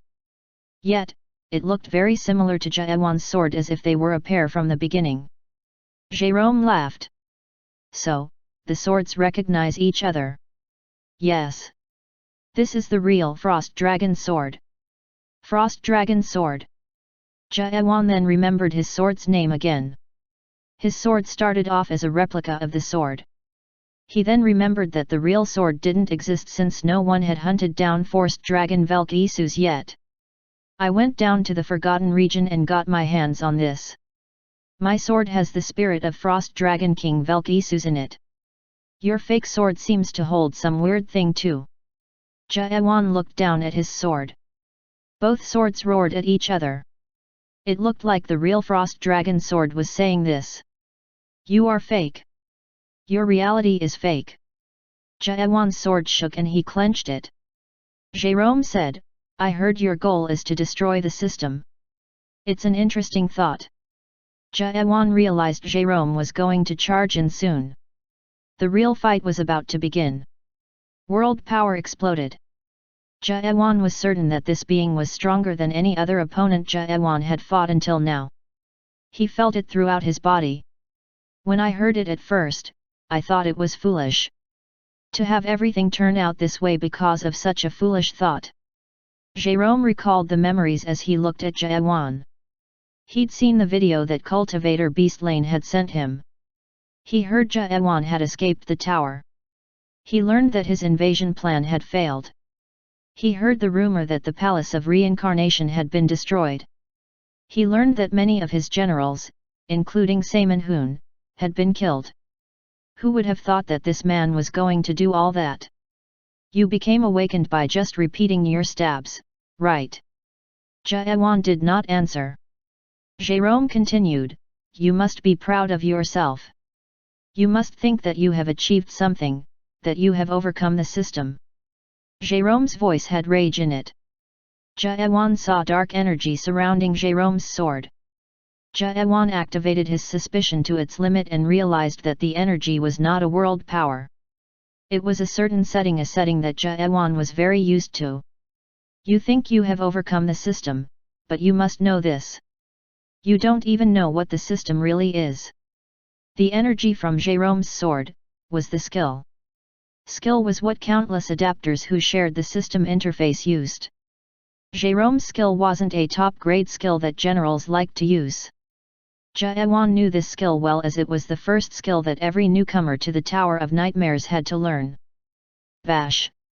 A skill to forcefully strike one down. The energy was focused onto Jérôme's sword. But that's a bash. World power that was being gathered and shook the air around. How long one must have trained to achieve, how far? That's when Jaewan realized. What if there was a being, unlike Jaewan, who trained stab that was outside of the system, trained bash, a skill inside the system? And what if that being trained only that for thousands of years? Awakening? There is no such thing in this world. No being, not one, can move out of this system. The skill that had been trained for thousands of years, the dark, red world power that could destroy the site with one blow, charged toward Jaewan. Chapter 182, Rupture, 17. The bash exploded out, destroying everything around it. A dust cloud was kicked up and the entire land area was torn apart. The bash had perished many souls with it. It was the power of the strongest lord, Jérôme. Jaewan appeared through the dust cloud. He's powerful. Jaewan felt as if he had been struck by a giant hammer. He barely succeeded in turning the bash's direction, but his entire left arm was numb and his wrist was painful as if it was broken. Getting to this level of power by adaptation. Jaewan understood that adaptation and awakening were very similar after he fought Saman Garam before. Just like how a human can overcome their limit through awakening, they can reach a certain point through adaptation too. One blow from the bash destroyed about 10% of the seventh site. It seemed like its power made a few people feel dumbfounded also. Yusarha couldn't hold back her shock. You were lucky. Even after such a powerful strike, Jérôme's world power had not decreased at all. I never knew you could gain this much of power through the system. Through the system? You still speak of that. Jérôme continued, you can only gain such power through the system only. Awakening and adaptation are no different. It's just a different world and a different system. Jaewan then realized that Jérôme's system wasn't just a system as a unique world. Jaewan answered, maybe you are right. Perhaps I am a part of the system.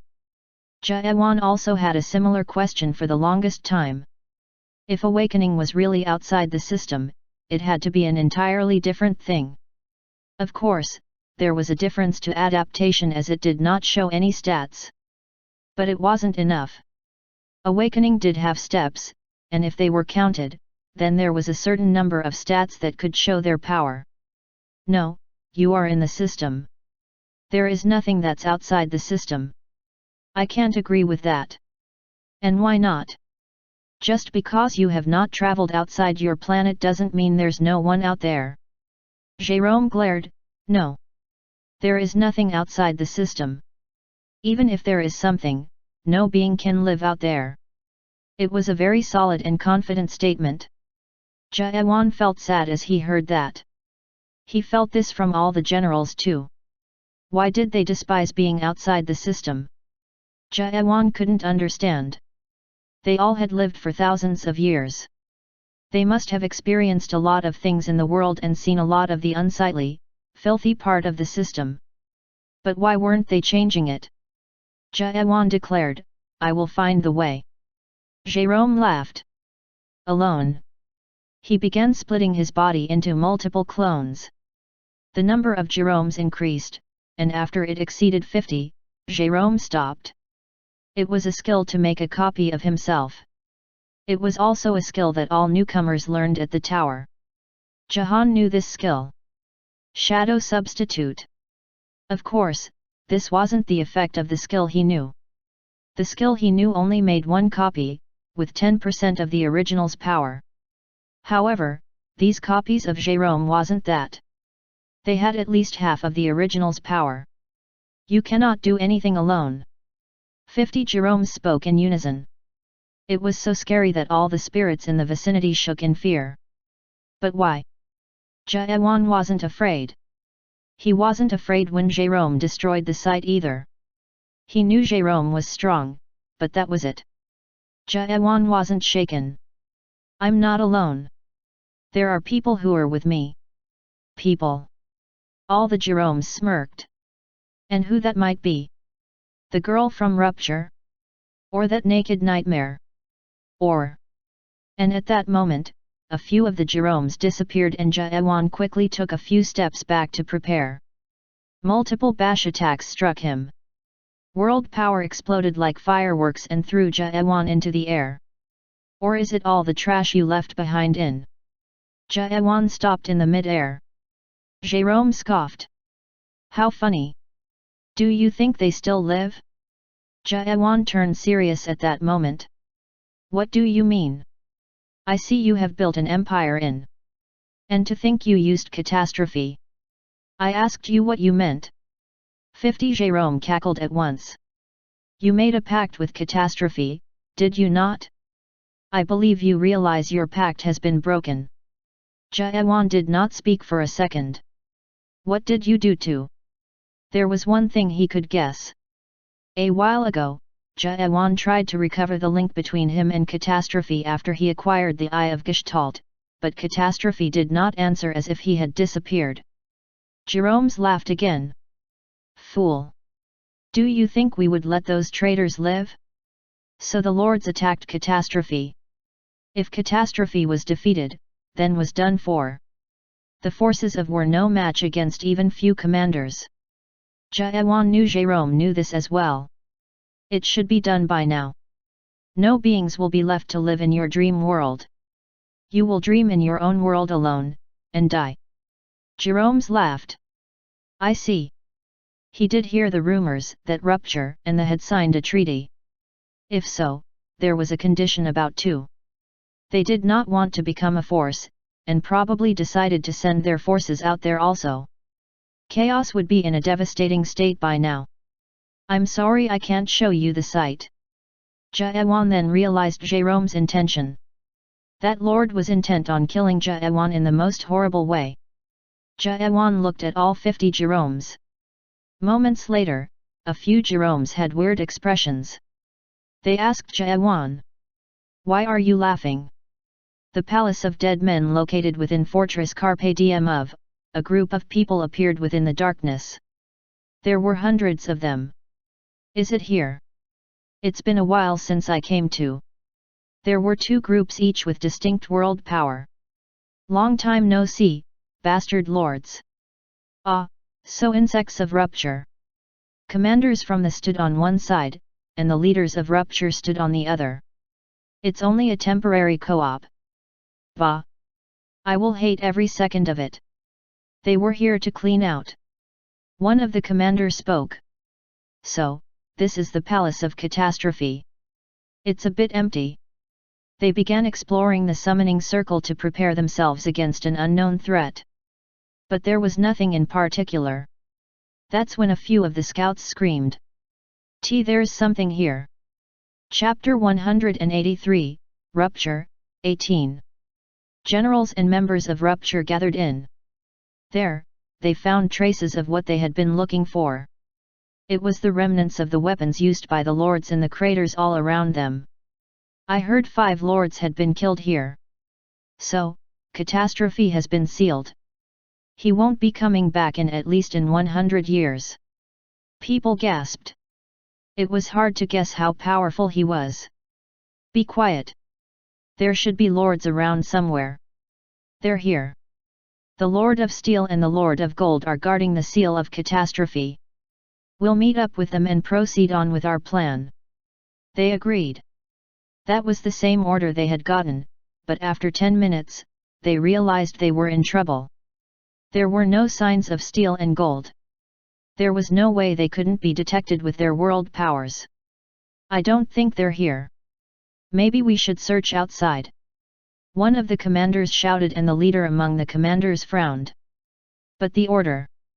However, the other commanders were already leaning toward another direction.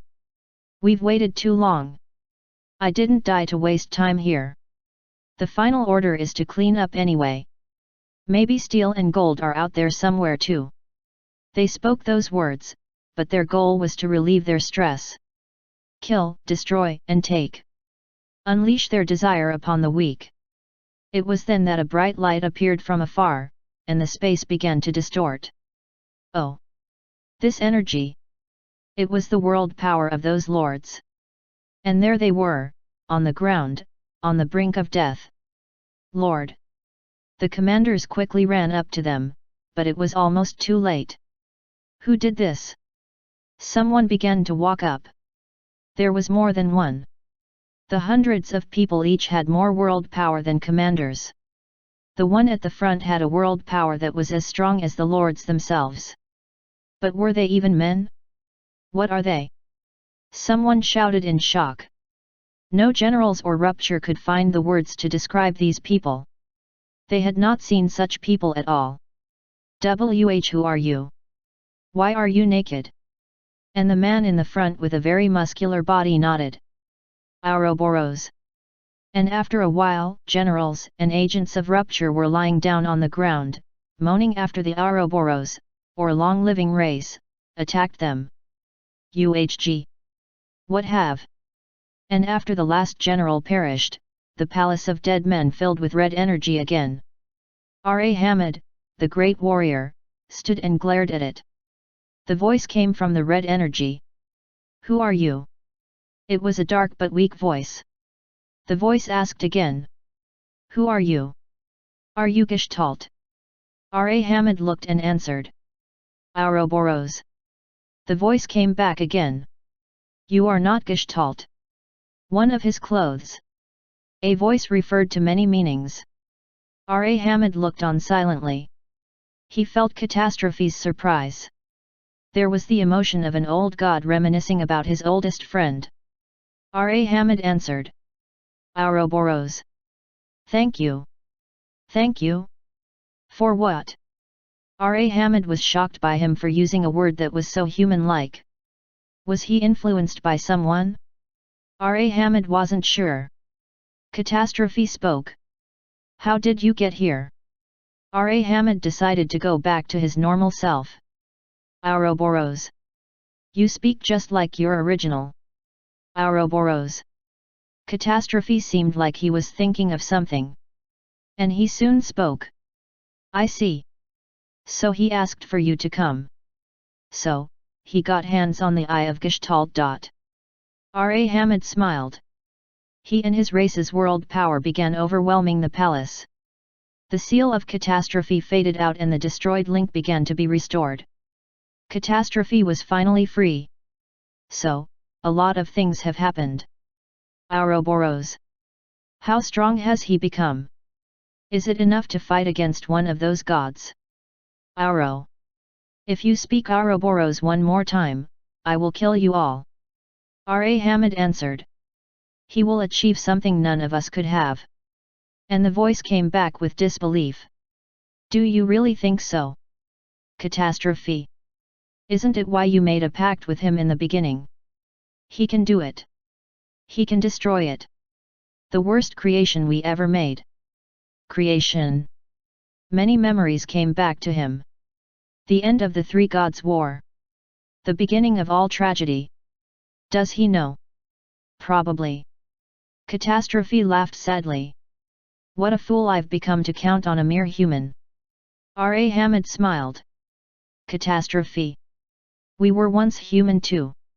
Yes. Once. Jaewan blinked his eyes as he felt world power filling him. The preparation was done. His clothes from within him spoke.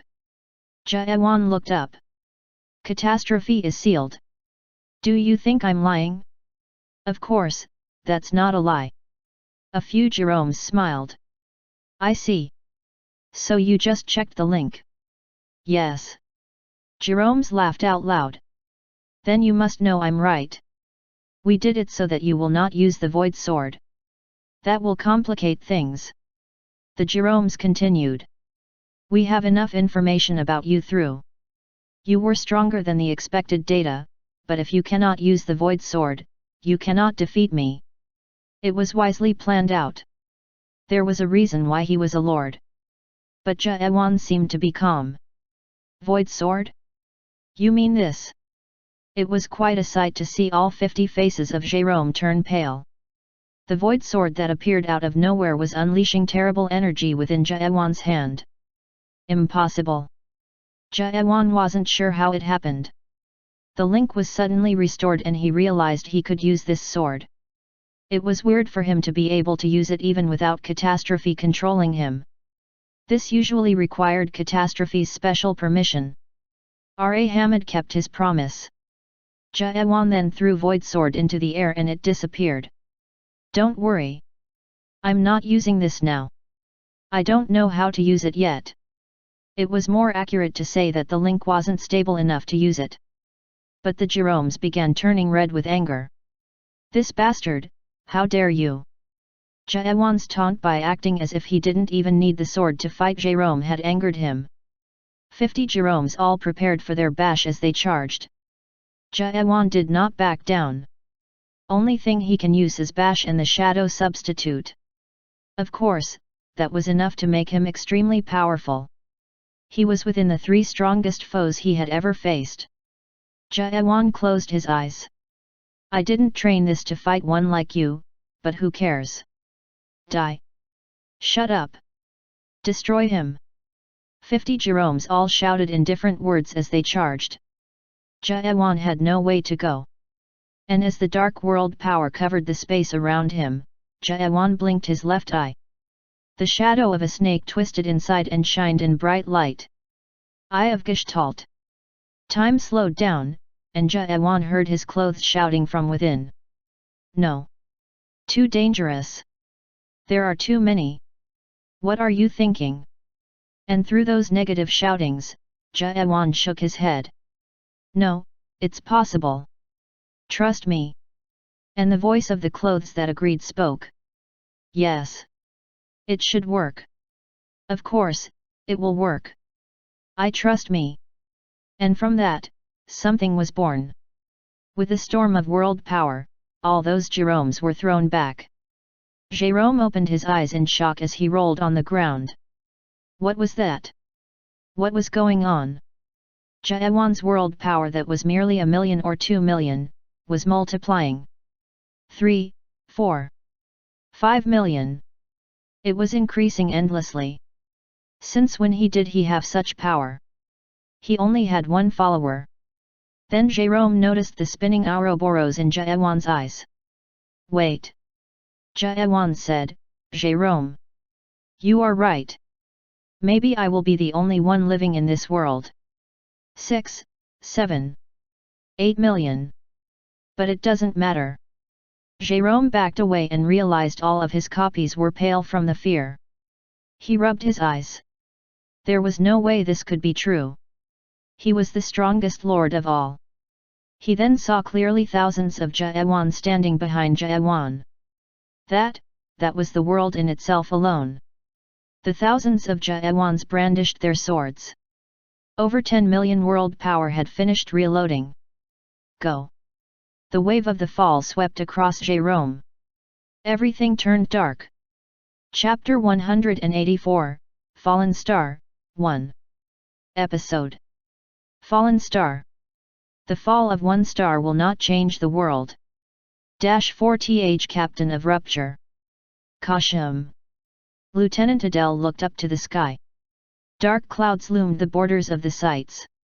It seemed like it was going to rain soon. The small particles began to drop. The rain consisted of small particles of world power. It was so small that it didn't make one get soaked in it to increase in the world power, but it had restorative abilities. Because of that, the rain slowed down the war.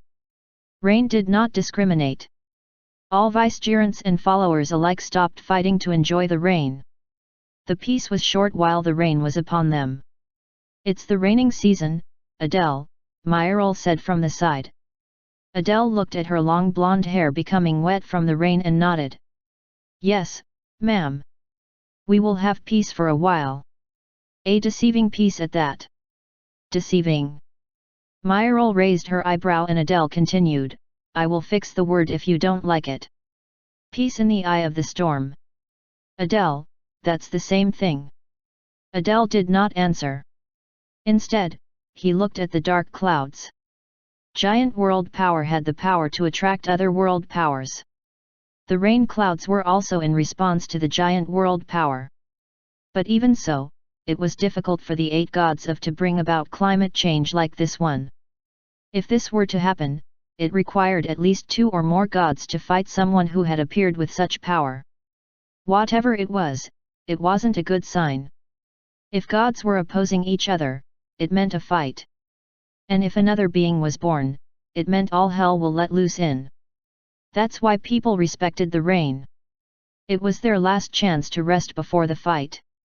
It's been 700 years since I've known you. Yes, ma'am.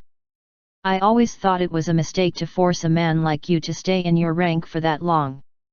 No, ma'am. I thought it was good that you were their lieutenant.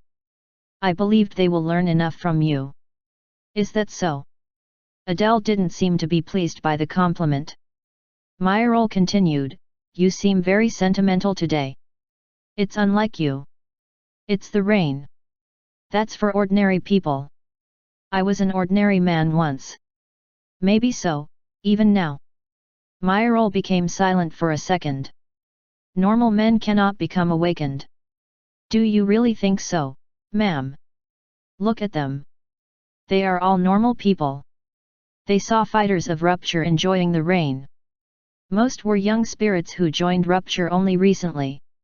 Yes, and they might die soon. Everyone went through the Great Disappearance simulation.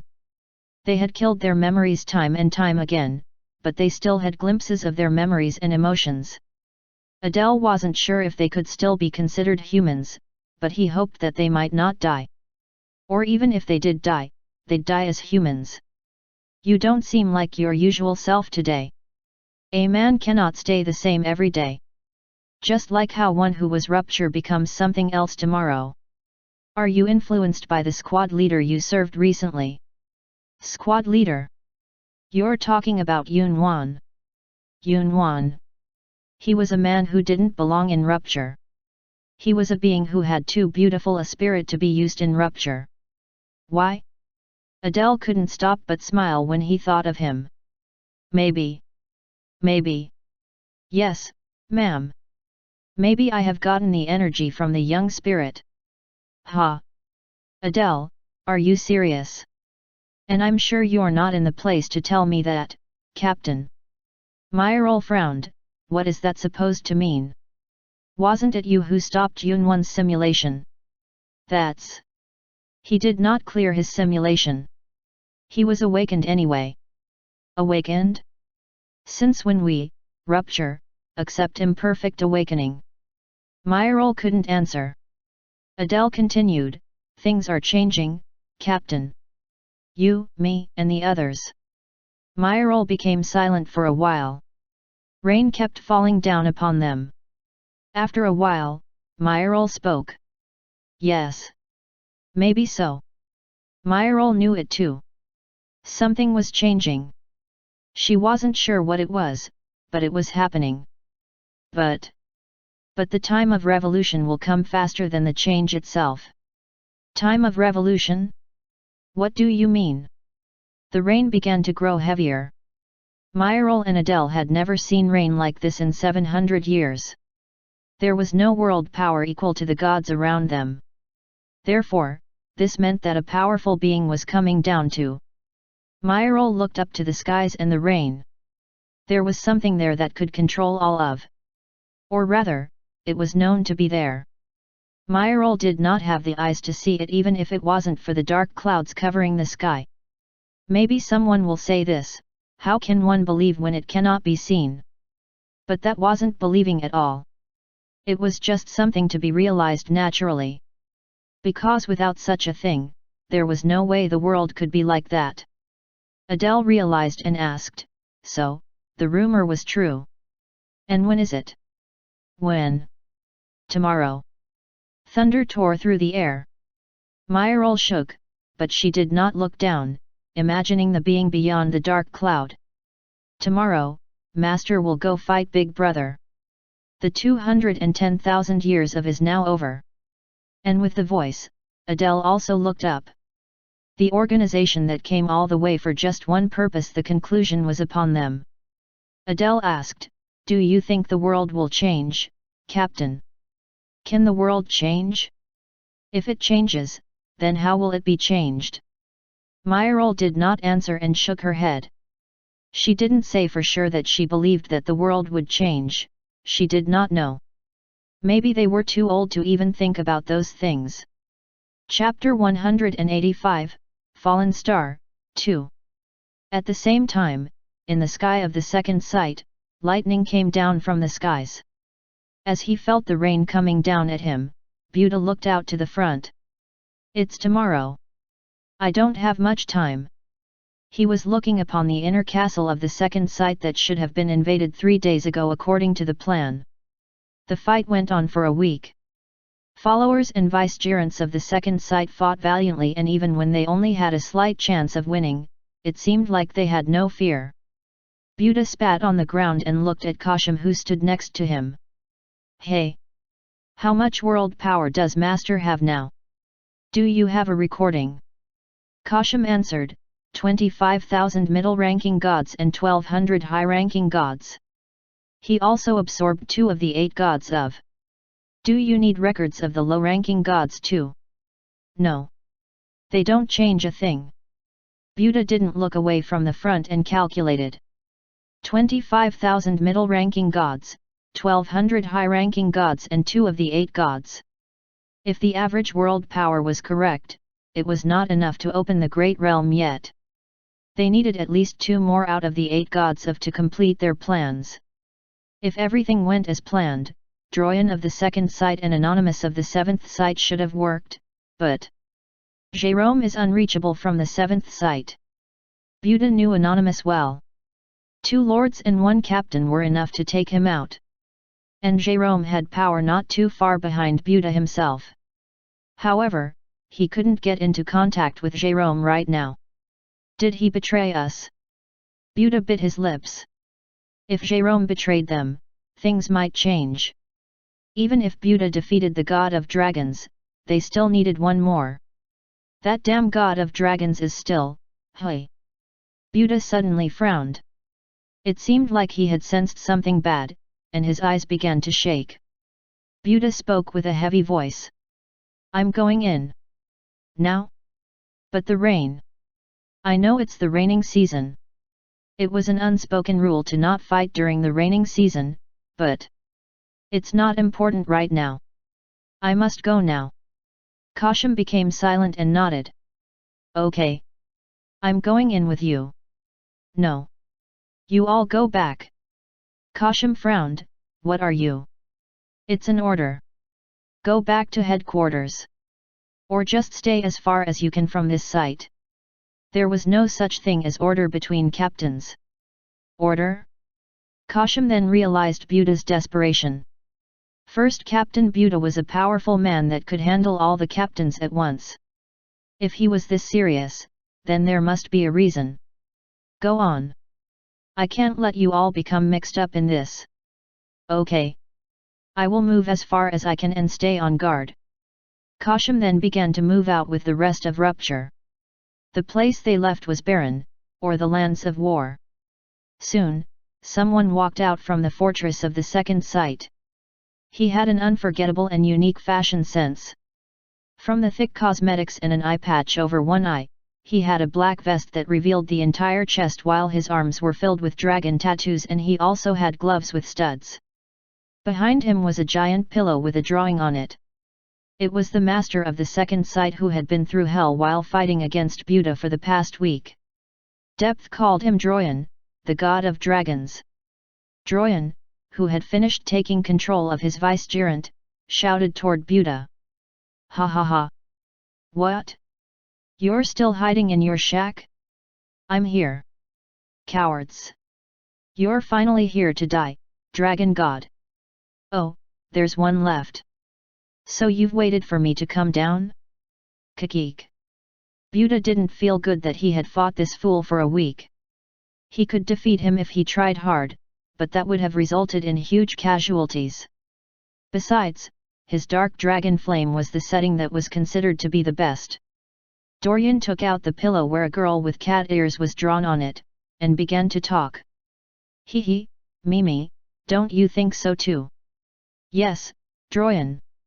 Everyone's been waiting for you to make a grand entrance. Hee hee.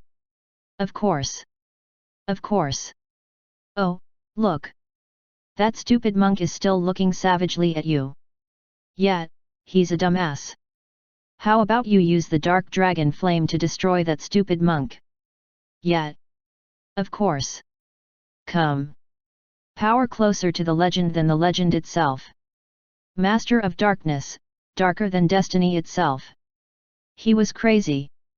And this crazy man needed a beating. Buddha focused the world power onto his hands. It was the beginning of his setting. Thousand-armed and thousand-eyed. The giant Buddha statue appeared behind Buddha with 1,000 hands. All of its hands wielded world power as it struck down toward Dorian. Buddha thought, I will use all my power. Even if I lose, I will get rid of him now or else.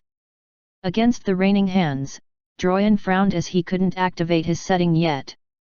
From the hell of the west. Ugh! I'm not done with my enchantment. The setting was now barely making its appearance.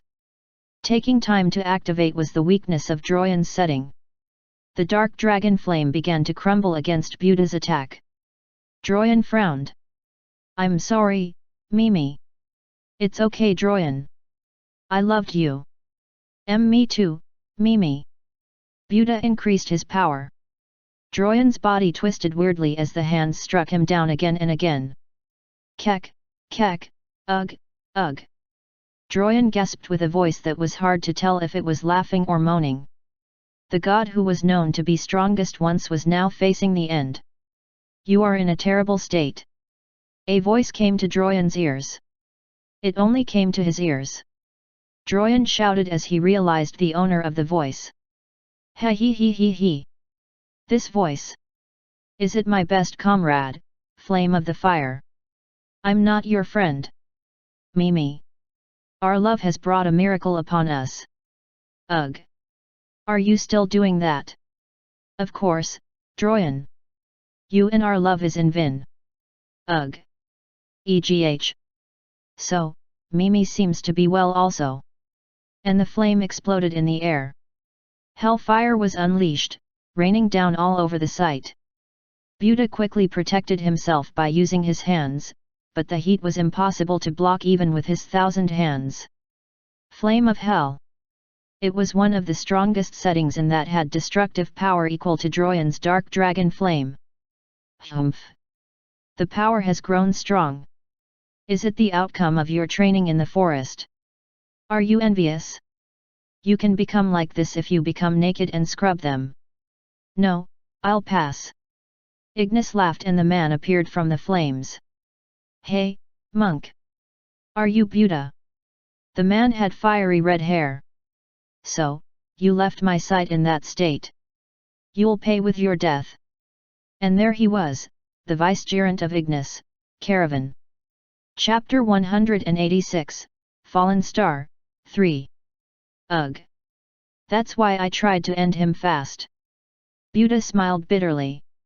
He knew powerful world power equal to his Dorian was approaching. He just didn't know it was Ignis, the god of flame. Now, there were 2 gods of the 8 gods of. If they were together, no one had a chance against them. Caravan shouted valiantly, Ha! I will finish you. Ignis spoke to Caravan. Caravan. That's a cheesy line. Oh, I'm just fired up. I was pushed around too much in that forest. Fire began to explode around Caravan and went straight to Buta's hands. The hands that were struck down by the fire were left with holes. Buta became serious. The flame was so intense that it burned all of Buta's remaining clothes. What? Why are you burning down his clothes? Don't tell me you got that weird taste in that forest. Hat, why would I take off a man's clothes? But Buta was becoming naked. The hands were now increasing against the flames. The fight tilting toward Ignis and Caravan. Buta's spirit began melting as it couldn't fight back all the heat. Buta gritted his teeth. Was Ignis always this powerful? The flame was beyond the data he had before. That monk is something. I've never seen anyone take our flame for that long other than Droyan. Caravan nodded. R.A. Hamid also talked about him too. There was one who was hiding power within the 8 gods. He said Buta was one of them. The voice was loud and Buta heard it also.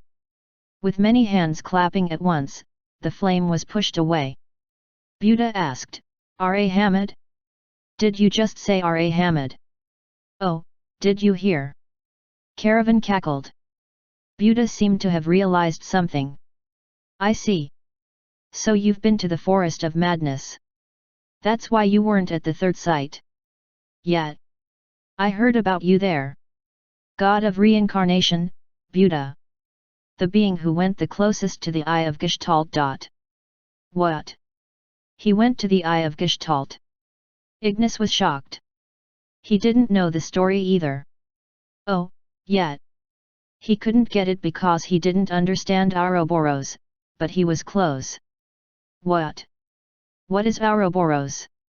Oh, that's hard to explain. Unfortunately, Caravan couldn't explain as Buta interrupted. So you've met them. After they exchanged a large blow, the fight came to a stop. Buta smiled. I see. So you also tried that training? Tried. Yes. Caravan laughed hard, haha. You ran away during the training. You can hardly call that a try. They told me so many times that you and Anonymous ran away before the training was finished. They spilled needless information. Buta became cold. He didn't guess they would speak to that extent. R.A. Hamid's training can never be finished. You would know if you tried. No, it can.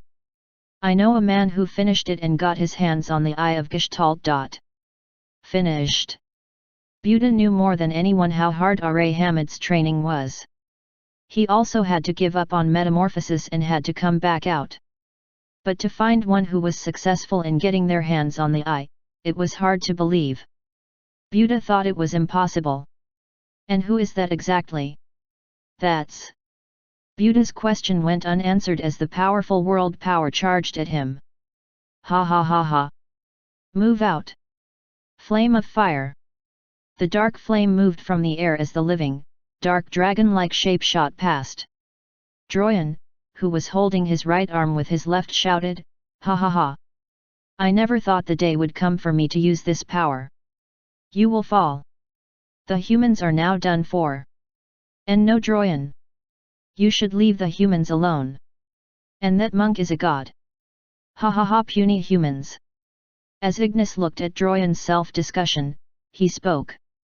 It's been a while since I've launched a joint attack with him. You're doing what with him? Joint attack. That's the only way to finish him at once. Power surges through me. Power of the west, to the south. To the north. The great power of dark dragon flame. Caravan and Ignis wanted to point out all the nonsense he was blabbering about, but decided not to. The giant body of the dark dragon soared through the air. It circled the air once and began charging toward Buta. Caravan then sent his world power to Ignis too. The flame engulfed the dark dragon and fastened it. This is the destruction. The chaos. The hell. The hands were destroyed against the charge of the dark dragon, and Buta screamed. Arg. A giant explosion filled the area with world power heavily raining down from the sky. Ooh, look at him screaming. Caravan landed on the ground as he tapped on his body. There was no Buddha anymore. He had perished instantly against the huge power. Caravan panted and said, "I did what I could do, Jayawan." Droyan's body seemed to be drained of energy and he slumped down to the ground. "Hat, hat! My victory, hat!" Caravan looked down at Droyan with a sympathetic look. One eye that had no eye patch had tears falling down. Ugh, poor vicegerent! Why was he mixed up with this god? Poor guy! You should thank me. Yet. So, what should we do with him now? Take him. He'll still be of help. Right. So, when are you meeting those Fallbringers? You can let them take him. Fallbringers? Let me contact Jayawan then. As Caravan began to control the long communication setting, Ignis felt weird. He had never seen Caravan that excited when he was with him. Ignis advised Caravan. "Caravan. It's good that you're fighting Rupture, but don't befriend that Jayawan too much." But then, Caravan suddenly became pale and as Ignis shouted alarmingly, Caravan jumped up into the air. In that instant, countless hands slammed the ground. And unfortunately, there was a being that was struck. It was Droyan. Ugh! Am I? Me. I was happy too. Me too. Droyan. Droyan's body that lost energy perished into dust. Droyan's world power was then sucked somewhere. It was hard to explain what had happened. From the air where the world power sucked in, a flower appeared. And from the flower, Buddha, who had perished moments ago, appeared in naked form. Arg-ak! Buddha vomited as he dropped down and looked down at himself. Caravan frowned, "Go God! What is going on? How did he?" "Don't ask. It's my first time seeing it. I did hear the rumors, but I guess they were true then." "Rumor? What rumor?" "That he doesn't die." Buddha said, "I see. So it's come down to this again. The 1617th one died, it always feels uncomfortable." Caravan looked at Buddha standing up in disbelief. "Wait, is that?" Caravan saw something similar in the forest. The long-living race often showed that through Ouroboros, as if they had come out of their own shells. Process of taking off their clothes. Metamorphosis. "So, you are the one that killed me. The one that was trained by R.A. Hamid. You, but how?" Buddha smiled as he saw Caravan looked at him in disbelief. "I see. So, you know about the clothes." Caravan flinched. He felt his hairs rise at the sight of the eye of Buddha. That eye? That's... There was the form of a snake spinning within the eye. Caravan had seen something similar before. Jayawan's eye, after earning the eye of Gestalt, looked like that. The only difference was that Buddha's snake did not bite its tail. It wasn't a perfect Ouroboros. He has not gotten to the eye of Gestalt, but he had gained another setting using the power of metamorphosis. Caravan then realized this power was what he got from the forest. He should have asked R.A. Hamid more about that setting. It was a mistake. With world power that decreased by very little, Buddha looked the same. One layer of clothes disappeared and he was revived like magic. Caravan widened his eyes in shock. How can this be? So, you understand? Buddha shouted, all beings are the collection of many clothes. If one is ripped apart, you just have to throw it away. A setting that allowed one to come back to life just by sacrificing one layer of clothing. Reincarnation. It was the setting that allowed Buddha to be considered one of the 8 gods of I am immortal. Caravan stepped back. Disbelief and fear came together. That's impossible. Ignis shouted within him. Calm down, Caravan. World power began to storm within Caravan. The flame exploded and heat filled the air. The hand began to melt down, but Buddha smiled. Go on. Come as much as you can. Chapter 187, Fallen Star, 4. Seventh Sight of the Depth, Epike.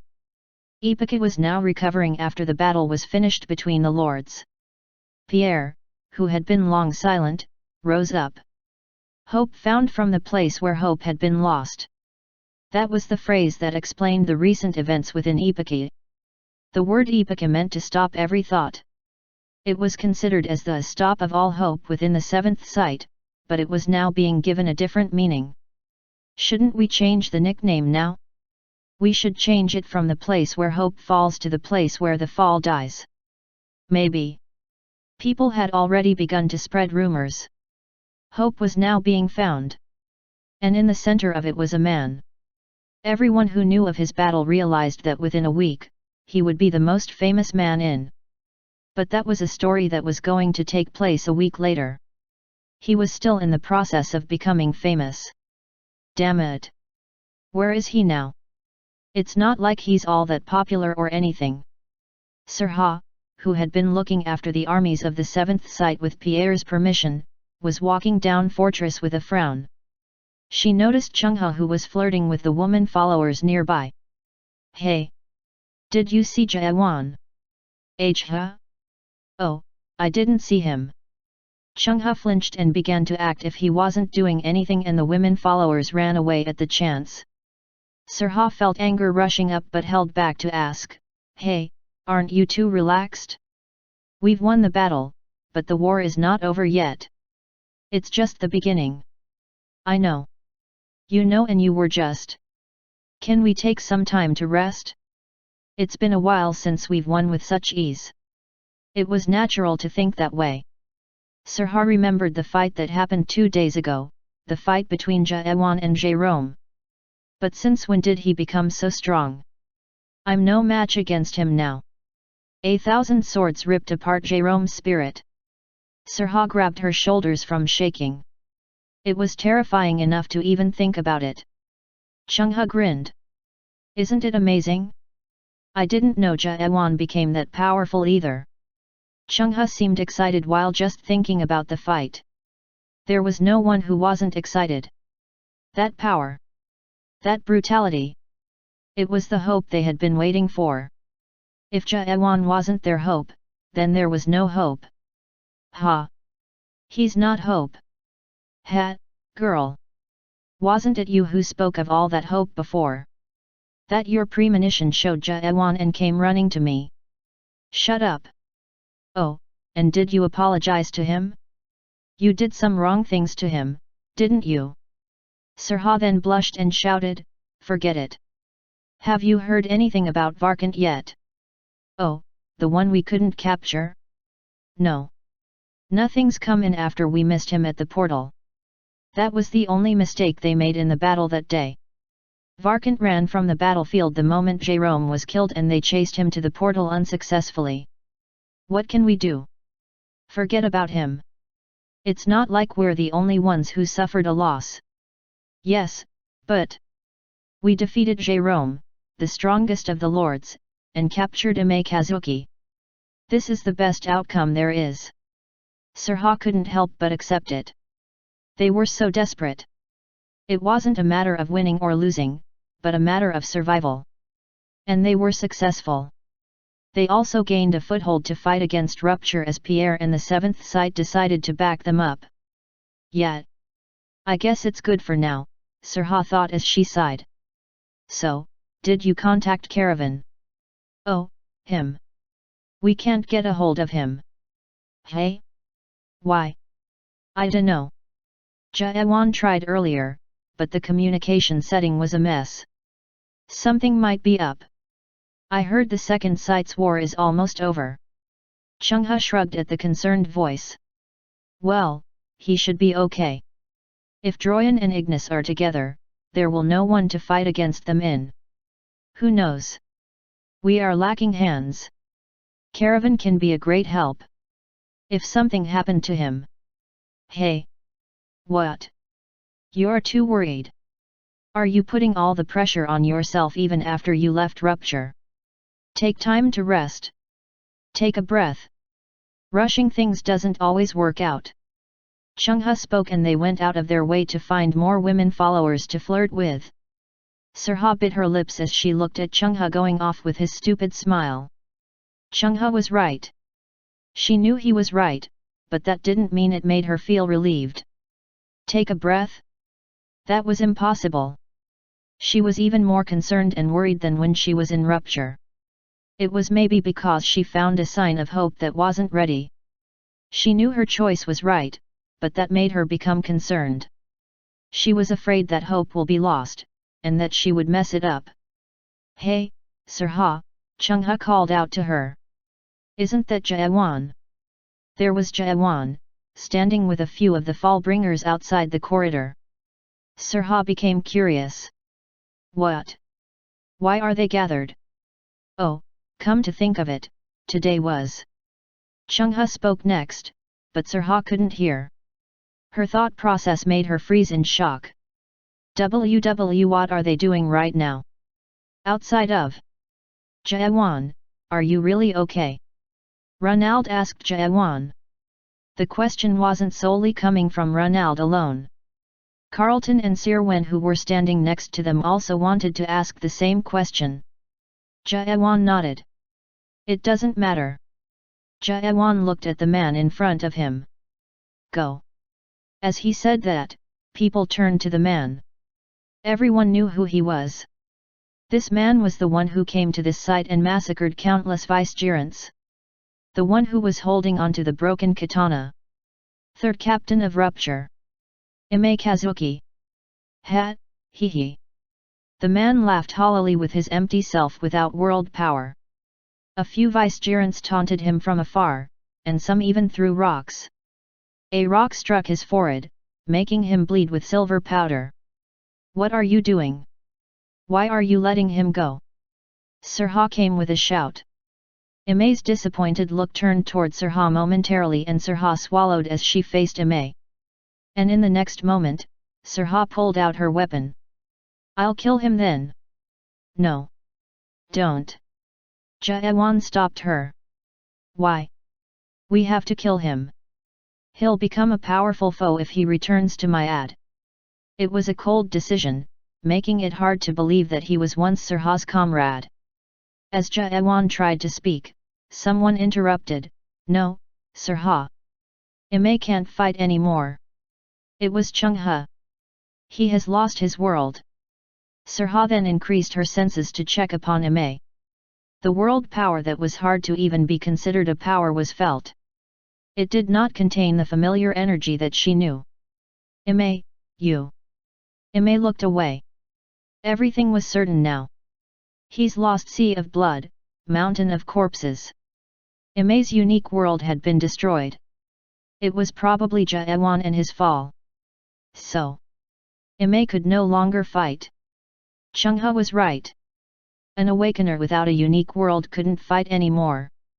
That's when Jaewan spoke. You're wrong, old man. What? What do you mean? He can fight. What? Chapter 188, Fallen Star, 5. It was Sirha who was shocked next. If he acquires another unique world, he can become an awakener again. Sirha realized what Jaewan was talking about and what his intentions were. Jaewan was offering him something right now, to leave Rupture and create his own world. Ime spoke with a shaking voice. I did what was right. I fought for what is right. Yes, of course. That's why I'm letting you go. Ime frowned. It was hard to describe the feeling of being accepted by the enemy he had fought. Leave. And find your own world. The solemn voice shook Ime's spirit. The small amount of suspicion he had toward Rupture exploded out. Ime looked at it with another perspective. Maybe this was another chance, a chance to forget everything and start over again. It was a chance to fight against things he couldn't fix, even when he knew it was wrong. Ime glanced at Sirha again. Sirha wasn't sure what Ime would choose to do. Find my own world. He, that's foolish. It was the man's final pride. Rupture was my everything. Whether it is right or wrong, it is my life and my history. You tell me to betray it now? There's no way. Imei pointed at Jaewan with his broken sword. Was he trying to fight with that? Even when people knew he had no world power left, they grew tense. Imei was that fierce. Ha! Yes, you are right. Maybe rupture is wrong. Maybe I was going on the wrong path. But there's something that you don't know. Even if the world is sick and destroyed, there's a person who loves the world. And with a laugh, Imei's katana moved. Someone gasped. The sword struck Imei's heart as he fell down onto the ground. You are cursed, someday, you will pay for destroying this entire world. You, and you. His last sight turned to Sirha. I will, in my world. The breathing stopped and Imei perished. Silence fell among them, silence close to the curse. Why did you do this? Sirha felt her eyes becoming hot. Maybe her eyes were now red. She didn't like Imei. She didn't like him when she was in rupture either. But what was this? It was a shame, but she couldn't hold back her emotions. She hated Jaewan for showing this to her, and she hated Jaewan for making Imei choose to do this. She knew it wasn't Jaewan's fault, but Sirha couldn't hide her emotions. I wanted to see. And exactly what did you want to see? However, Sirha couldn't continue. Maybe it was because she'd seen Jaewan with that expression for the first time, an expression of a man that was loneliest one in the world. There was no need to ask what he wanted to see. Sirha knew. Maybe Jaewan was the person in the most pain here. Sirha then thought Jaewan was very human. He was human. He was strong and more reliable than anyone else, but he was still human. The mind of a human who could destroy the entire world no matter what, she did not know what it was like. Despite the many years she had lived, it wasn't enough to know what it was like. She then felt loneliness grasping her. She couldn't fight the emotion even if she knew it wasn't her loneliness. Don't be depressed. I don't want to see you being shaken by such a thing. Sirha turned and walked into the fortress. People then began to move. Sirwen walked over to Jaewan and spoke. Ha, that witch. Don't worry Jaewan, I'll take care of her. Why yes, Jaewan. You didn't do anything bad. People began to reassure Jaewan, but he couldn't hear anything. Did he do something wrong? Did he think everything would go fine because it had been solved without problems? He couldn't forget Imei's words. It was then that the sky turned colors. It wasn't just the sky that was covered by a dark cloud. It turned pitch black, just like space. Hey? What? And with that, screams came from all over. It seemed like something was going to happen in. No. My link is broken. Me too. No way. With some shouts from the vicegerents, people began to become uneasy. There was the sudden loss of the link, and only one being had the power to sever links on such a large scale. Machina of the dais. With the explosion of world power, vicegerents and followers who became lost ones screamed. Jaewan realized this wasn't only happening within the 7th region. The world power was spreading across all areas within. It wasn't certain as to how this was possible, but Jaewan knew who was behind this. There was only one person who could do this in Myad. The influence of power increased as time passed. It now made awakeners grab their heads from the pain. Everyone except Jaewan was now kneeling down on the ground in pain. After a while, darkness began to swirl within the air. People realized that it wasn't just darkness. It was. Oh no! A unique world. Sirha was in awe. It was a unique world.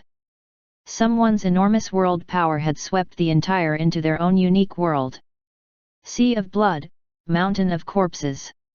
People screamed at the presence of the terrifying massacre appearing from all around them. Sirha knew that this was part of the unique world. It was different from hers, but what is that? And with someone's voice, every living being of the looked up to the sky. There was a shining star.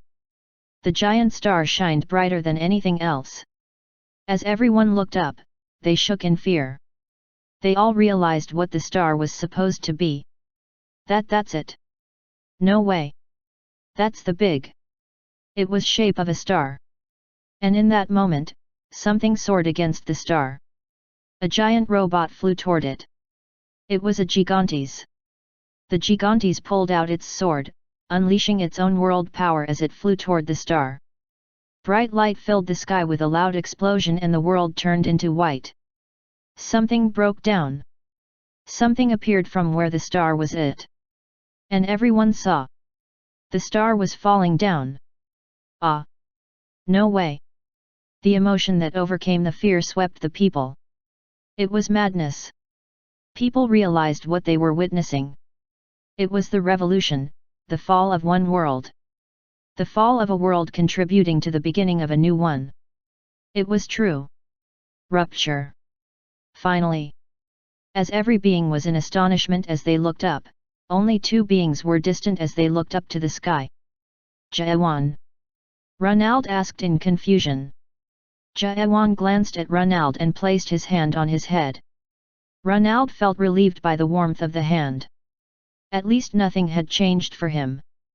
The debris of the destroyed star was falling down. Today was the day when the world turned dark and countless spirits perished. Had fallen from the sky. Chapter 189, Fallen Star, 6. The Fall of the Star. Rumors spread quickly on what every being with in-depth saw. Myad was right. He claimed Big Brother was in shape of a star for hundreds of years and finally. So, he did everything just to destroy Big Brother after all. Myad's fight began to become glorified and it became the truth, influencing the entire. After a week, there was another truth that everyone came to accept. Has fallen. It was the most shocking incident out of the 210,000 years of history of the. Damn it! That damn thing buried Jaewan in the seventh sight. Seventh sight, throne room of Edmont. Sirha, who was the strategist of the Fallbringers, was discussing matters with Pierre. She mumbled as she paced around the room endlessly, "Ugh, this is crazy. We should have had enemies running to the seventh sight by now." The incident made Jaewan become an instant star. The incident named Return of the Hope was the only chance for the seventh sight and the Fallbringers to grow in power. Sirha knew this. That's why she used every ounce of her power to spread Jaewan's name and to have him act a symbol to fight against rupture. But a week ago, on the day of revolution, her plans turned to dust. Everyone's attention was now on Myad and rupture. Even within the seventh sight, rupture and Big Brother were bigger issues than Jaewan himself. Ugh! Pierre, talk to me. What should we do now? What do you think? In the midst of all the questions, Pierre just looked out to the window dumbfoundedly. Sirha didn't expect an answer, so she didn't care. I didn't know rupture was going to do that, so what really happened? She felt like her head was going to explode just by thinking about all the questions she had. Pierre. Did Master really defeat Big Brother? She was confused. Her head refused to believe it, but she saw it with her own eyes.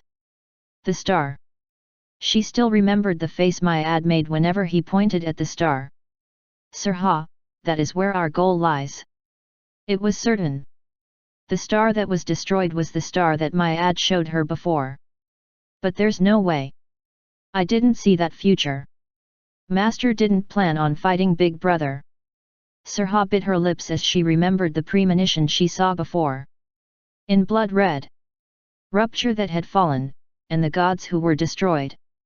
Myad stood upon everything he had finished, declaring a new world. Was it really Myad? It was one of the strongest and clearest premonitions, and she had to believe it. Yet every bit of reality was opposing her premonition right now. Myad suddenly flew up into the sky and took the star down. Myad, who had been accused by everyone, was now becoming the savior of the. There were now forces agreeing to his depth invasion as a whole. The fall of Big Brother had that much significance. Sirha asked again, Pierre. Did Big Brother really fall? Do you think so? Pierre glanced over at Sirha and turned back to the sky. He had been looking into the sky increasingly lately. Maybe. Maybe not. Sirha became curious. What do you mean? I mean what I said. Maybe and maybe not. Is it a trend to make things difficult? That brat did it while ago. Sirha frowned at the thought of a boy mumbling Ouroboros. You told me before that my ad can't defeat Big Brother. Yes. So, how did my ad defeat Big Brother? I don't know. What? Sirha barely held back from screaming. Her discussions with Pierre were always like this. She remembered that Ouroboros boy explaining that it's all because of Ouroboros. Pierre also went to the forest too. Jawan, Ronald, and Pierre. Those were the ones who had visited the Forest of Madness. She realized they all shared similarities in how they discussed things. To them, important things were never clearly said. Sirha wasn't sure what Jawan was thinking right now.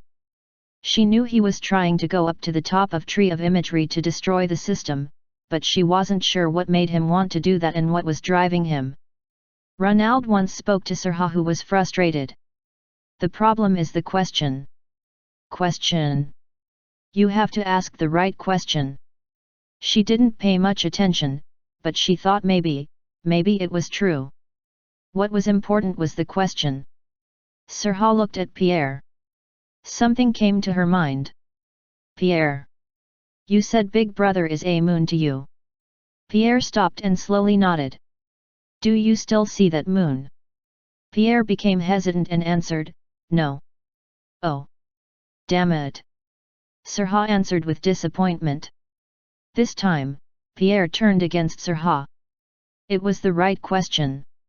I don't see the moon anymore, so you think Big Brother has disappeared? I won't deny that. Sirha thought if Big Brother really disappeared, every being who could see Big Brother could no longer see him. And only 4 people could see Big Brother. Myad, Buddha, Pierre, and Jawan. Sirha had 2 questions to ask. But maybe she didn't need to ask both. Asking one was enough. Pierre, if you can't see Big Brother, I guess Master defeated Big Brother. It must be true. Truth. Sirha was surprised to see Pierre looking so lonely. The moon did disappear from my unique world. Pierre started, I'm pretty sure it's the same for Buddha. The founders of Rupture share the unique world in some way. Hey? You mean? If my ad's world lost the star, then my moon will disappear also. It will be the same as the star in Buddha's world. Sirha didn't know the founders of Rupture shared their unique world. However, it made sense as they were the ones who created Rupture's unique world too. They were just looking at the same world in different ways. This meant something had to be certain.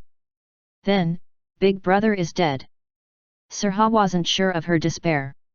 If Big Brother was dead, it was a good thing. She wasn't sure why she didn't feel so good about it. I'm not sure. Why? Because no one knows what Big Brother actually is. It was another question as an answer.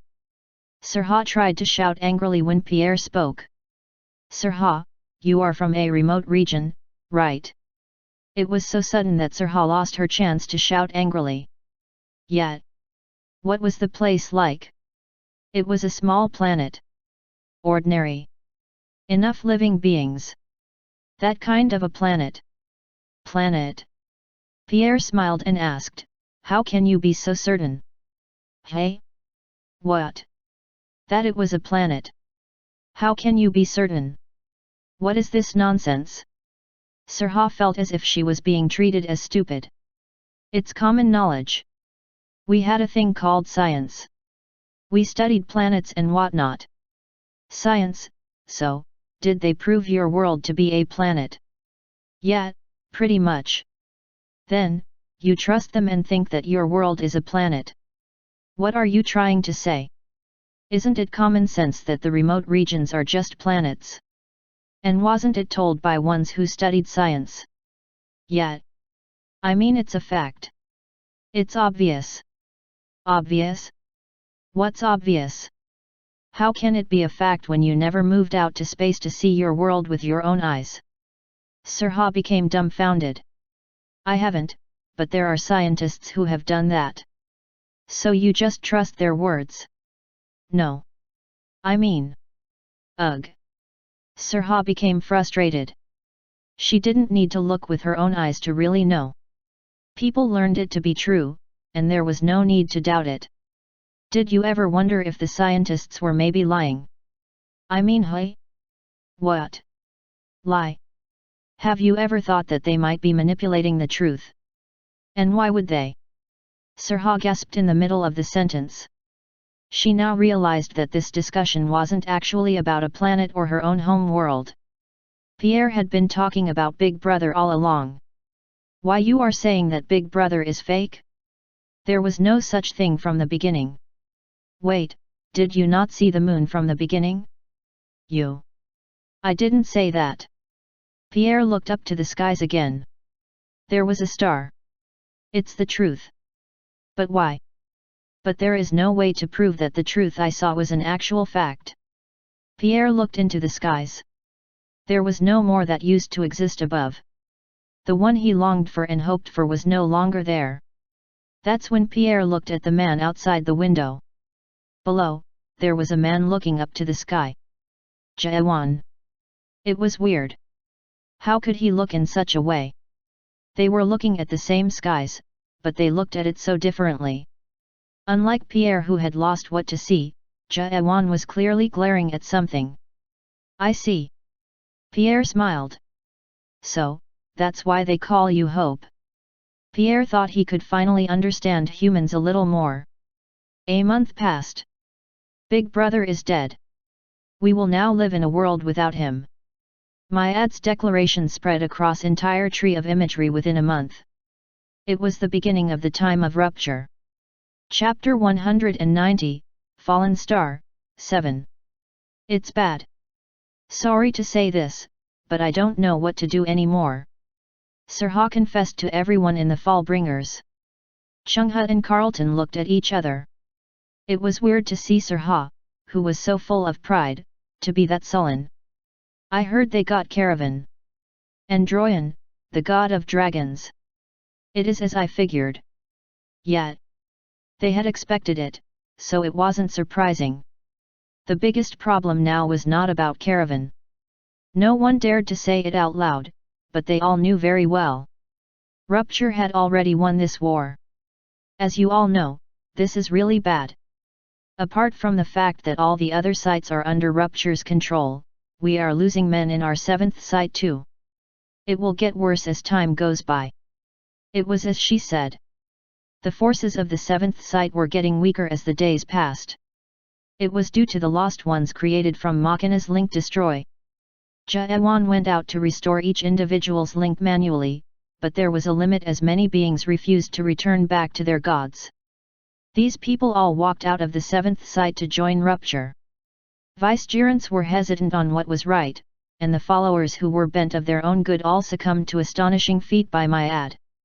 But how couldn't they? They just witnessed the strongest god in perish. The Fallbringers' expressions darkened. It didn't fit the Fallbringers who had been charging recklessly no matter the outcome until now. Sirwen opened her mouth in annoyance. What's up with you all? We're not done yet.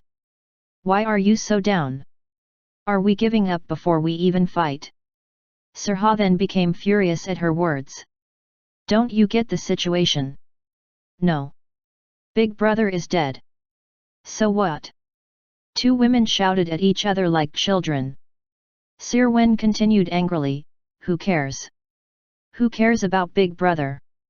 It doesn't matter. No, you're wrong, Nightmare Girl. Chungha interrupted them. Contrary to that, the death of Big Brother isn't a simple thing. Then what is it? That's, humph. Chungha did interrupt to stop the arguing, but it seemed like he could not find the words to explain himself. Besides, he wasn't good at explaining things anyway. If it's okay, can I share a word? Huh? You are. Chungha and Sir Wen turned to the voice.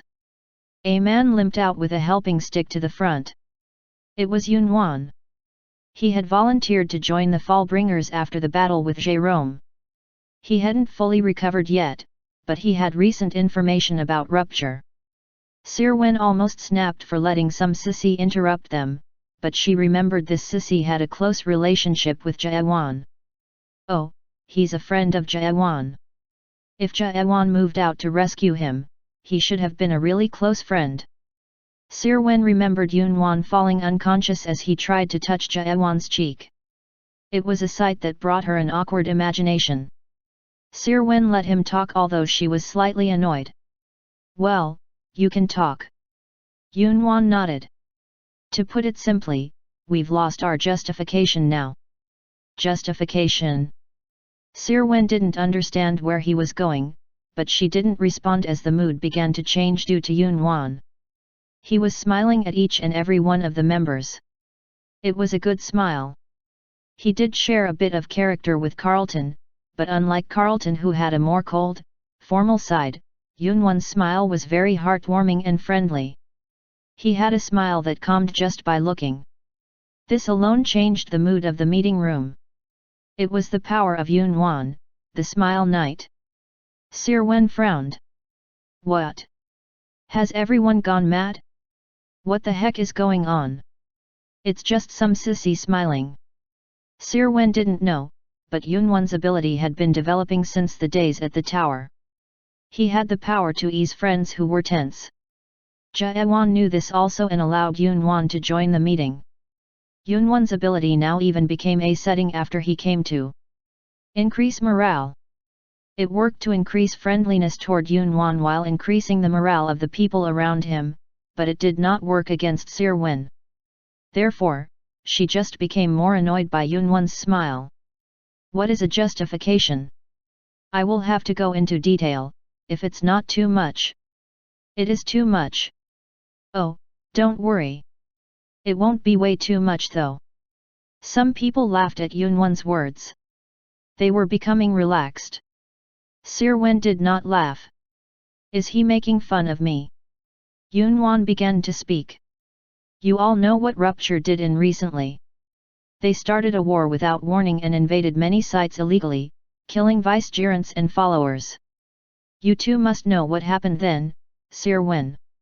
Rupture became the public enemy of. Yes. Began to criticize Rupture. It was because what they did was wrong. Yun Wan spoke as he smiled like an elementary school teacher. Sir Wen quickly understood what he meant. Right. So is that the justification? That Rupture was bad? Yes, if put simply. But isn't that still in effect? It doesn't change the fact that they attacked all those sites. They did, logically speaking. But it's the feeling that says otherwise. What are you getting at? Sir Wen. Do you have certain concerns? Concerns? Yes. Let's say, about a romantic relationship. Are romantic?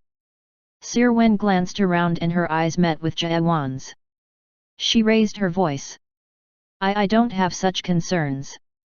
Yun Wan seemed to recognize something. Well, let's just assume you have for now. What? Sir Wen blushed, but Yun Wan continued before she can start.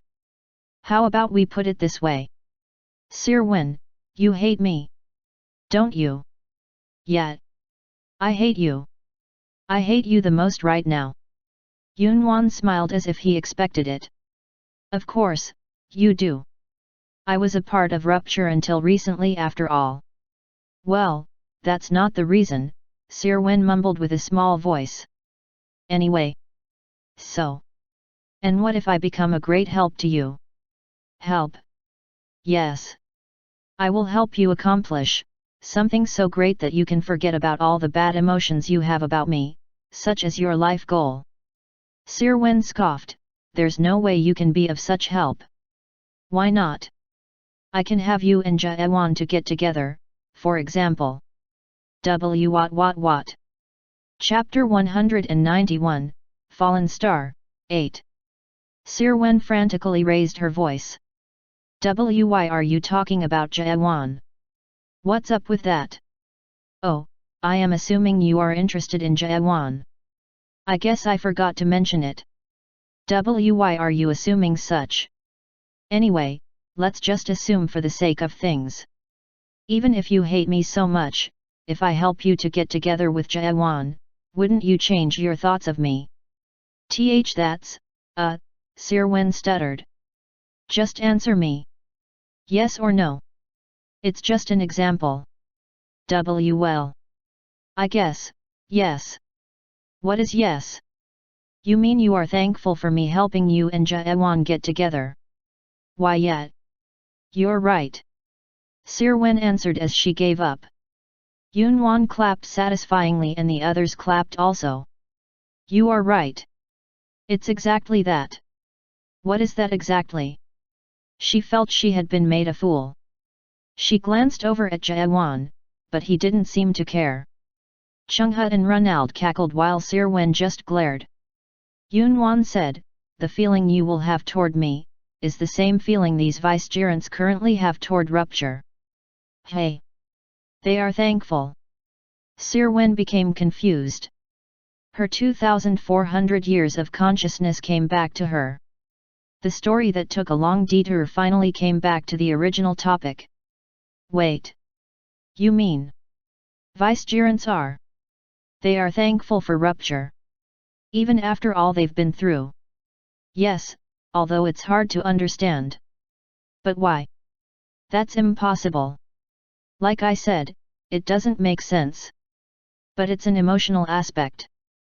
Yunwan continued explaining, the fall of Big Brother's so significant that the people don't care about what Rupture did to anymore. Sirwen then began to think. Actually, she kind of understood. Big Brother was the most terrifying being in until now. Big Brother was the being that controlled the system and started all the settings. He was a being who could kill anyone at any time for any reason. Big Brother was such a being. A tyrant who could do anything. And it was Rupture who freed from that terror. I see. Sirwen then understood. So, that's what you mean. We have no justification. Yes. Rupture is not the enemy, but the hero of. Myad appeared suddenly and took down the tyrant on the day of the revolution. Yunwan continued, and Myad's recent proclamation is reinforcing Rupture into its frame. Proclamation? What was it? He is claiming that he will unite all unique worlds into one to create a world with no wars, no Big Brother. That's impossible. Yes, but that's what everyone believes in now. There are rumors that the sites under Rupture are better to live in. Regardless, I believe that it's a false rumor. Sirwen felt a shiver, but that's wrong. Defeated Big Brother? It might be a good thing if it was true. But what about all those spirits that were killed before destroying Big Brother? How could killing Big Brother justify all those evil deeds? Sirwen felt like it was strange to think about all this. It wasn't like her who was not interested in any ethical issues before she met Jaewan. It's hard to explain, but it's wrong. Yes, it's wrong, but who can blame Rupture for it? Justice is equality, and there is no greater justice to say that you are wrong. Who can say that to Myad at this point? So what? Give up now? No, Yunwan answered with a smile. We have to find the person. The person who can question Myad. Well, I think there's only one person who can do that though.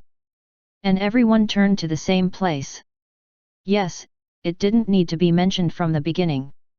The reason they were able to gather here was because of one person. But... hey? Where did he go? He was here just until a moment ago. Jaewan. Jaewan wasn't here. Fortress of Caspian, the 8th site.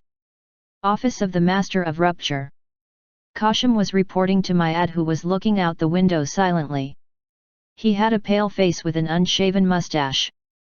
Myad's face was pale and it sunk as days passed by. Kashim held back from asking out of concern and continued with his reports. We have increased the number of lost ones requesting to join us. The numbers from each site are. The report indicated that it was hard to control the influx of volunteers. Myad answered in a coarse and tired voice. Use the simulation to filter them out. Kill those without potential. Is that okay, sir? We've been doing that since forever. Why is it a problem now? Why yes, but... Kashim became hesitant, but he eventually answered, Understood, sir. Kashim then walked out of the room. Everything was going fine, but it didn't feel so good for Kashim. Why was that? That's when a man ran up to him. 4th Captain. Oh, Adele. Adele was now a lieutenant of Kashim. They began to walk down the corridor. Have you finished the report, sir? Yet. You. I've finished the resupplying of our troops. We can advance toward the 7th site tomorrow. Good. You seem tired, sir. No, it's okay. Do you have something to say? Adele then asked, If I may, can I ask a question? Yet. Anything's fine unless it's about leaving Rupture. Both men smiled at the joke and Adele continued, There are words spreading among our members. Words. About Big Brother, sir. Kashim realized where the story was going already.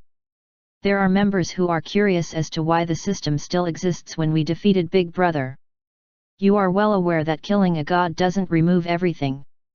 Not only that, the network is still intact and there isn't any change within the members are. Kashim then raised his hand to stop and spoke. Adele. Is it really our members who are curious?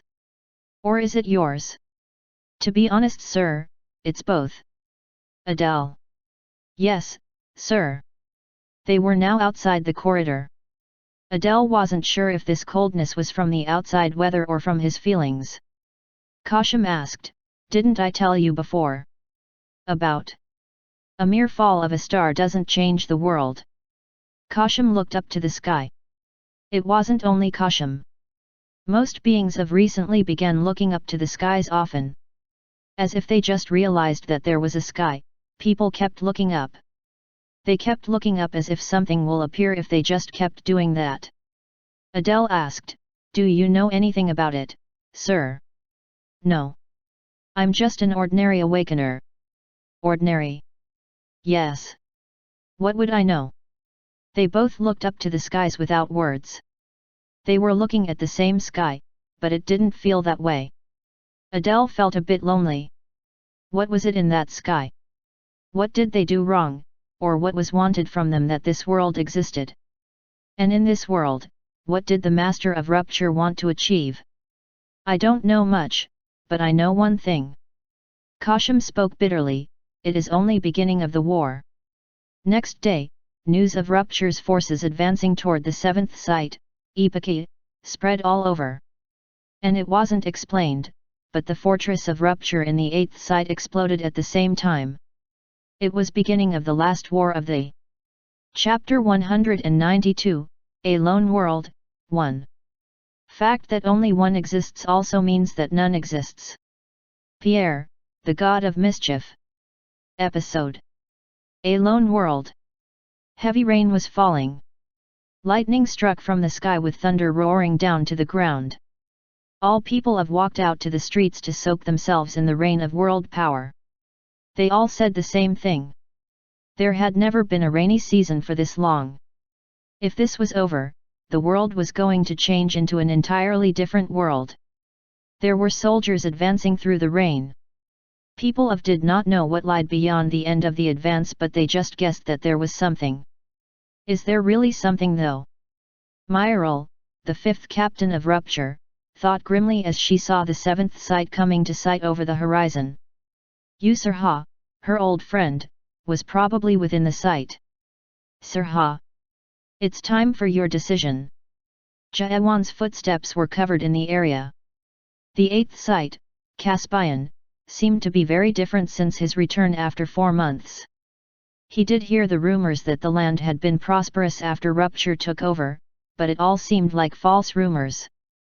As Jaewan took another small portal, he stepped into the blue forest land of the 8th site. As it was a forbidden place, there were the lost ones who became monsters or broken down parts attacking him, but they were no match against Jaewan. As he walked further, he smelled water from the distance. Jaewan followed and reached a familiar place. He had reached a fishing spot, or the place where spirits were being fished up to.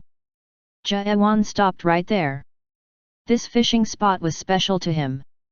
There was someone who had taught him many things when he just got to. Maybe he could call her a friend now. She had given him so many significant things. He remembered her name. It was Anderson. Anderson? I remember her. Pierre knew her. She is the only god I inherited the naked setting from when I disguised myself as a god of madness. You were the god of madness? Yes, I was. It was 100,000 years ago though. I see. Technically, the god of madness didn't specify just one god. It was supposed to mean all of the long-living race. Everything they did in their region was considered to be the work of the god of madness. The god of madness that Anderson mentioned is probably me. I was the one who taught her. Jaewan remembered Anderson as he came back here. He hoped she was alive somewhere since she was a god, but it was just false hope. He wasn't the only one who could kill a god. Myad also had such power. Jaewan clenched his hands and opened them. Faint silver powder was thrown up into the air. Jaewan looked up to it and turned. Soon, the forbidden area was gone and Jaewan was up on the hill toward the place where Hatchnold auction house used to be. Nothing was there anymore. The auctioneers and gatekeepers weren't there. They had all been killed in that clash. Maybe it was Jaewan's fault. Perhaps it was his mistake, choice, or determination that made people die along with countless worlds and their potentials. Jaewan knew this, but it didn't stop him from moving forward. It actually made him move forward. Jaewan stopped all of a sudden. How far are you going to follow me? Behind Jaewan, the air distorted and revealed one man. There was a silver wing on the back of the man. Jaewan knew the man. His blonde hair shook against the wind and rain. Since when did you know? Since when you began following me? Carlton nodded. He was just lucky that he found Jaewan quietly moving out of the meeting room. He snuck away without letting anyone notice. If Carlton hadn't kept looking at Jaewan, he too would not have noticed. Jaewan couldn't let others know as he had to follow Jaewan quickly. It took him hours of running to not fall behind Jaewan. Finally, he looked back. Why did you not stop then? Because I had no reason to then. Which means you have reason to now. Yet. Why? It's dangerous from here onward. Carlton then glanced over at the fog beyond Hatchnold. He knew what lied between their current location and the end of that fog. For the first time, the word danger came so clearly to him. There was that much terrifying world power. The headquarters of Rupture. The most powerful beings who were on the precipice of uniting was in there. Just looking at it from afar was enough to feel its power. Carlton knew. If he went closer to it, he would be crushed instantly. You are no help. I know that you don't even have a unique world right now, Jaewan answered. Carlton couldn't object or deny it. Did you know? How would I not know? Carlton had achieved the 4th step awakening, but he still did not have his unique world. Of course, not having a unique world was the point here. It was impossible for an awakener to reach the 3rd step without a unique world. So, Carlton probably had a unique world, but he just couldn't realize that he had one. He probably had a powerful world within him, which he was drawing his power from, but he wasn't sure what it was. If he put in the effort and looked carefully within him, he would become a powerful 4th step awakener. But that was in the future, not now. Carlton couldn't even handle a high-ranking god's vicegerent right now, let alone the master of Rupture. I know I am of no help. You do? You don't seem to know that based on what you are doing. Yes, I do, Carlton answered, and Jaewan frowned. Let me rephrase it. You will be getting in the way. I know. But what will you do if I still will follow you? Carlton's determination shook Jaewan's eyes. He closed his eyes to hide it. He thought about it. This was why he tried to come alone. It was the same in the Tower of Nightmares, in. Jaewan always lost something. He knew this very well and refused to make friends if possible. The only thing promised that stood in his way was a loss. He'd have to pay the price of something he valued for something else. He even wished for someone to walk the path together with him. Honestly, he was so lonely and tired that he felt weak. After he realized Ouroboros and acquired the Eye of Gestalt, Jaewan realized that he had to walk this path alone. No one was allowed to walk together or behind him. The one who walked this path will. You will die. Jaewan opened his eyes and spoke coldly. He knew this would hurt Carlton, but he still did it anyway. Carlton just smiled. Yes, I will die. I will not be able to protect myself, Master. Carlton did not back down, and Jaewan frowned. Why are you still calling me Master? Because you are the Master. We aren't it. I know, sir. You don't need to serve me anymore. I know. And why are you following me? Carlton smiled. Master, do you remember the first day we met? Yet. Of course, he remembered. How could he forget the first day he entered Gorgon Fortress? Carlton the Stubborn was the one who memorized all laws of Gorgon and scanned for any illegal entries. I told you then that our justice might have a chance to fight against each other. He remembered when Carlton accepted Jaewan to come in. The day when no one was hurt, no one's justice was ruined. When Jaewan asked Carlton for the change of mind, Carlton spoke then. And this is the moment. And Carlton was now continuing on with those words. You want to go alone, but I can't let you go alone. So, the day has come at last. The day our justice clashes. Chapter 193, A Lone World, 2.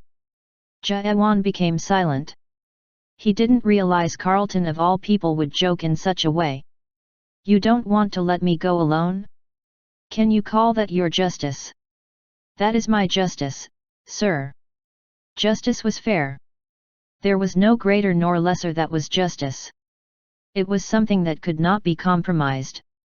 Jaewan realized that just like how Carlton changed his mind back then, it was time for him to change his mind. Jaewan sighed, do what you want. I've warned you.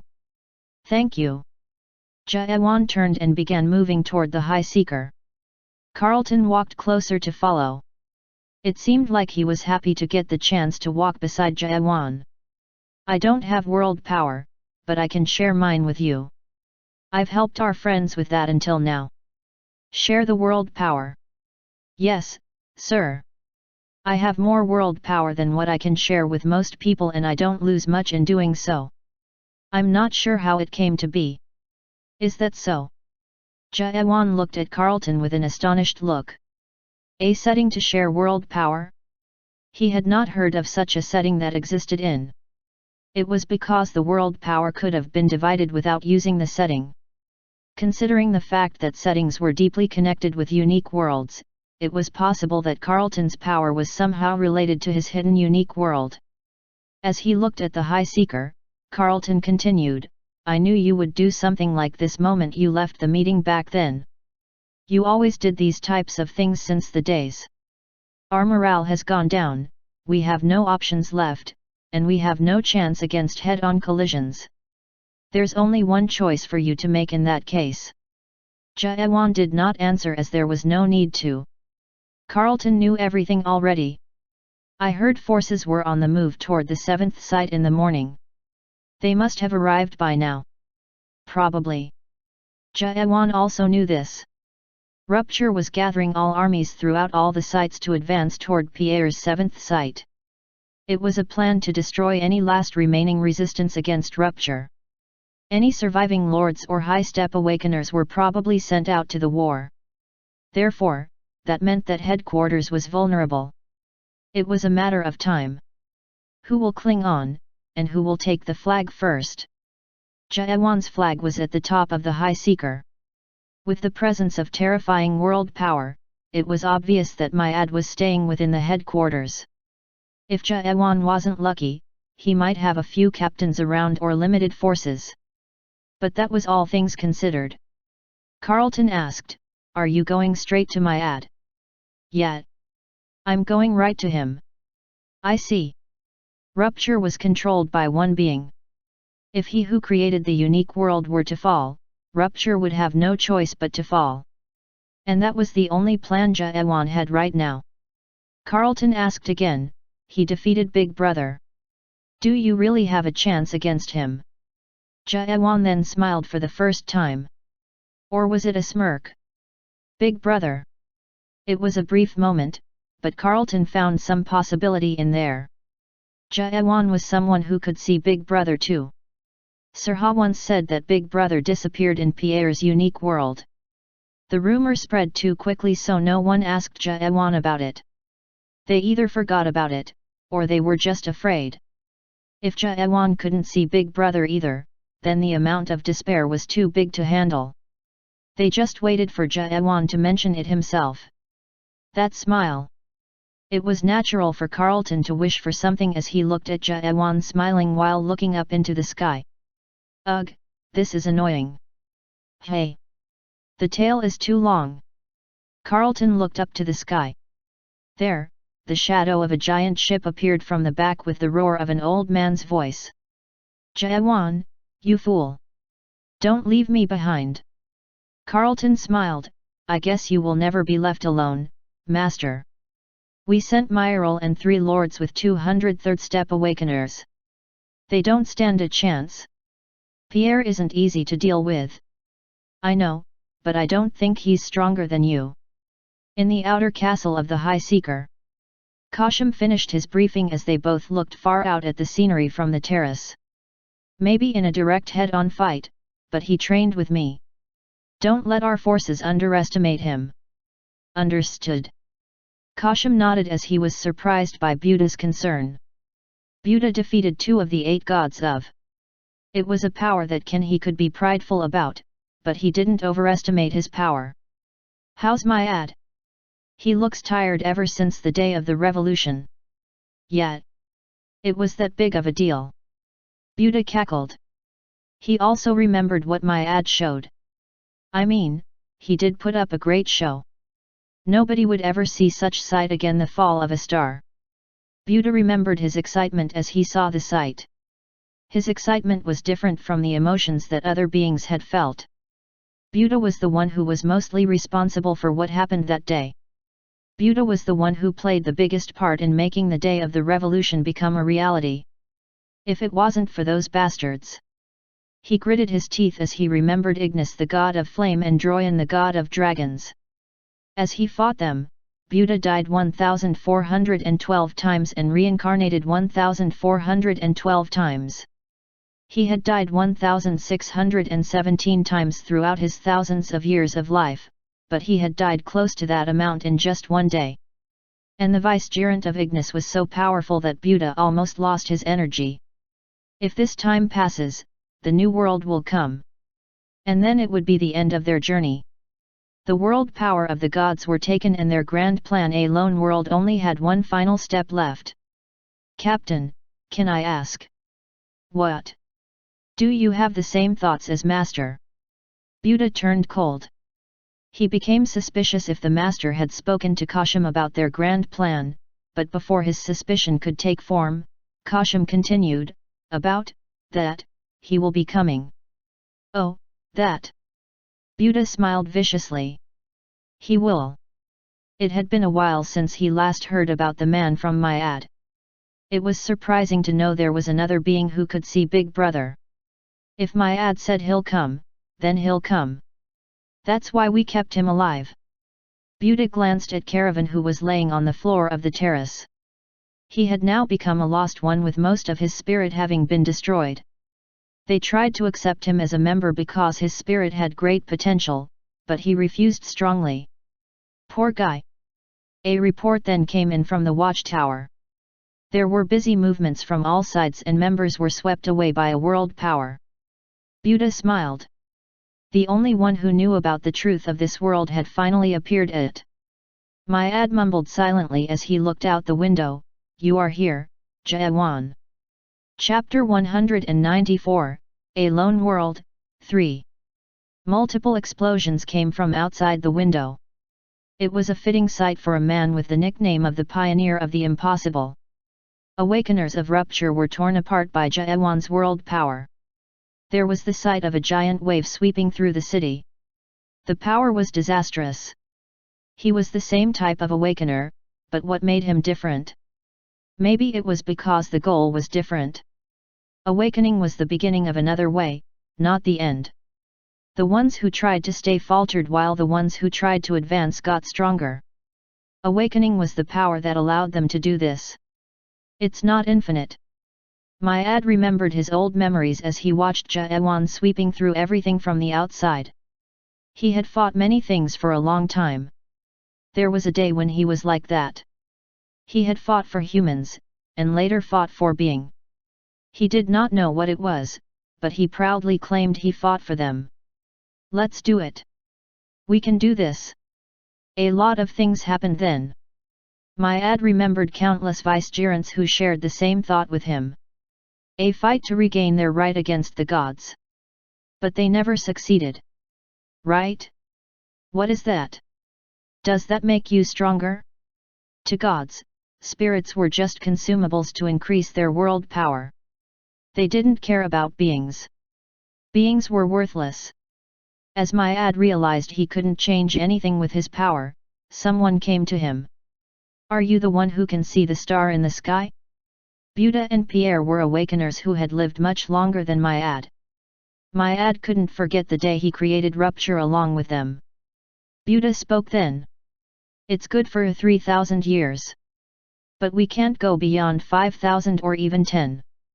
There's no coming back even if they're humans or gods.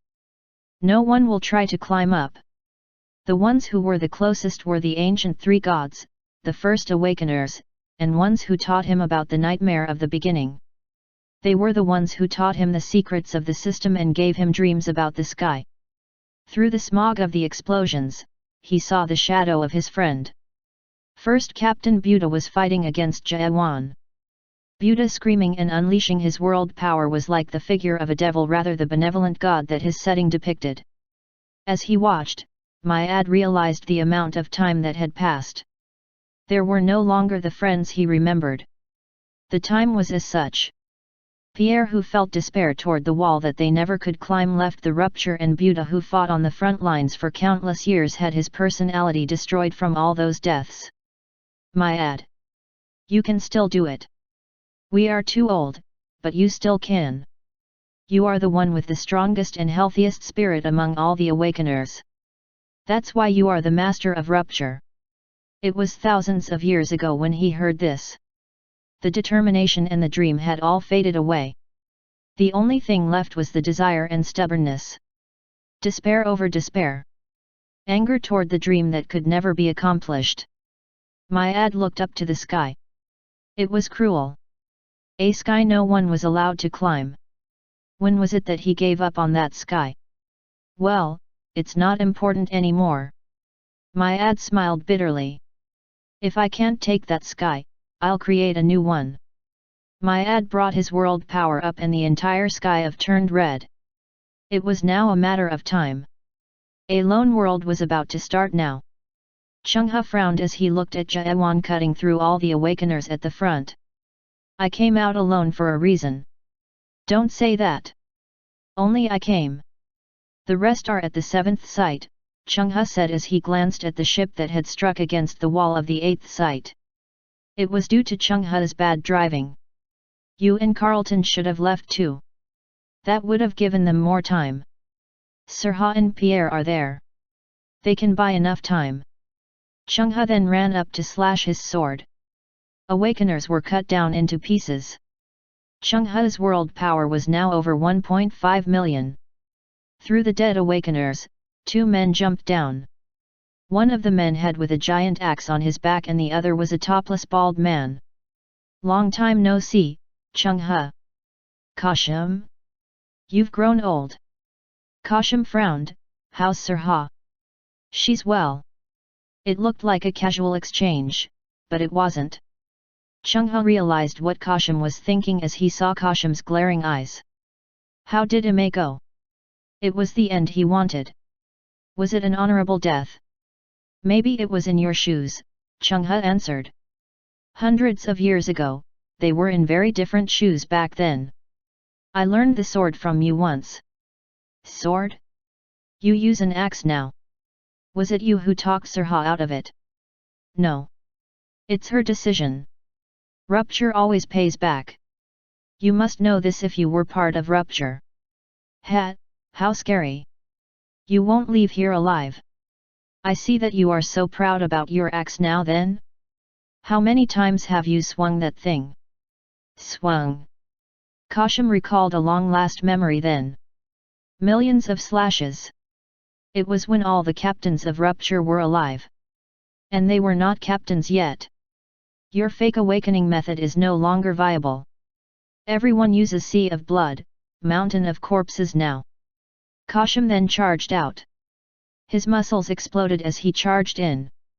He was now clenching his giant axe, the Blood Wolf. Dark red world power was unleashed from it. The power made the ground crack up. The speed and power were very powerful indeed. It was an attack that none other than a lord could take. Jaewan said, Old man. Move. Leave him with me.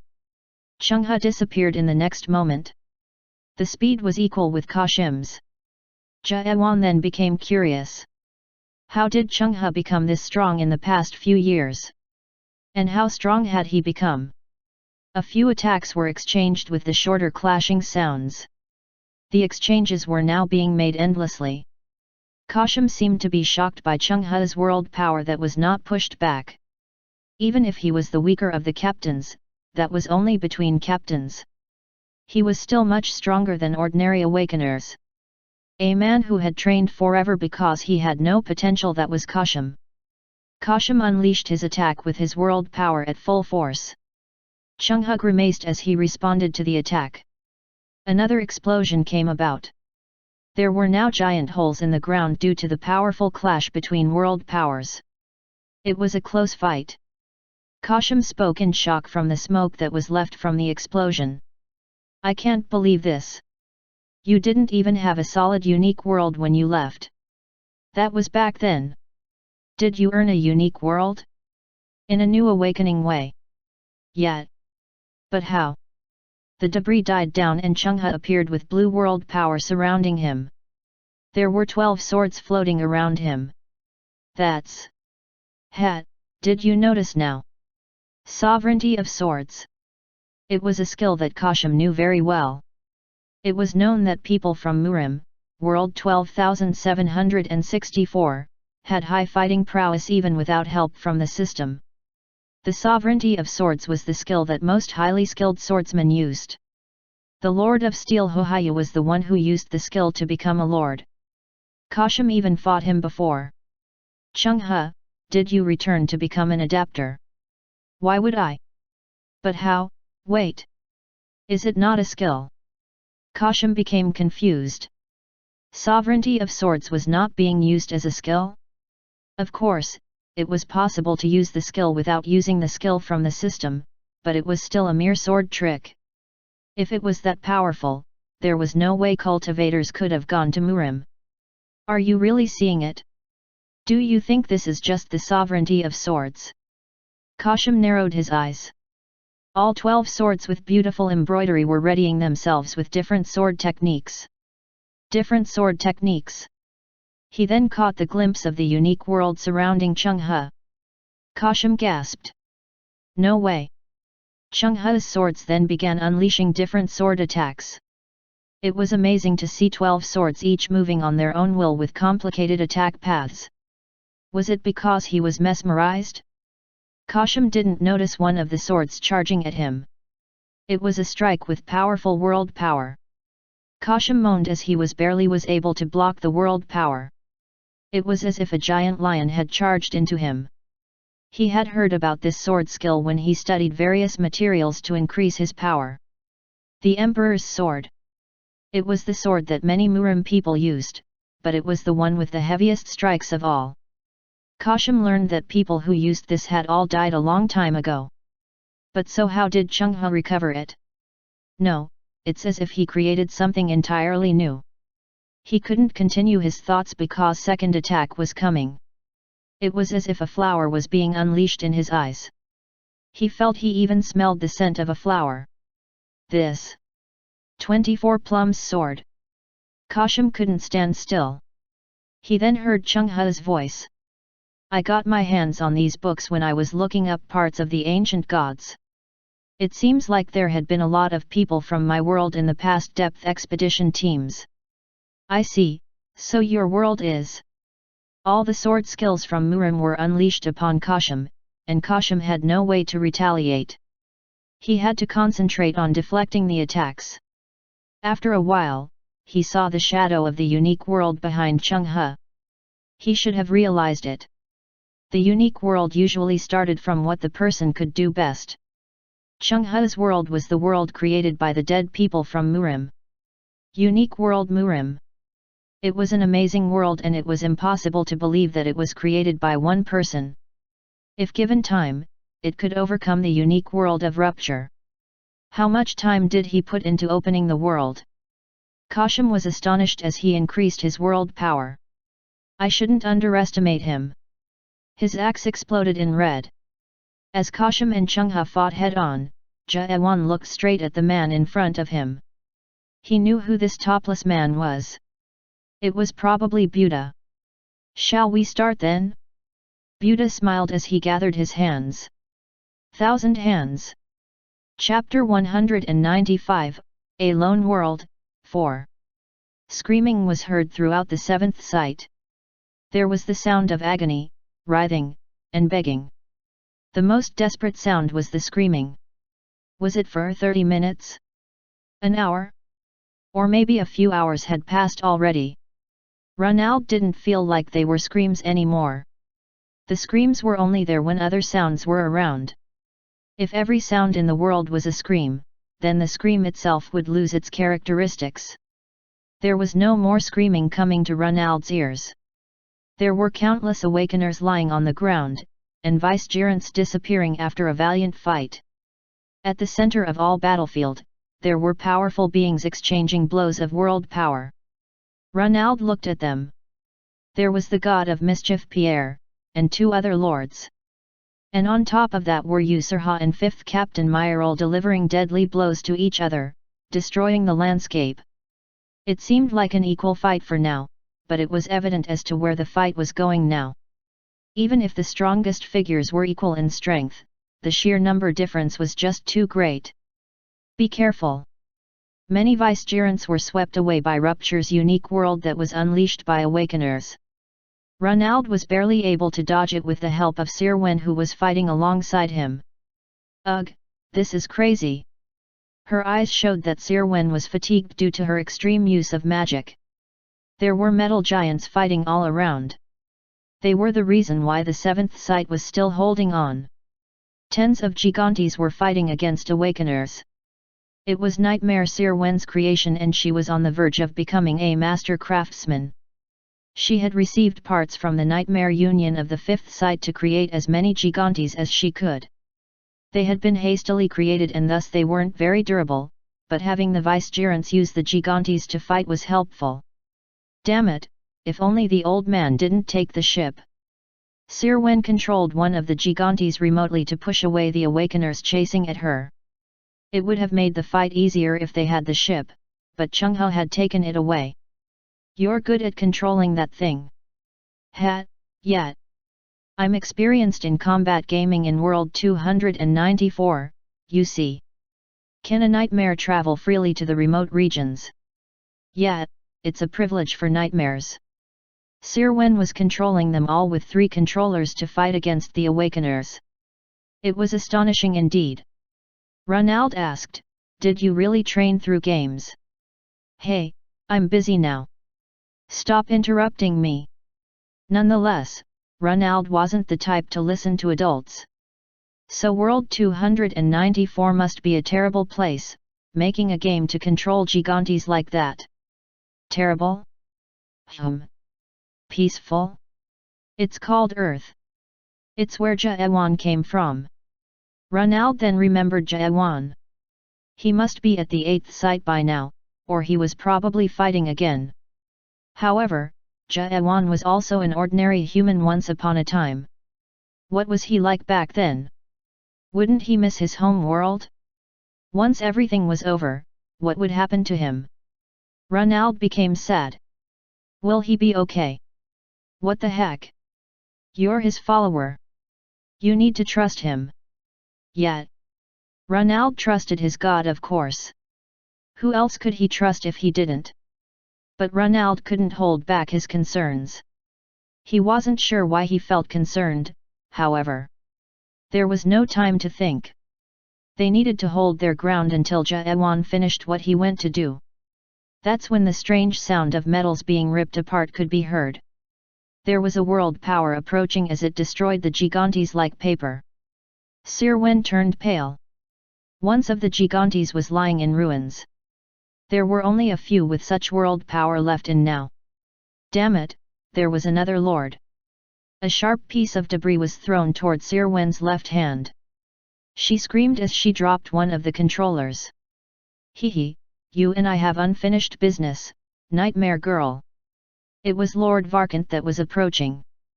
Pierre and Sirha were busy fighting their opponents. The only ones who could fight against Varkant were Sir Wen and Ronald. Ronald bit his lips. Give me that. What? That thing with a stick. Give me that. I can help. No. It's not something a kid like you can handle. A few more gigantes exploded in unison. Even if the gigantes could increase world power by a large margin, it was no match against a lord. An interesting toy. Varkant, who had been destroying the gigantes, thought of an idea and began getting on one of the gigantes. And no. Sir Wen turned pale. It was impossible to stop Varkant at this rate, but if he started using a gigantes? It was obvious that they had no chance. Sir Wen looked to Ronald. If she couldn't live, she needed to save the boy at least. In the next moment, she was shocked beyond imagination. What? Why are you taking off your clothes? Ronald, who had become naked, was flinging his Ouroboros and stretching. Maybe I can fight him. What are you talking about? You can't even fight a single awakener. He just put on some powerful clothes. What? I probably can fight him now. A Gigantes was charging directly toward them. Ronald bit his lips. He couldn't stay weak forever. He couldn't run. After all, he was Jaewan's only follower. Jaewan, please give me strength. Ronald's naked body began to shine in gold. Chapter 196, A Lone World, 5. Swords thrust from all sides. Ugh! Buddha was amazed that he was gasping in pain. He was always on the side of listening to it, not the one letting out the sound. As he looked at silver powder coming out of his mouth, he had to accept the fact that he had underestimated the man. This man wasn't just strong. It was to the point where Buddha thought if he met Jaewan instead of Myad, their plan might have gone different ways. It was a young spirit that was barely 2,000 years old. But how could such a spirit hold such power? Buddha, who had reincarnated thousands of times, couldn't see through all of moments this man had withstood. If he were to measure it in years, in maybe 100 or 200 years, this man might overtake Myad. But not yet. Buddha unleashed world power from his body. It consisted of all the power of his countless lives. Buddha smiled. Even if you defeated Jerome, you can't. Even if the young man was powerful, there was no way that he could defeat the time Buddha had spent alive. Buddha's world power soared to prove his confidence. It was now over 10 million. It was enough to choke Jaewan with the power pressing down on him, but Jaewan didn't seem to be bothered. He seemed relaxed even. And it wasn't long when Buddha became shocked. You! That eye! He was referring to the spinning snake inside Jayawan's left eye. Ouroboros, the snake that was biting its tail. Buddha pointed to it with his shaking finger. It was similar to the snake in his eyes, but Buddha's snake didn't bite on its tail. I see. So you were the one that Vicegerent of Ignis spoke of. You are the one who obtained the Eye of Gestalt. How did you get your hands on that? I couldn't get it even after tens of thousands of years. Buddha's eyes were filled with anger, and now he was suspicious. How did this young man get a hold of the tail of a snake that he could never achieve? Jayawan asked, I heard you can reincarnate. Buddha's eyes shook. Did he know about the reincarnation? Well, Pierre knew about it, so. That's why you couldn't get it. What? It was strange. Come to think of it, R.A. Hamid did speak of similar things when Buddha first created the reincarnation. Using such way would never allow him to take the Eye of Gestalt. You will never catch the tail anymore. You can't. It was very vague, but the vagueness angered Buddha even further. Even if he couldn't finish his Ouroboros because of reincarnation, what was he to talk about it as if he knew it all? Cut the nonsense. Just die. Giant hands charged at Jayawan. It was the powerful skill that he used against Caravan. Thousands of hands were rushing in. It was now faster, but they covered all the sides Jayawan could avoid. Jayawan did not try to avoid them. Instead, he changed his stance. The Ouroboros began to spin more violently in his eyes. The world power began to storm. What is going on? Jayawan's world power began to soar. As it surged past 10 million, it seemed to be painful for Jayawan, but it was just for a short moment. 11 million. It was now long past Buddha's world power. He now realized the secret behind Jayawan's power. So that's the power of the Eye of Gestalt. It was the setting that Gestalt used who had no followers. His setting allowed him to use his own clothes to become his followers. The setting granted more power if there were more clothes within him. It was the loneliest world power in this world. Fall. Jayawan's stabs that destroyed worlds ripped apart the thousands of hands. Buddha knew he could reincarnate, but it was still terrifying. Buddha felt as if he had seen a snake's tail-like thing. Thousands of stabs swept away everything from Buddha. It was absolute decimation. And after a while, the space distorted and began to peel itself like an onion. It was where Buddha had perished. There was a flower that bloomed from it, and Caravan had also seen it before. Buddha panted as he walked out of the flower leaves. He rubbed his eyes and spat, "Ugh, this is disgusting. A dead spirit coming back alive? This was a terrifying miracle. How was this possible?" Jayawan, however, didn't seem surprised. He simply stated, "So, that's the reincarnation. Yes. You are not the one I fought." Buddha flinched. "How did you know? You feel different." Jayawan glared at Buddha and continued, "You are different clothes. So, the different clothes take control of the spirit. That is not reincarnation. The Buddha that was here before is dead." Buddha shook at Jayawan's declaration. He had reincarnated countless times and defeated countless enemies, but it was the first time that his secret had been revealed. Reincarnation. It was far from a real resurrection as the name suggested when it was used. The previous personality perished instead. It then gave birth to one of the countless clothes deep within the consciousness. A new set of clothes then received the previous Buddha's memory to be born from the flower, giving birth to a new self in place of his former self. That was the secret to Buddha's reincarnation. You are no Buddha. Buddha died long ago. Jayawan's words pierced Buddha's mind. This was what countless Buddhas had thought about. They continued the memories and reshaped them in the same way, but it didn't change the fact that the previous Buddha wasn't the exact same as the current one. Buddha knew this. Every time the reincarnation happened, his personality was changing. And he felt his core character that existed within him falling apart every time. Shut up! I am Buddha. Buddha couldn't accept it. Even if he knew, even if he accepted it, he was no longer Buddha. I am Buddha. God of invincibility, the God who has not lost once. Buddha unleashed his world power. His thousands of years of his anger shot out to avoid his death. Buddha was certain that his path was not wrong. Even if he was no longer Buddha at the end of the path, he still would not lose. His self would keep coming back to life and Jaewan's eye turned cold as he looked into the world power charging upon him. I see.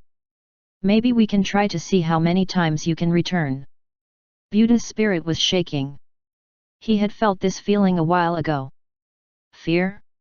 Did he feel scared? Death. The fear of perishing. A feeling that he had long forgotten. As he faced Jaewan's thousands of swords ready to be fired, Buddha felt like he was going through déjà vu.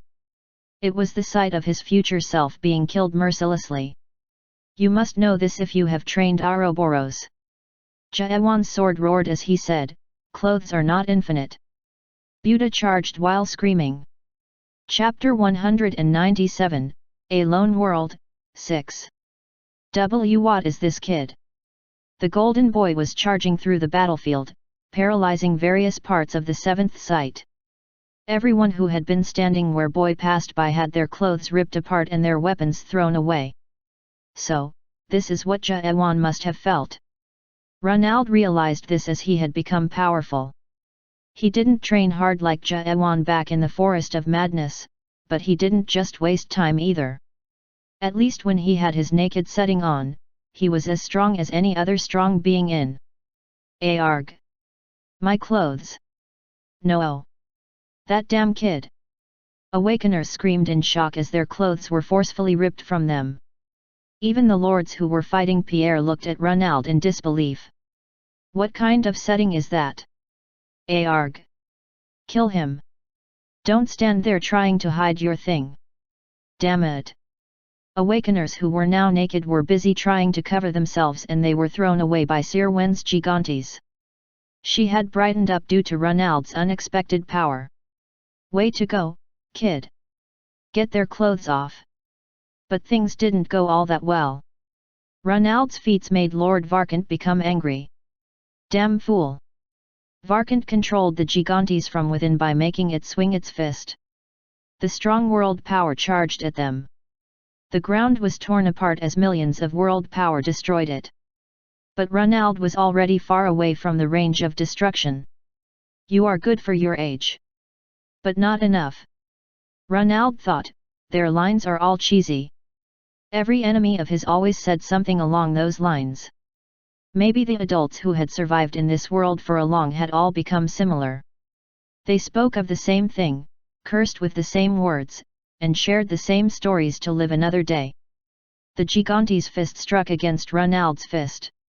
With the explosion, Ronald felt as if he was going to faint as he was thrown to the back. God damn it! Ronald hated adults.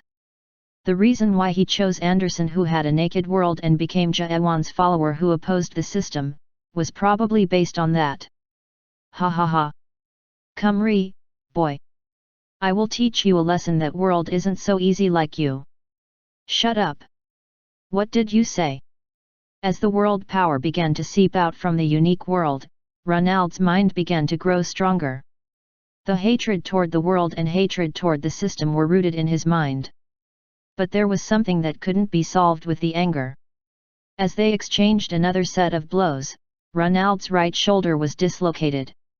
He quickly popped it back in place as he stood up. It's not enough. The enemy he was facing was not an ordinary adult. It was a being who had reigned for thousands of years in the Lord Varkant. It's not enough. Not at all. Ronald had used the naked setting, but it wasn't enough to fight against Varkant. It was obvious. Varkant had about 5 million world power gained through thousands of years. Ronald, on the other hand, only had about 100,000 world power at most. It was thanks to his naked setting that allowed him to even survive. Ha ha ha ha ha. Good. With his laughter, the Gigantes punched Ronald's body. Sirwen quickly threw her Gigantes to push away Varkant's attack and Ronald backed away. He felt like he was going to faint. There weren't many forces left from the seventh sight anymore. Pierre and Serha were still busy and there were still countless awakeners left. And now there was Varkant too. The fight was already almost over. Is it over? Ronald felt angry. Was it okay to be finished like this? After all that Hay had gone through? After they survived until today? Was it okay to let it all end now? No. That was not okay. That wasn't acceptable. If there was just a bit more. If there was just a bit more power. Then, Ronald heard a voice in his ears. Do you need power? Ronald was filled with disbelief. Maybe he finally had gone crazy. It was natural as he was in the middle of such a crazy war. The voice came to him again. It had turned into voices. Should we let him borrow our powers? Yeah, but he's still our only follower. Follower? He's weak. But... This is something new. You don't even lend your power to our original owner. Just a change in mind. He's kind of cute too. Cute? Did you even look at his hideous thing? Ronald became dizzy. It was as if one man was speaking to act like different people. But Ronald smiled. He wasn't sure, but he had an idea who this original was. Ronald asked them for help. Please give me power.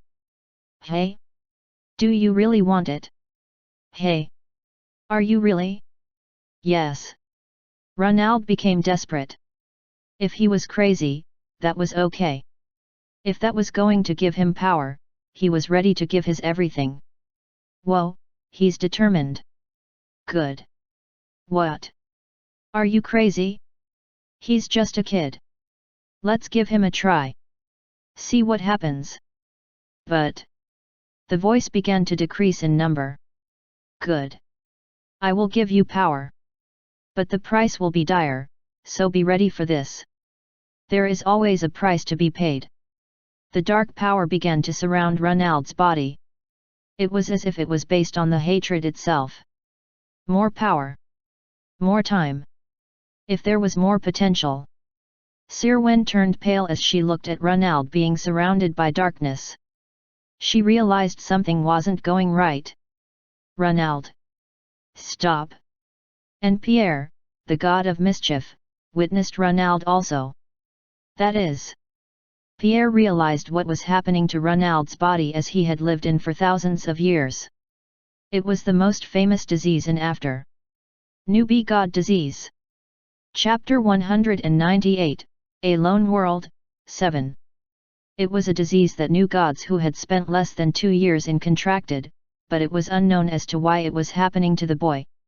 Nonetheless, Pierre was sure. His experience was telling him that it was the disease. Pierre even wrote a book about it before. The black energy seeping out from Ronald was a famous symptom of that disease. That is a top-quality disease also. Most gods considered the disease to be a mental type. It was because gods who got the disease seemed to be mad. However, Pierre thought differently. He thought in this way. That disease was the only hope against the system. It was a disease that gave birth to settings that had no efficiency or popularity, but it gave something that was unique to itself. The mind was the only thing that could save a being in this stubborn world. The disease mostly fell under humility, but Pierre felt weird as he watched Ronald walking toward Varkant. That was different. That didn't seem it was going to succumb or fall against anything. It seemed like it was willing to stand up to any oppression in the world. Ronald was now like Jaewan. That's why Pierre knew. He was now looking into the possibility of a different world. That's when he remembered a line he wrote in the book. The disease starts from copying. Ronald's right fist soared into the air. His fist was thrown up like a sword. As Pierre felt the concentrated world power within it, he was astonished. That boy put everything he had in there. Not only his past or present, but the future. The spirit with countless potential put every bit of potential on the line to earn the power. It was Ronald's eye of Gestalt. Ronald's world power struck against Varkant's Gigantes. Varkant gasped in shock as Ronald's two eyes burned in golden light. The knowledge that Jaewan gained was now being shared to Ronald through the unique world. Ah! In the excitement that seemed to explode his spirit, Ronald threw his fist again and again. He thought maybe this could be his last fight in life, but he didn't stop. The Gigantes was being destroyed and he heard Sir Wen's desperate voice. Jaewan, please give me more power. Ronald felt the pain coming from his bones melting away. His head felt like they had been burnt away. Varkant appeared through the destroyed cockpit. Ronald focused all his power into his right fist. The concentrated world power shined brightly and Ronald punched the cockpit. It was Ronald's version of the fall. The dark power of the fall penetrated the Gigantes, and the powerful explosion shook the battlefield. Varkant's screaming could faintly be heard from the explosion. 787 times. Buddha figured Jaewan was going to give up soon. Jaewan's sword penetrated Buddha's heart. Arg! 1862 times. Buddha thought it was almost time. Jaewan's sword destroyed his face. Ugh! 2763 times. Buddha thought, this one's demon. He's a demon. Buddha died as he felt the swords ripping his entire body apart. 3971 times. Buddha now gave up on thinking. He could only moan along with the mixture of laughter and tears. Ka, ka.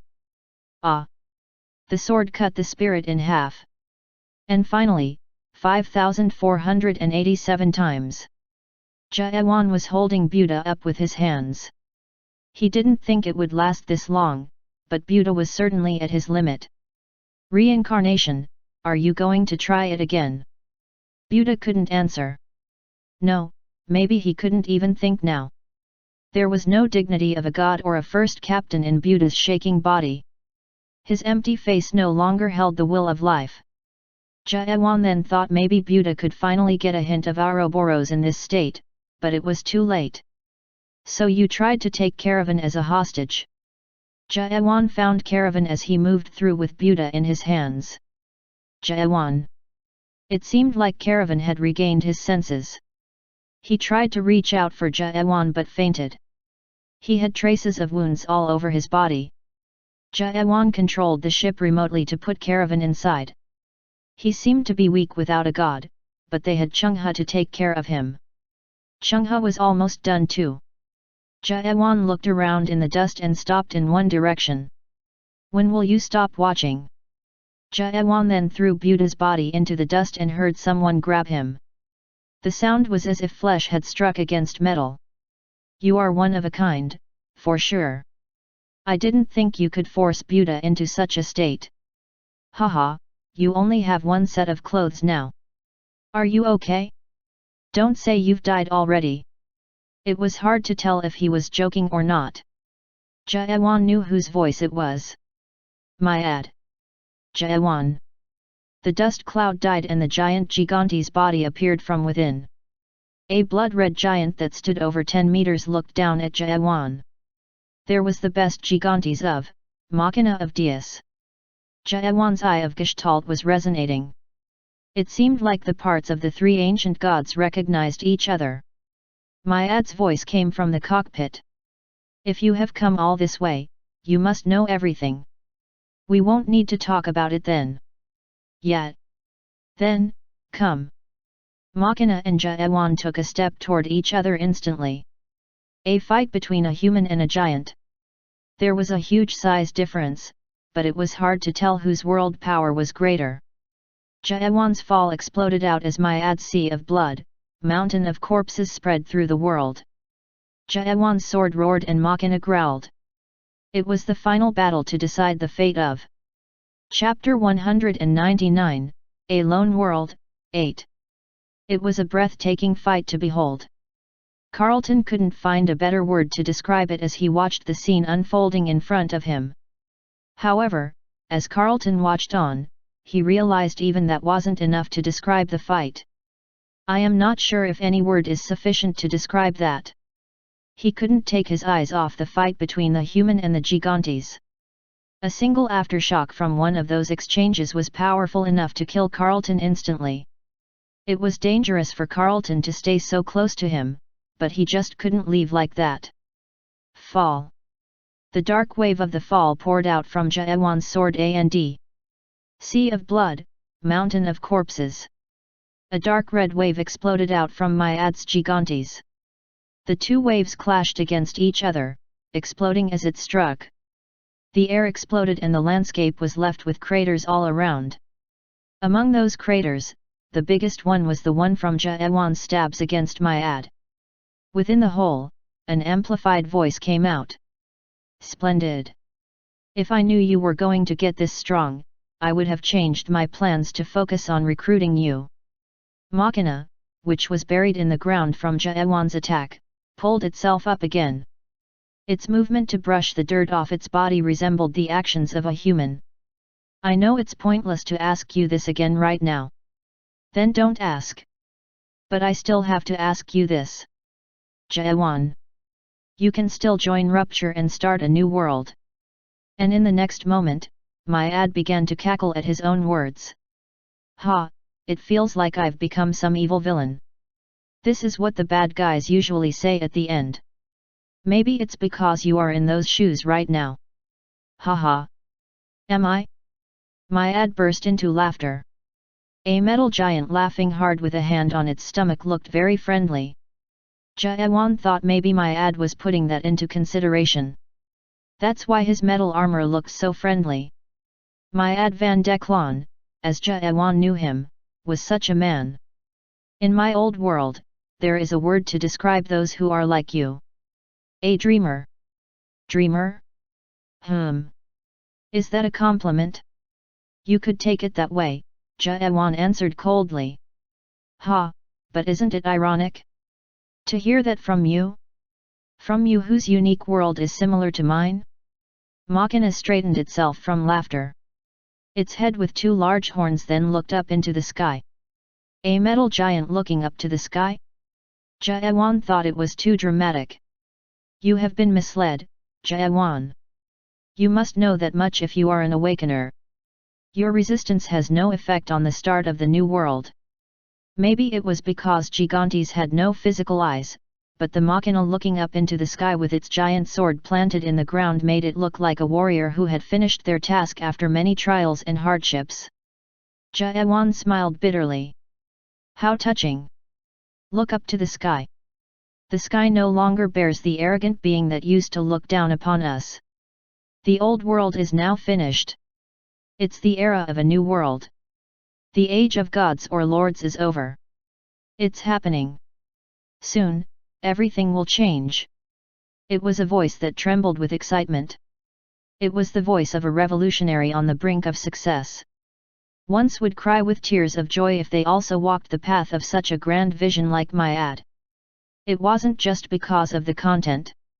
The voice, how it was spoken, and how it was portrayed, everything about Myad made him the person he was. He was the one who led Rupture all this time, and Jaewan realized it. This was what made everything possible. Just a little more. Just a bit more and. The voice was tempting to anyone who listened to it, especially for anyone who exhibited hatred against this world. Jaewan narrowed his eyes. Little more. Jaewan was from the world where the danger of a little more was widely known. Just a little more. This little sometimes was an amount that had no end. No new world was coming. The world that was to come was forever in its slumber. People dreamed of a reality little after. And a few of the people who stood above all the others in their dreams controlled the present. That was also the system. Myad, stop the act now. Act? What do you mean? Big Brother is not dead. Are you going to lie to me also? Big Brother is dead. No, he's not. I can see it. Jaewan looked up to the skies as he spoke. It was still there with the horrible bloodshot eyes with crows flying around it, the giant eye that was always looking down at Jaewan. Ever since Jaewan found the eye, Big Brother never disappeared from his world. Even after Myad dropped the star from the skies, it was still there. Myad laughed. Oh, is it? Then let me rephrase it. Big Brother perished from all worlds, except yours. Or if you don't like that, how about if I rephrase it this way? There was no such thing as Big Brother from the beginning. Jaewan then spoke in disbelief.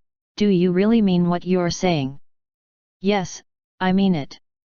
Jaewan was even disappointed by the word. You know that I can see Big Brother. Of course, you probably see Big Brother. But even if you can see it, is it proof that Big Brother exists? Can you be certain that the eye you see is actually Big Brother? Let's cut the nonsense. Nonsense? No. It's a logical conclusion. The unique world is a world full of theories. It's a fictional world where nothing about it can be considered as reality, even today. Jaewan became silent. Talking about philosophies or beliefs like this wasn't what Jaewan liked to do in between fights. But he couldn't stop. Was it because he felt compelled to defeat Myad logically? Or was it because he wanted to defend the lives of people Myad killed with his blasphemies? Jaewan couldn't figure out his intentions. Okay. Let's say what you said is true. But your words contain contradictions. And that is? If the Big Brother I see is fake, then why did you spread words about Big Brother all this time? You even went so far as to make all of witness you taking down Big Brother. If Big Brother did not exist, then why did you have to do that? What for? Myad became silent. It wasn't silence due to him being lost for words. It was more like the silence was there to add suspense to answer the question he had been waiting for. Sometimes, the things that do not exist have more power. What? Chapter 200, A Lone World, 9. I'm sure you are aware that there are various rumors about Big Brother. Myad began with a story. Some say that Big Brother is a group that controls the world from underneath, while some claim that Big Brother is a sole god that governs the entire dimension.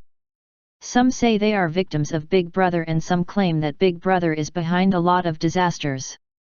It is amusing to see all these conspiracies floating about. They speak as if Big Brother is behind everything that happens in this world. And what's your point?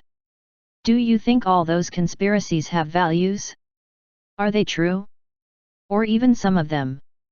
Myad continued without waiting for Jaewan to answer.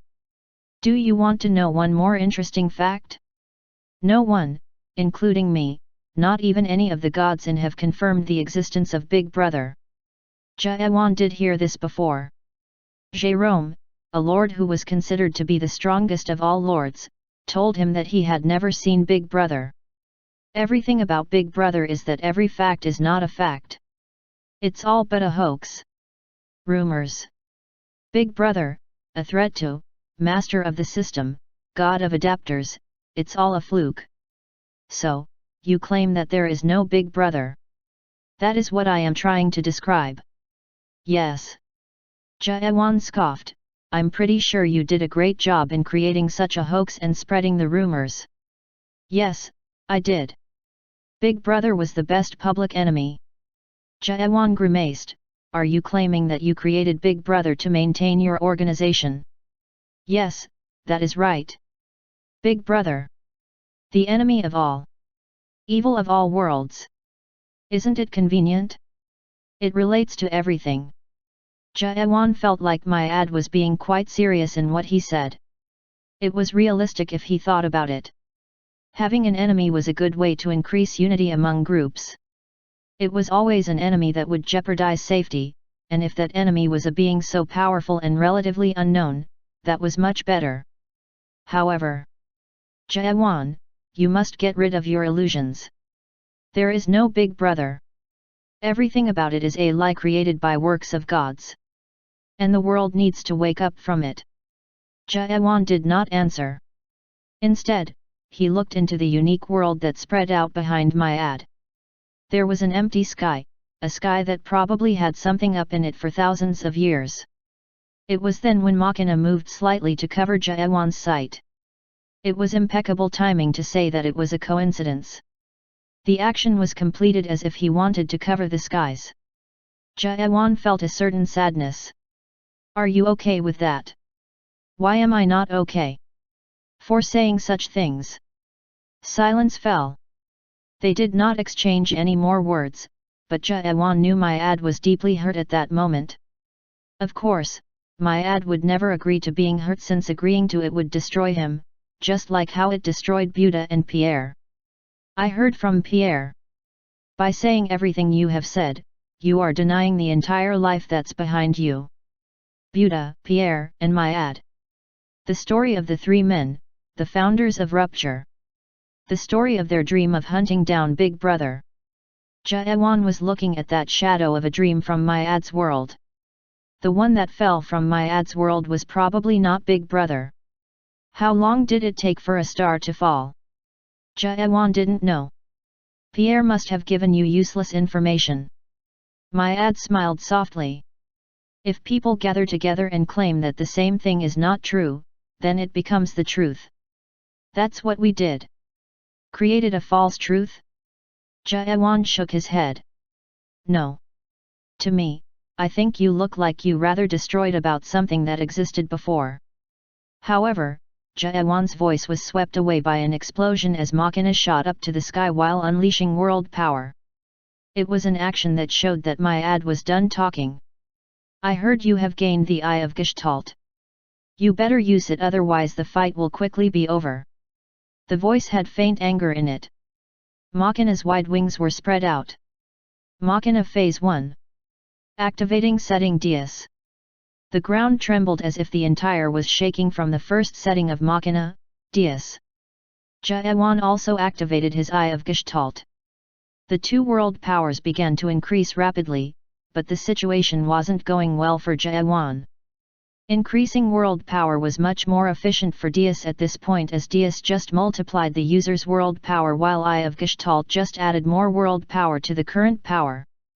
Myad's world power now exceeded 70 million. The entire 8th site was overwhelmed by the giant world power. The power equaled that of the three ancient gods from the old times. It was a world power that not even the 8 gods of together could withstand. Jaewan's world power did not increase past 14 million, however. He heard the shouts of his clothes in his head. Are you serious? There's no way we can win against that. It's the limit. We can't give you any more power than this. The world power was at the limit, but Jaewan did not grow concerned. He had a secret weapon for this problem now. A long time ago. Naked God lived. He hated clothes. And lived naked for his entire life. Myad laughed as he realized what Jaewan was trying to do. Are you going to use that again? You know it doesn't work anymore. Machina quickly used the setting, augmented reality, to clothe Jaewan. Myad was exploiting the weakness of the naked setting, or the power where one needed to become naked in order to use the power. However, Jaewan did not stop singing. Finally, the naked god was surrounded by clothes. The lonely naked god said, "The reason why this world's so unfortunate is because we all wear clothes. Because we all can't take off our clothes." Jaewan's body began to shine in golden light even with the clothes on. It meant that the naked setting was taking effect. But how? Myad was shocked. No one can take off the clothes. That is the truth. And Jaewan moved. Myad couldn't believe what he was seeing. Jaewan had his clothes on. But why did it look like he was naked now? Naked while wearing clothes at the same time? It didn't make sense. Was it because the thousands of Jaewans were giving him power? Myad saw the illusion of thousands of naked Jaewans running at him in a wave of golden light. The naked gods were unleashing their dream. Jaewan mumbled, "Ouroboros. I am wearing clothes. I am not wearing clothes.